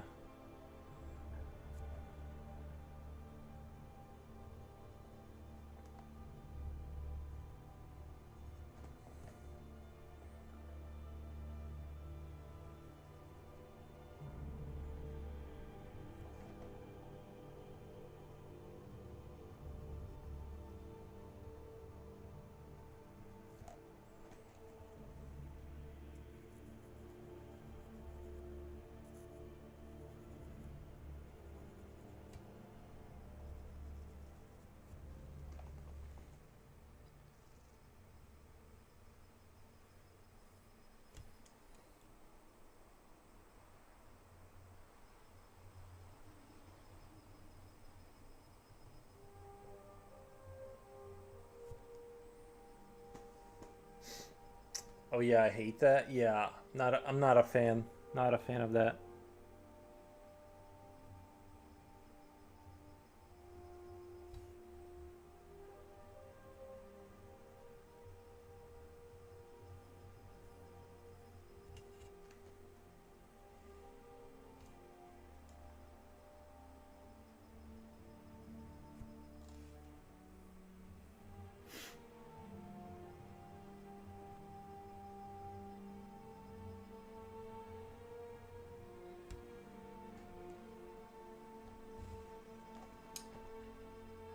Also, like when you open the door and like there's a cat out there that's trying to like invite itself into your house, and it's like, oh, you're super cute, but I don't have any more room or patience for new pets.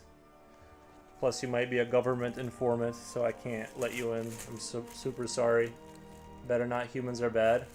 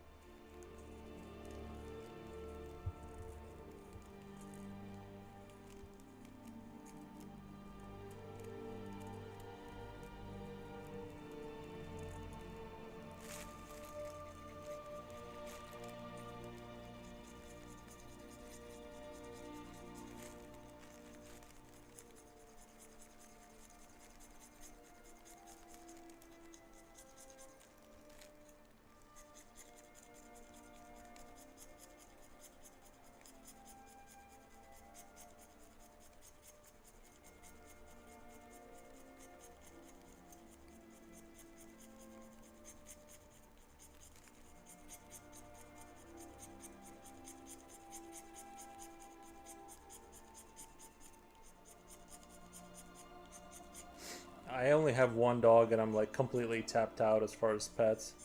I cannot imagine any more pets in my house.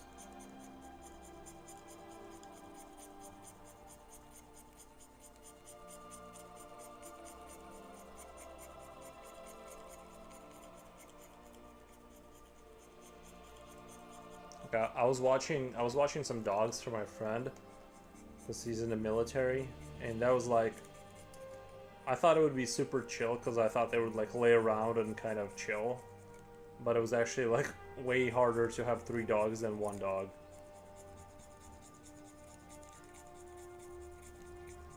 All they did was, I have about 30. All they did was like take turns like throwing up, getting sick, or pooping, having like diarrhea. It was just nonstop. Like every morning I would wake up and find something that they did that, knocked something over, or there was like diarrhea somewhere, or they threw up. I'm like, if somebody asked you to watch their dogs in your house, just like, let's say they offer like, I don't know, $250 for a week, just hit them with like just be like, it's gonna be $1,000 because by by the time you get done cleaning your carpet, you're gonna wish that's how much you would have had for that job.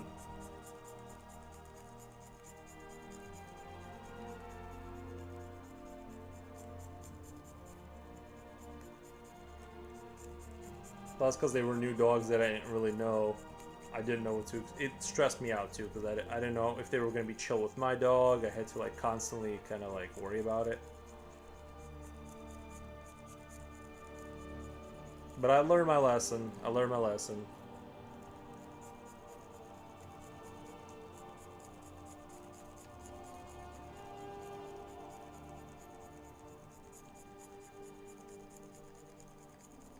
$1,000, man. I'd say 2,000 for vomiting. Well, that's to cover the. I feel like for $1,000 a week. I know this sounds ridiculous. Well, I would say at least like you got to be asking for like $100, like $700, like $100 a day per dog. You know what I mean? Like it sounds ridiculous until like one of them throws up on your carpet and you're like, oh my god, this is like super annoying. It's gonna get charcoal.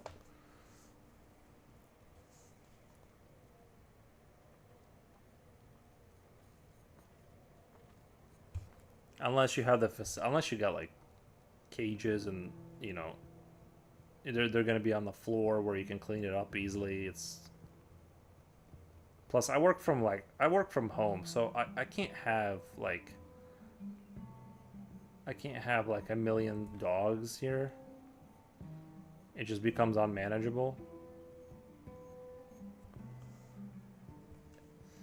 It also depends on how large the dog is. Yeah, these were like two 80-pound pit bulls. Friend must have been like, what a dummy. Well, I didn't know. I don't remember how much he paid. It might have been more than $250. I just remember being like, I should have charged him like quadruple that money.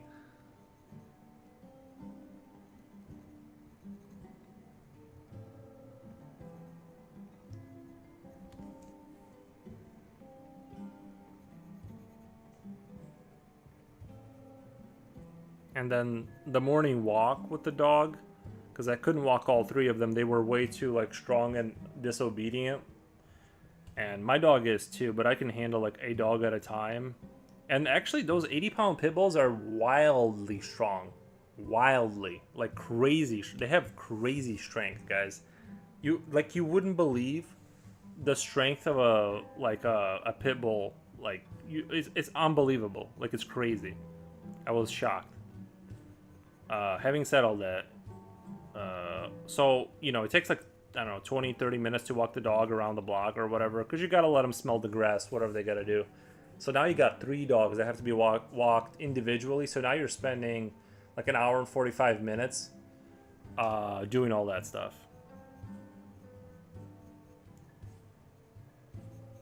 So, like I said, not that it's not worth it, but ask for a lot more money than what they want to give you. And if they say no, then they have to hire a very expensive service, which will be, you know...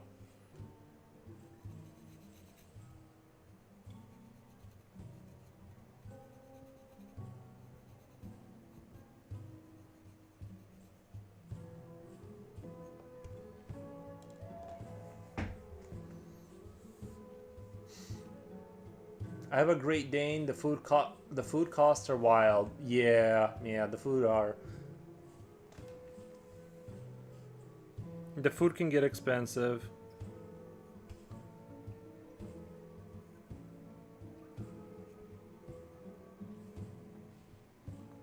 Maybe I can get my dog to come over. Sometimes he'll come.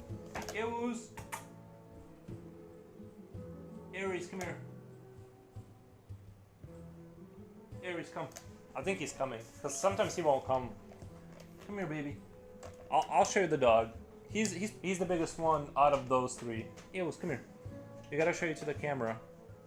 Look at how big his head is. No, alright, well, you missed it. I tried.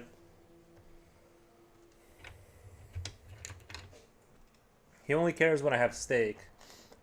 Did I mention my story about a pit bull almost attacking me and my 5-year-old? They'll do that, yeah.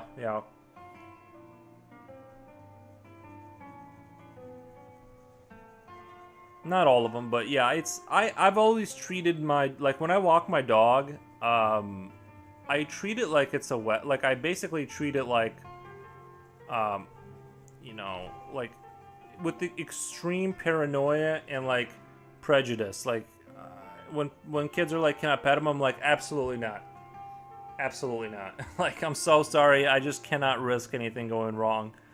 I cannot have, you know, just in case, you know, like my gate gets closed. Like, everything is like, it's like a military like prison here, basically, for him. For him, for me, it's fun, but for him, it's like there's no there like everything gets checked twice. I just cannot have like a runaway dog situation with a giant. Although that did happen once when somebody came over and did not lock the gate, and I was even thinking, I'm like, did he lock the gate? And I'm like, he can't, he couldn't have not locked the gate. Can't be that.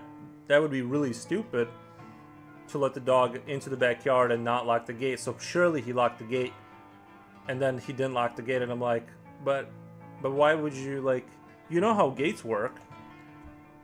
Like, how would you, you know? I don't know. Anyway, better the safe than sorry. Yeah. I just can't. I'm so sorry. I just can't do it. Because sometimes dogs don't like some people. Like, sometimes they just straight up don't. Like, he's good inside the house, but outside the house, he's had weird behavior. And I'm like, I just can't, like, let him express that ever again.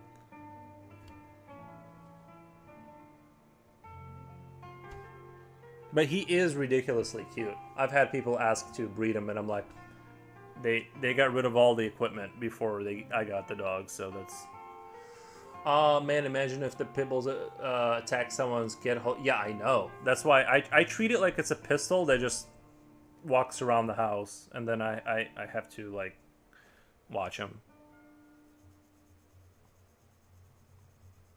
Like, I'm being a little bit funny, but like I do take the dog thing super seriously. Like, I don't just assume that things will go well. Like, the amount of times I would walk my dog and somebody's like giant dog would like run towards us because they thought like it'd be chill to have it in the yard, and obviously like their dog is gonna run at my dog. Or somebody let their like tiny kid walk two like Labradors, and then as soon as they saw my dog, they like ran off, and the kid couldn't hold on to him, so that created a situation. You know, things like that. It's just like, if whoever let that kid do that, like if they had sat down and were like, these are two 80-pound dogs, that kid weighs 180, or the kid weighs like 110 pounds, right? There's two 80-pound dogs. 80 times 2 is 160. They're way stronger than the kid. If anything happens where the dogs get out of control a little bit, it's a really terrible situation, right? Nobody sat down and did the math, like the dog math. Like, what if this goes wrong? Of course it did. They come around the corner, I'm around the corner, his dogs see my dog, they start running, kid can't hold on to him, it's winter. You know, they're screaming, the kid is like crying, like I'm trying to like hold the dogs back, you know. It's like, let's rub two brain cells together, let's try to figure this out. Let's not like let tiny kids like walk with like two dogs that can easily outpower him if anything goes wrong.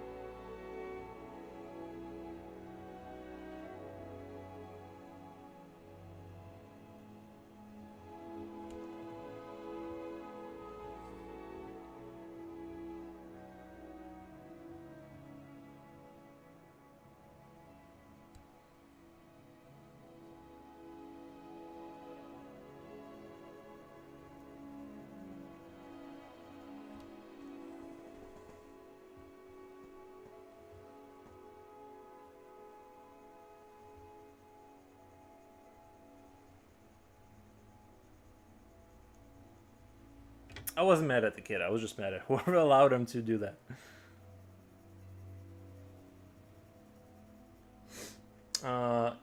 Yarn, my case, we were inside the Ollie's store, and this 20-something-year-old guy was inside the store with a pit bull. Some stores will let you bring. I know some department stores they've allowed dogs in. Some still do. I do think it's like it's super charming, right?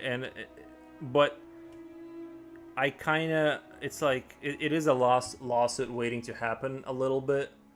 I love dogs, guys. Don't get me. I'm just saying, like, they're they're basing the standard of like how they think of like a guy walking into a store with a dog. They're thinking of it wrong, because not all people are like, not everyone has the dogs trained to a standard, which my dog isn't either, which is why I treat him like he's always on a leash, you know what I mean? Like there's no like him hanging out on the front lawn, like, or whatever, like hoping that like someone doesn't go, but like it gets treated like I understand where my dog is mentally. And so I think letting dogs into like stores and stuff, it's like it's basically a lawsuit waiting to happen, like, as far as I can see.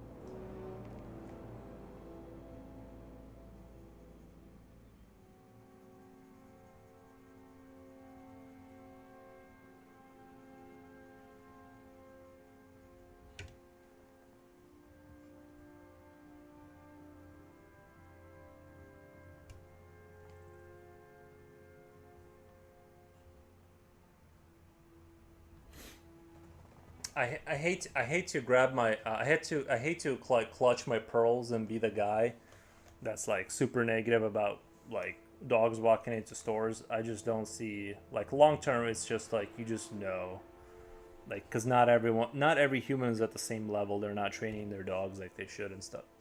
My mom had a friend who happened to be a canine trainer, so she let him train all our dogs. Best thing ever.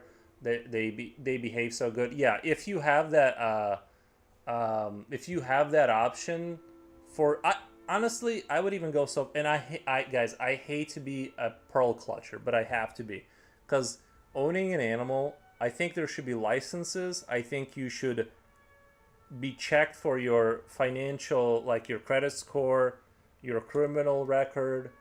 It should have to go through some behavioral training, such as a canine trainer. Um, I would, and as I say this, I don't want to necessarily like live in that world where the state has like that much power, where it's like, I would like a doggy. Oh, you want to jump through all these hoops? I don't want that, but also a lot of issues can be avoided by like not having like 20-year, like, you know, there's some 20, like he said, like 20-year-olds should not own, like, randomly be able to pick up a pit bull, which is like a fur missile that is, by the way, they're insanely strong. And if that gets mismanaged and some kid gets mauled to death, or the temperament of the owner is violent and that pit bull picks that up, it's like there should have to be like like with dogs. Yeah, you gotta have, like, if you have dogs in society, I would regulate the crap out of that. Anyway, wow, that's so cool, man. That looks good. Thank you, man. Niharika Un. Thank you, Niharika Un.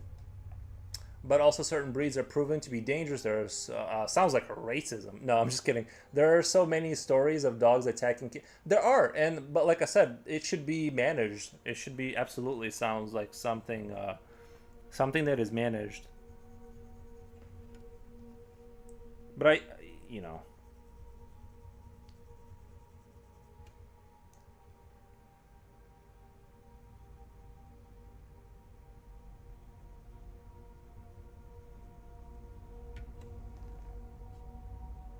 like the owner should be checked back and forth before they like I said, they should be background. It should be like buying here in Germany, fighting dog races are actually regulated.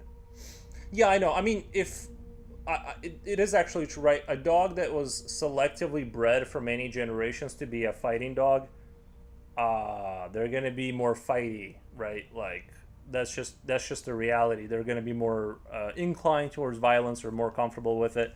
I've seen awesome pit bulls, of course. We've all seen them, but yes, there is an inclination towards violence. More so than like a sheep herd dog that was bred for like controlling herds of sheep. They can be dangerous too, obviously. But I'm just saying, and as they should be regulated, and the owners should be regulated. If they want a dog, it's can you afford it? Do you have, what's your financial status? Can you, if the dog gets sick, are you gonna like just kill it, or what are you gonna do, or can you fix it, right? Like, it's a whole slew of issues. And like I said, I am not a fan of like of like government but a dog is not something you need. A dog is not offended in modern society. Nobody needs a dog. It's something we all buy for fun, or get donated, like I did. It was basically like dropped, like almost just dropped off. So in a case like that, if you want a dog, sorry, you gotta jump through a lot of hoops, in my opinion.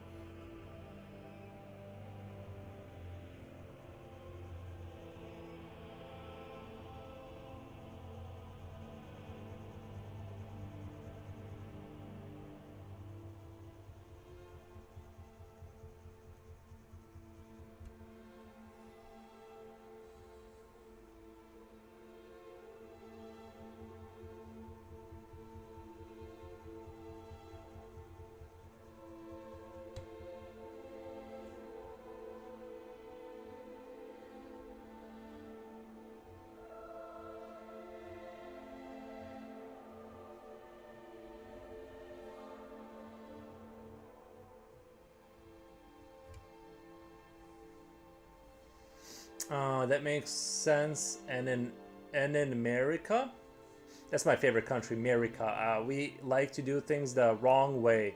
Well, yeah, yeah. Look, America has like a sort of a like a history of like, right, like more. It's there's less, it's a younger country. There's less there's less laws, right? Like there's less, which in some ways is good, that you're not, you can like do things in America, some things that are like, it's less regulated, and you can kind of start a business without, you know going through crazy amounts of hoops. But I think in terms of like, I think we like I, no one needs a dog, so it's kind of one of those things where it's, I would say. But like I said, I don't want to turn America into like a overregulated hell, which, but in this case I would. um Ad attack, credit karma. Dogs need effort, commitment, regarding license, showing effort and commit. Yeah, the thing is you also have to like walk the dog, and you also have like the time and energy. Like they need exercise and stuff, so.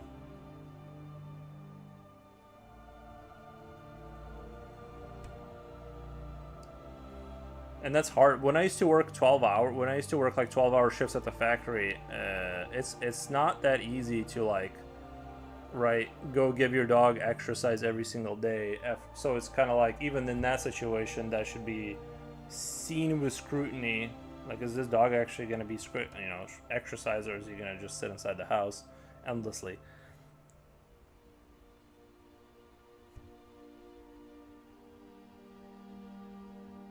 I know I'm clutching my pearls a little bit, but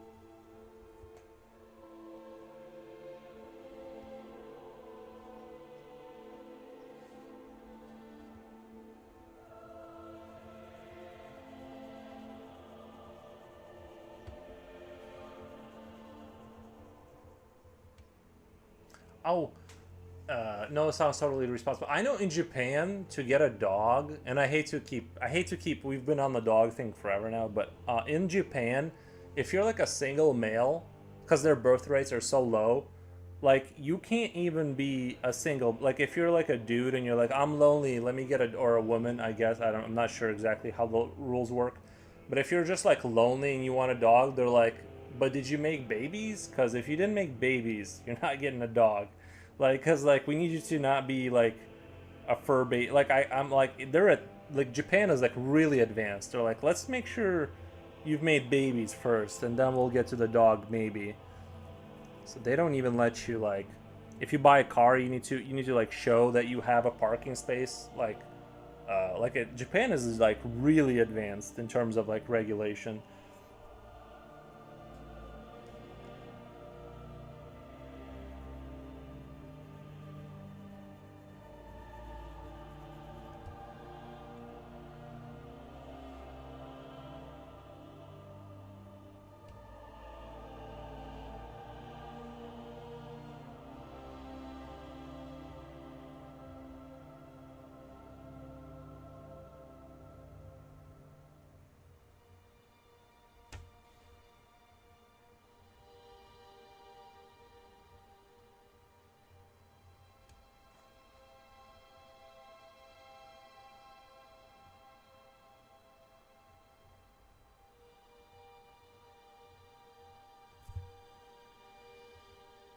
But they sell dogs in plastic boxes that are not that advanced.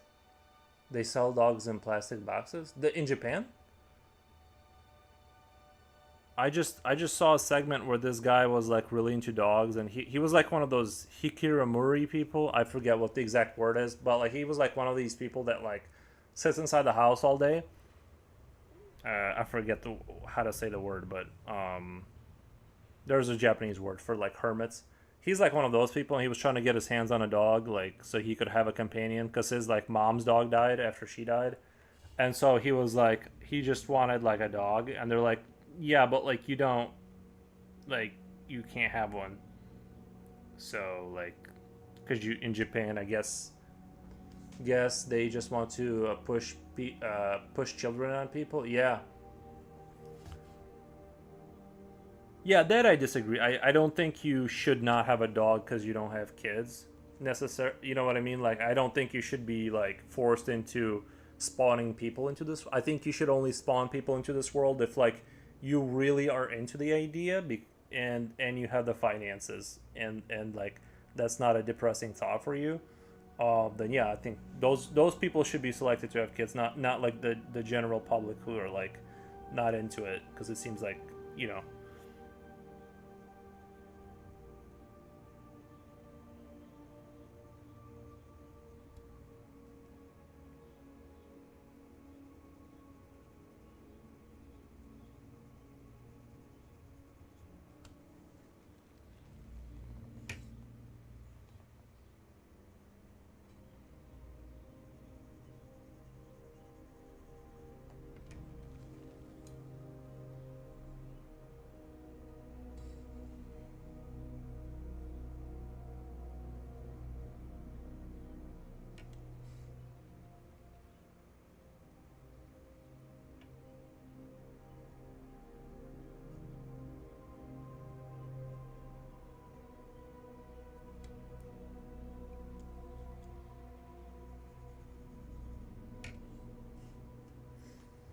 Hikikomori was right, but they literally can't go out. There's no way someone like this gets a dog. Right. No, this guy. I think he was like trying to become a dog walker. He just didn't have like a job or something. Maybe it was a. Maybe I'm wrong. Maybe it was like you needed an official job or something. But no, this guy was definitely like he would leave notes. He was trying to build a dog walking business because that was the only way he could have access to dogs, is if he built a business around it as a dog walker. But nobody. It was a super sad story. Um, because this guy literally just wants a dog. That he just wants a dog, and so he's like, maybe if I become a dog walker, I'll have dogs in my life. And they're like, nope. Well, nobody wanted to hire him for that, but also he couldn't get a dog. I'm not exactly sure what the exact thing was, but it's something to do with job or like lack of kids or something like.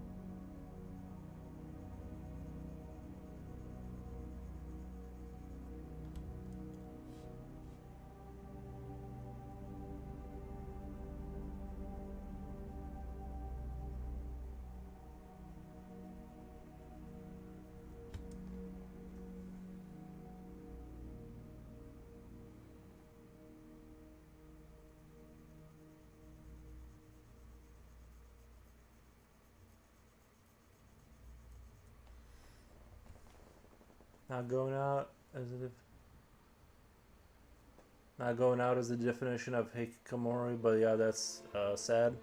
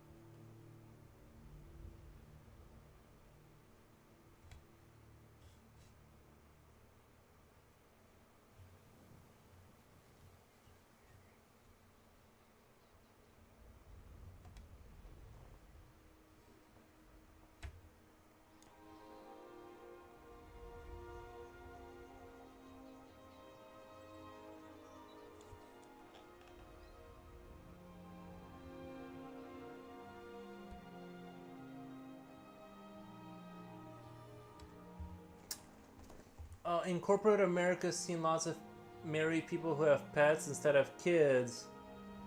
Yeah, and maybe that's a good thing. I mean, like, if you think about it, if they're not, if they don't have an internal drive to have kids and they just kind of want a pet,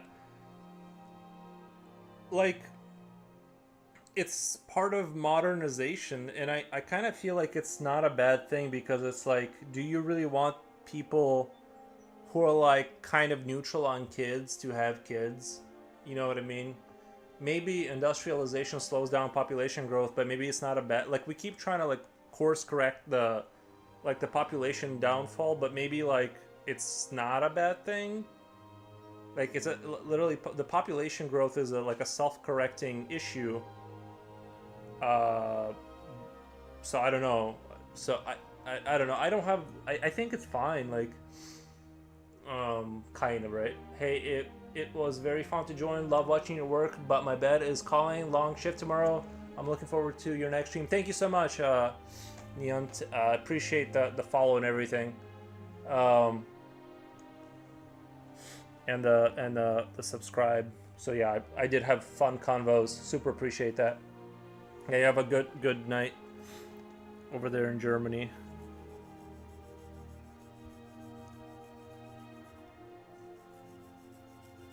Bonjour, as we say in France. Yeah, but bonjour. I'm not sure how Germans say good. I'm pretty sure that's French. She lives in Germany, but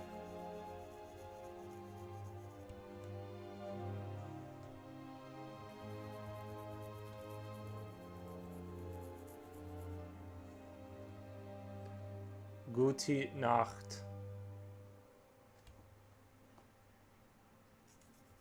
Gute Nacht. Pretty fluent, guys. Pretty fluent.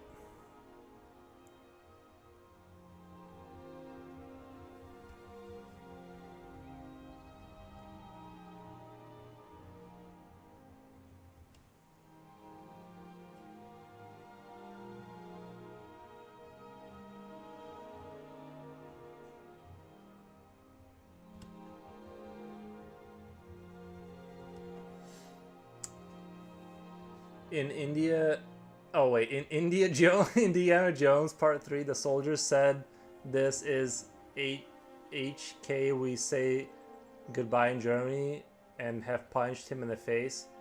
And the soldiers said this. I don't. We say goodbye in Germany. Oh, like good night, like before he knocked him out, kind of thing.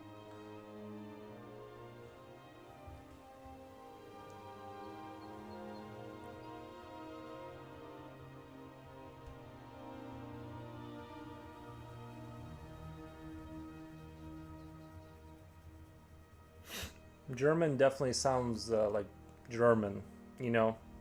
It's very, it's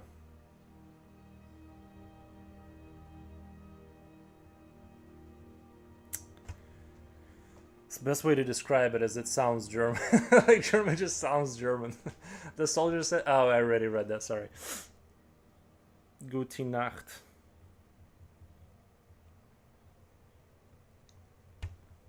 Imagine saying that to your loved one. I'm just kidding.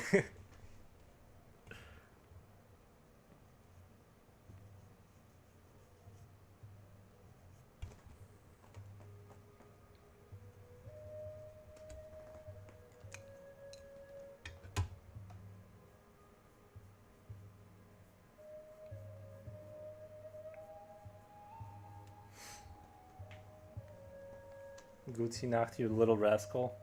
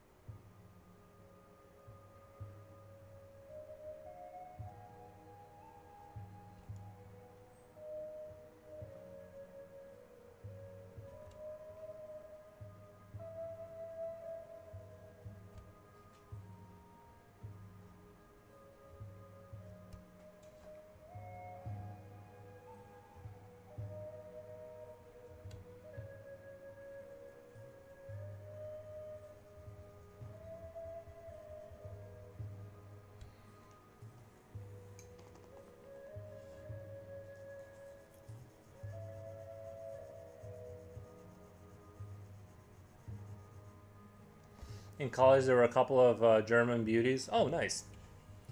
In college, yeah.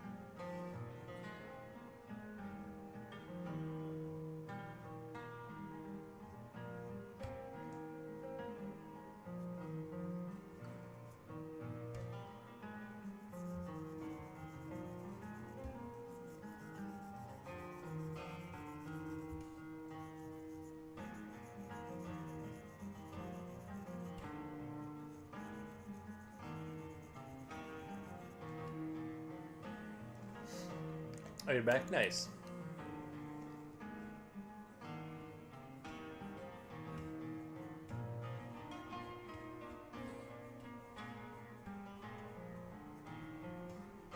I'm starting to like the way this piece is kind of coming together. Starting to. It's finally like in that phase where like things are kind of coming together. I'm not adding, I'm just sort of refining and kind of like putting it together. I'm liking it.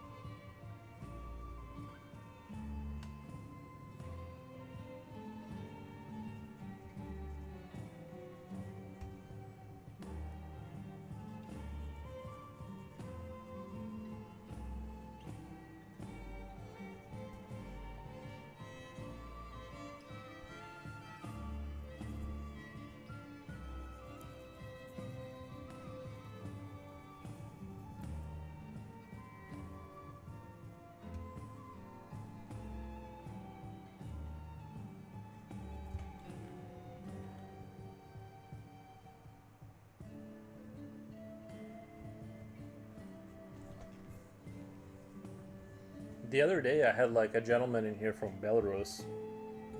He sniffed me out pretty quick. Like almost within, I say, a couple of minutes, he was asking me if I was Russian, and I'm like, well, no, I know Russian, but I from Belarus. It's weird. The other Slavs, they sniffed me out. Belarus, yeah, they sniffed me out like pretty quickly. It's kind of crazy.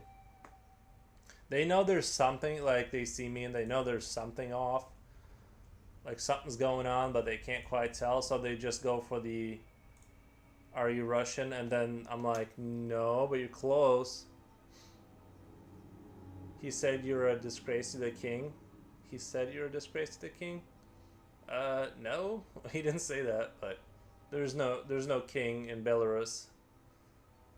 They have a president, but he's like an eternal guide of Belarus. He doesn't leave his post. He's more of a forever president. But I mean, if you're just elected forever and you want to keep doing it, what is wrong with that? Like, and then after that, after Lukashenko stops being a president, then we can have his son become the heir to the next president, like a president dynasty kind of thing.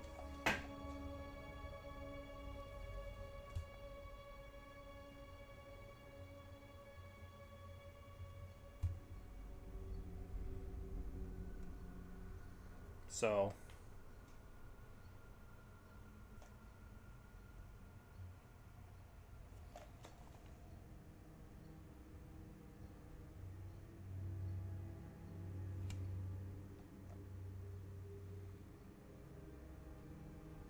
he won every election since the first time he won. He's never lost once. What a great candidate. Amazing streak. Actually, I literally, like, I went to kindergarten, like obviously as a kid, right? Like when I left Belarus at 9 years old, he was the president, and now I'm 35. Wait, I'll be 35 this year. Every year I upgrade 1 year, but this year I'll be 35, and he's still the president. Like, it's so great. Like, he's been in power for like forever. My dad says he's met him one time, and when he's like not met him, but he was like at one of his rallies, standing pretty close or something like that, a long time ago.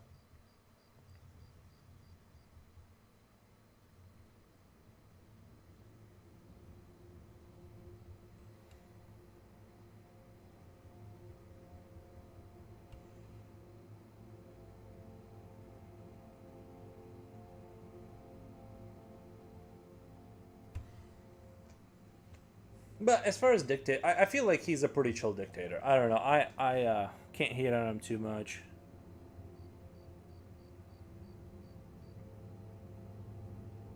I had a pretty good time there, so.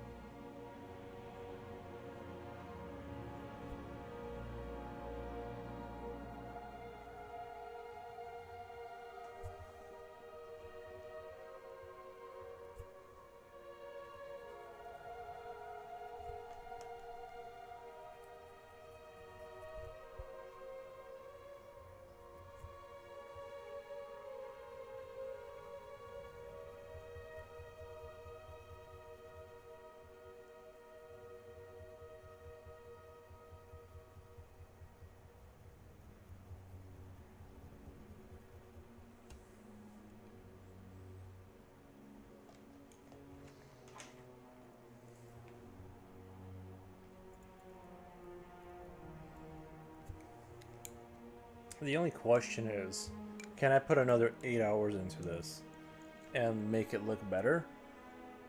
Right, without ruining it? And that's the ultimate question, because I'm not entirely sure. I try to push the shading and all the effects and stuff as much as I can, but there reaches a point where I'm at the edge of my skill limit and I know things are gonna like look worse if I apply, right? Like at my skill level, things are gonna get worse if I keep going, so.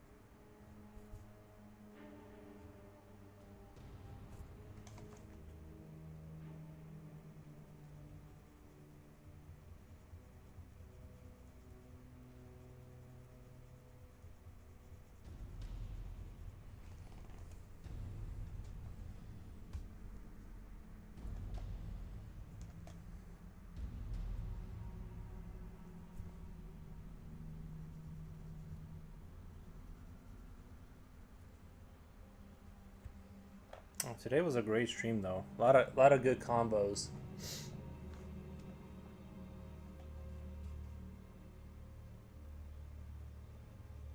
I think I'm gonna attempt tomorrow. I know it's not gonna sound super exciting because it's like I've already spent so much time on this, but I think I'm gonna spend another stream refining this because I really want to take this to kind of like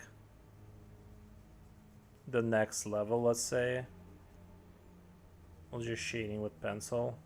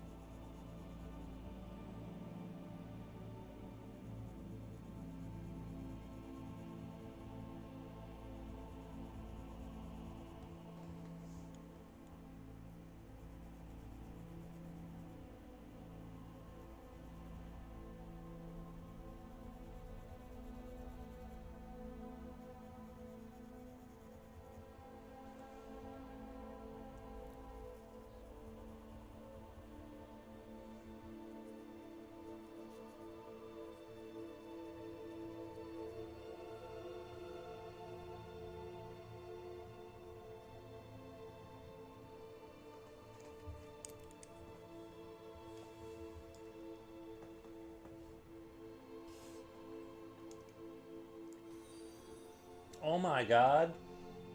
Hannah Banana, thank you for the follow. I appreciate. Nice name. I like the name. And we hit 680, guys. 700 is not even that far away anymore. It seems just like yesterday I was at 70 or yeah, 75, and just within a blink of an eye, here we are on the footsteps of greatness, which is 700, the real number.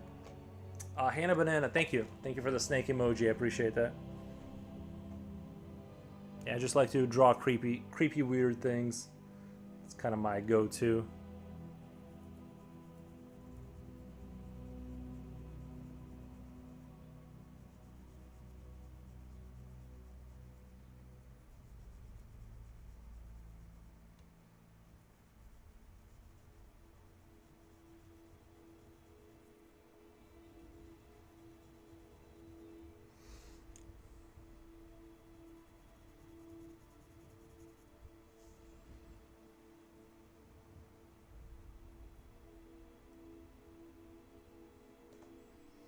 I like bananas. Me also. I actually really do like bananas. I try not to eat anything with sugar in it anymore.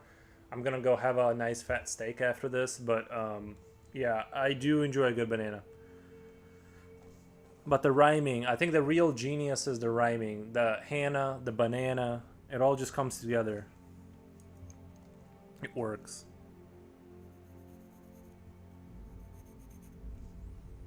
I love bananas too. Nice. A relatively cheap snack also. Is it weird that like when I open my bananas, like I'll do like, how do you guys open your, and I am bananas? He is. Do you guys think it's weird that I open my, you know how bananas has two ends, right? There is the long end where you have like a little tube at the end of it. Then the other end is the little black, let's call it the nipple. And I usually go for that to open my banana. Like usually I use my teeth, right? I just go like, I like crack it open like a beer bottle or something, and I like open my banana that way. And one time somebody saw me do that and they thought I was like some savage animal. Like I don't know, how do you guys open your bananas? Because I feel like the black top is the cap. That's the proper way to open it. You just use your teeth, you like crack it open.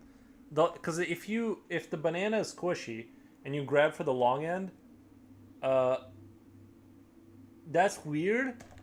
If you grab the long end and snap it and the banana is soft, now you got squished banana. You have damaged banana you have to get through now. Especially if it's like really ripe, you have banana everywhere. Anyway, that's how I don't know. I just don't understand how anybody else does anything, you know. How are you guys living your life like you do?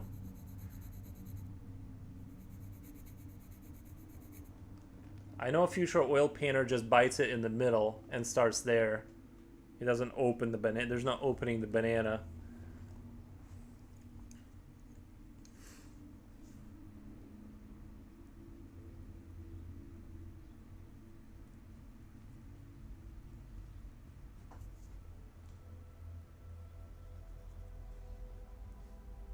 I eat it all whole. Peeling bananas is for the weak. You know what? Do you guys think that bananas are related to kiwis? Don't they if you're honest with yourself, I just peel the banana, but from what end? That's the question. Because you can't just peel the banana. You have to choose an end, and I choose the little black nipple to bite into to like open it up. I don't know why that's a weird thing. I've done it like that way my entire life. But I feel like, honestly, I feel like kiwis and bananas, they kind of taste similar in a certain way. They have like the same kind of acidity, sort of like the taste of like that kind of fruity acidity. They taste similar to me from the other. And I guess bananas are, you know how like kiwis have those black little seeds? Bananas originally, there's a sort of banana that has that. We like bred that out. Like modern bananas don't have that because we like basically kept picking the bananas that don't have the seeds and making more of those or something. But I guess the OG bananas were like kind of kiwi like. From the other end, I'm just saying, try it out. Try out my way.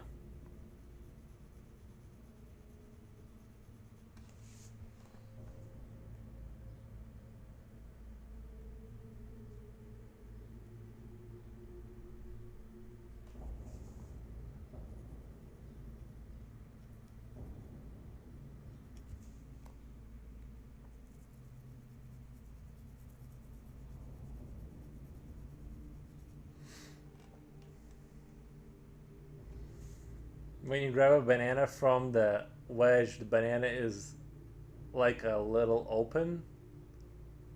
When you grab a banana from the wedge, the banana it's a little open. I tried your way and I just smashed the whole banana. All right. Well, I mean, to each their own, right? To each their own. I feel like my way of opening the banana is like it's like way more controllable uh, of an opening process. If I just grab the long end and like try to break that or whatever, I'll without using my teeth, it's going to be uncontrollable and everywhere. I don't want to eat a mushed banana.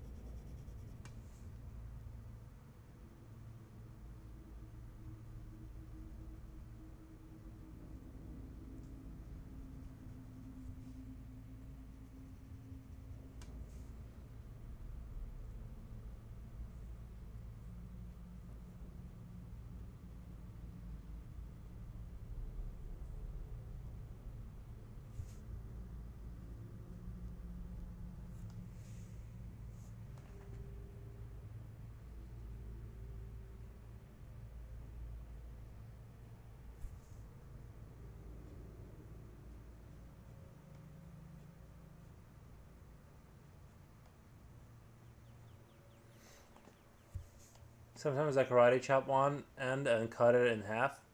That'll work.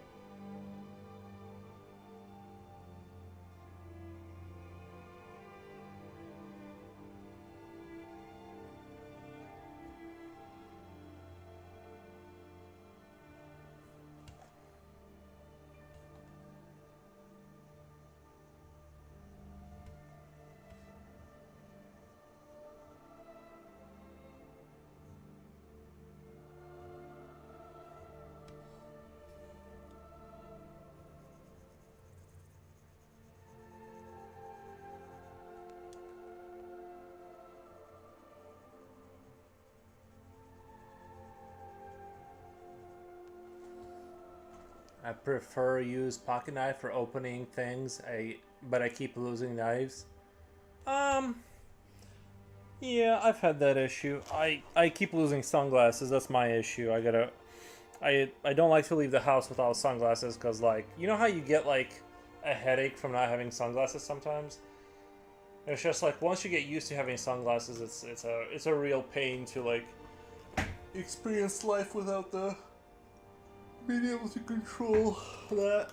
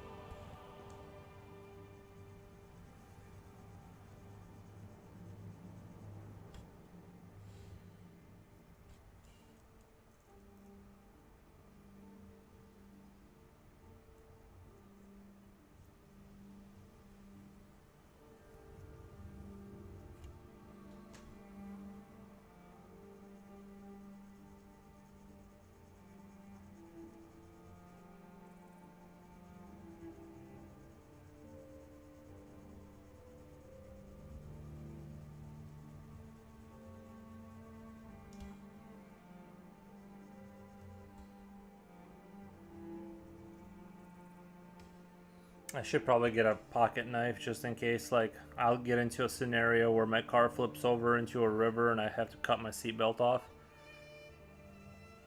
I'm so unprepared for this stuff, guys. I never have any knife on me or anything fun like that.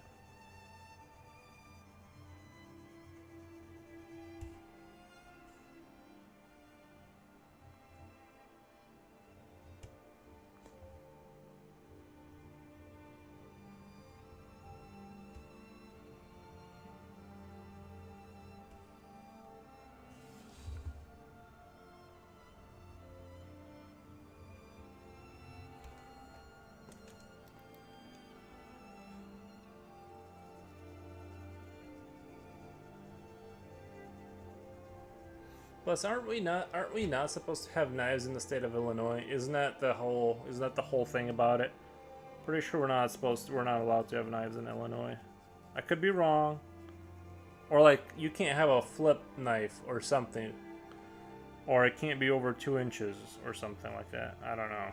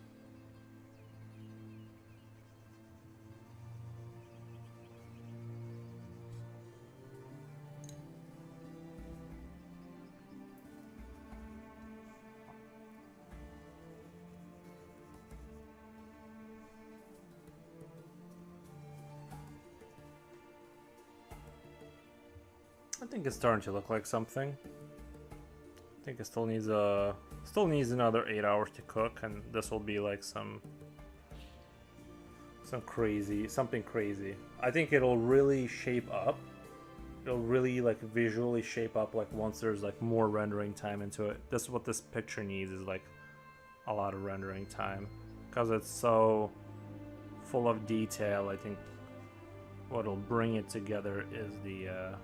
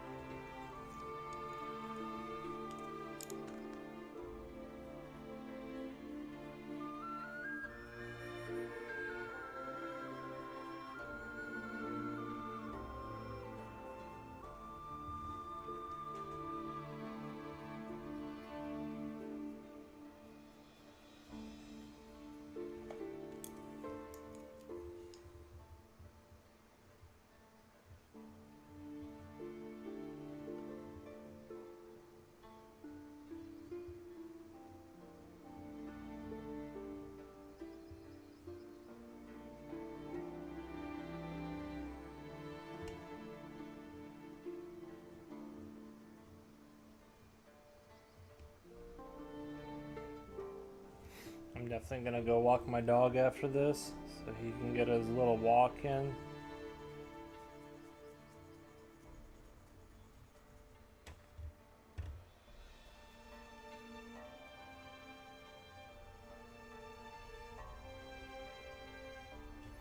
But I think this is starting to shape up, you know what I mean? It's starting to shape up into something here.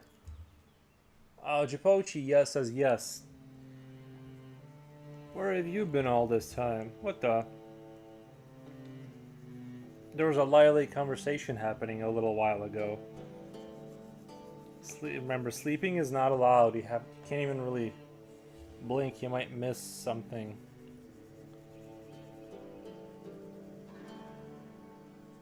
You never know when I'll say something mildly funny.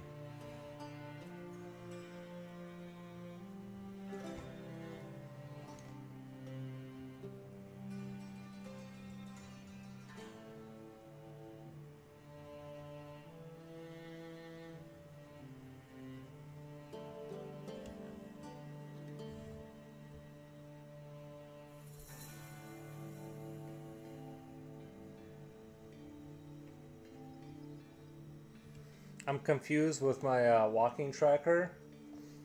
Nice. I don't even track my walking. I just do it.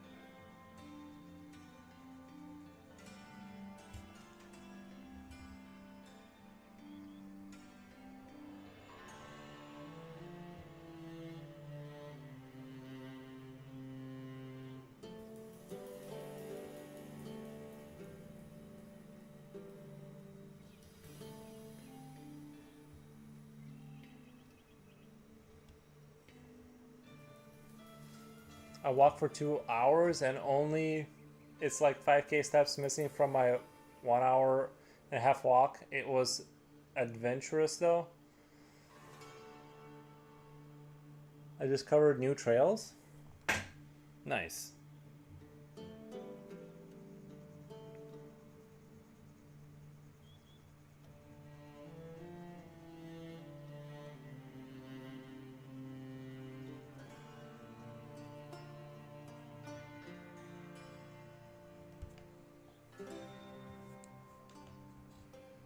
When people ask me how long this took, I'm gonna be like 30 minutes. It'd be crazy if I could push this out. Like if people could draw this in like just a sheer amount of time, cut it down to 30 minutes.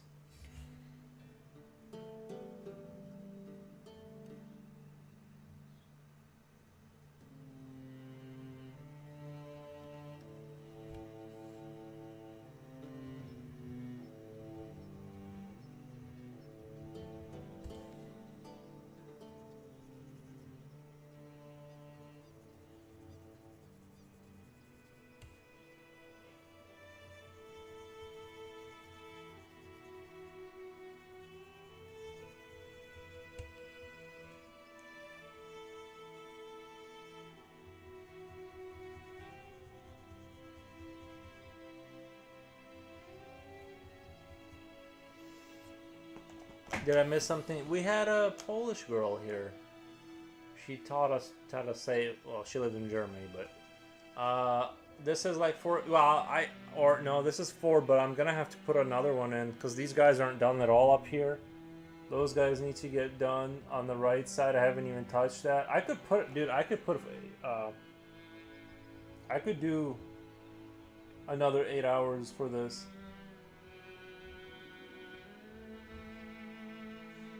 I could do another 8 hours into this to like really clean all that up, and it's gonna be a masterpiece. But it's just like it's a lot of rendering time.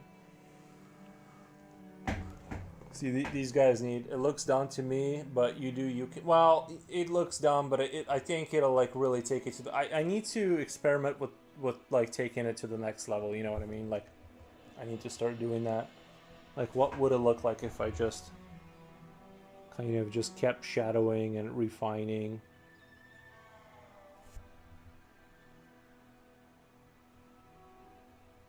What I did. So if it's 5 8-hour streams, so it's 632. Yeah, 40. It's gonna be 40 hours if I do 5 8-hour streams, right?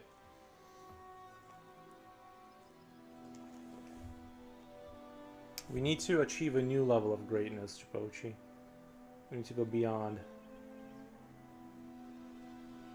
And partially is just putting more time into a picture will do that.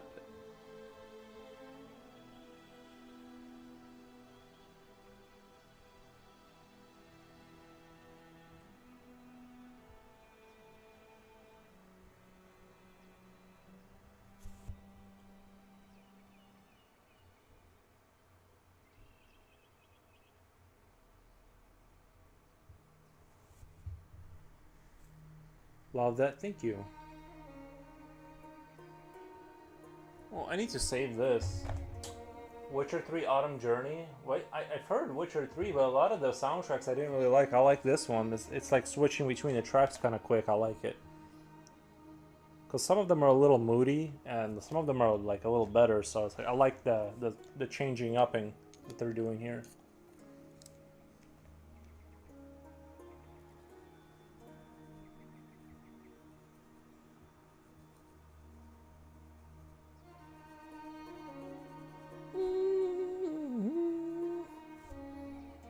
All this like village music.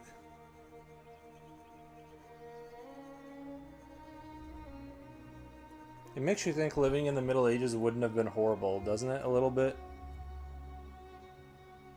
Although sometimes I think maybe it wasn't that bad. They always show people in the movies like coughing and dying.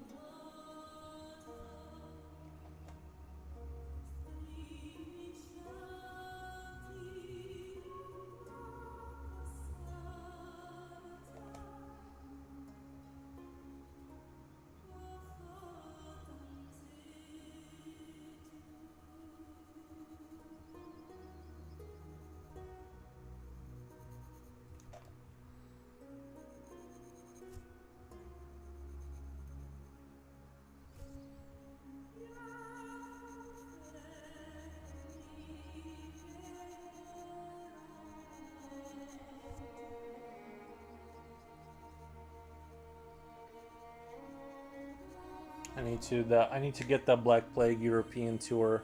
Yeah, Panic and Chaos. Well, there's always that cart full of hay for some reason just in the middle every scene. You always have the thatched roof or whatever, but like there's just like 3 layers of like hay, so all the water would just go through there anyway.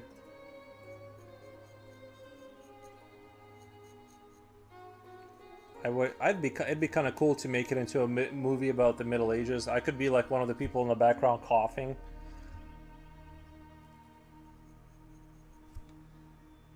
But I don't know any movie people, so the main character is gonna light it on fire to keep the rats away.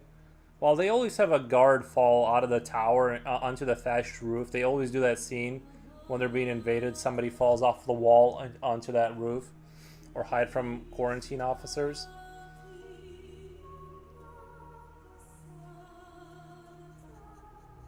What the?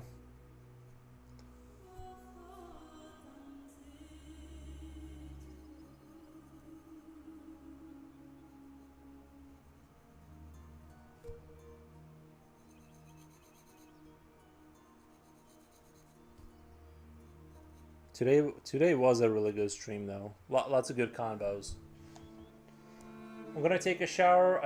I sweat finally. Yeah, actually, I need a shower bad, dude. It's been a minute. I need a shower before I go outside, just in case anyone approaches me. Other than that, I wouldn't really care.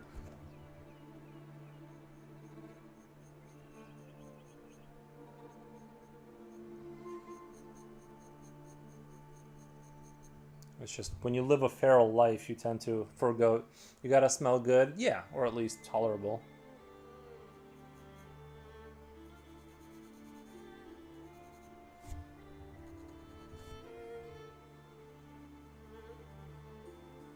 It's just I live a feral life, you know, eventually you just like don't care.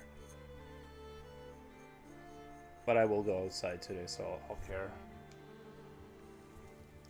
FOROS thinking never. The biodiversity of germs helps protect my body from outsiders.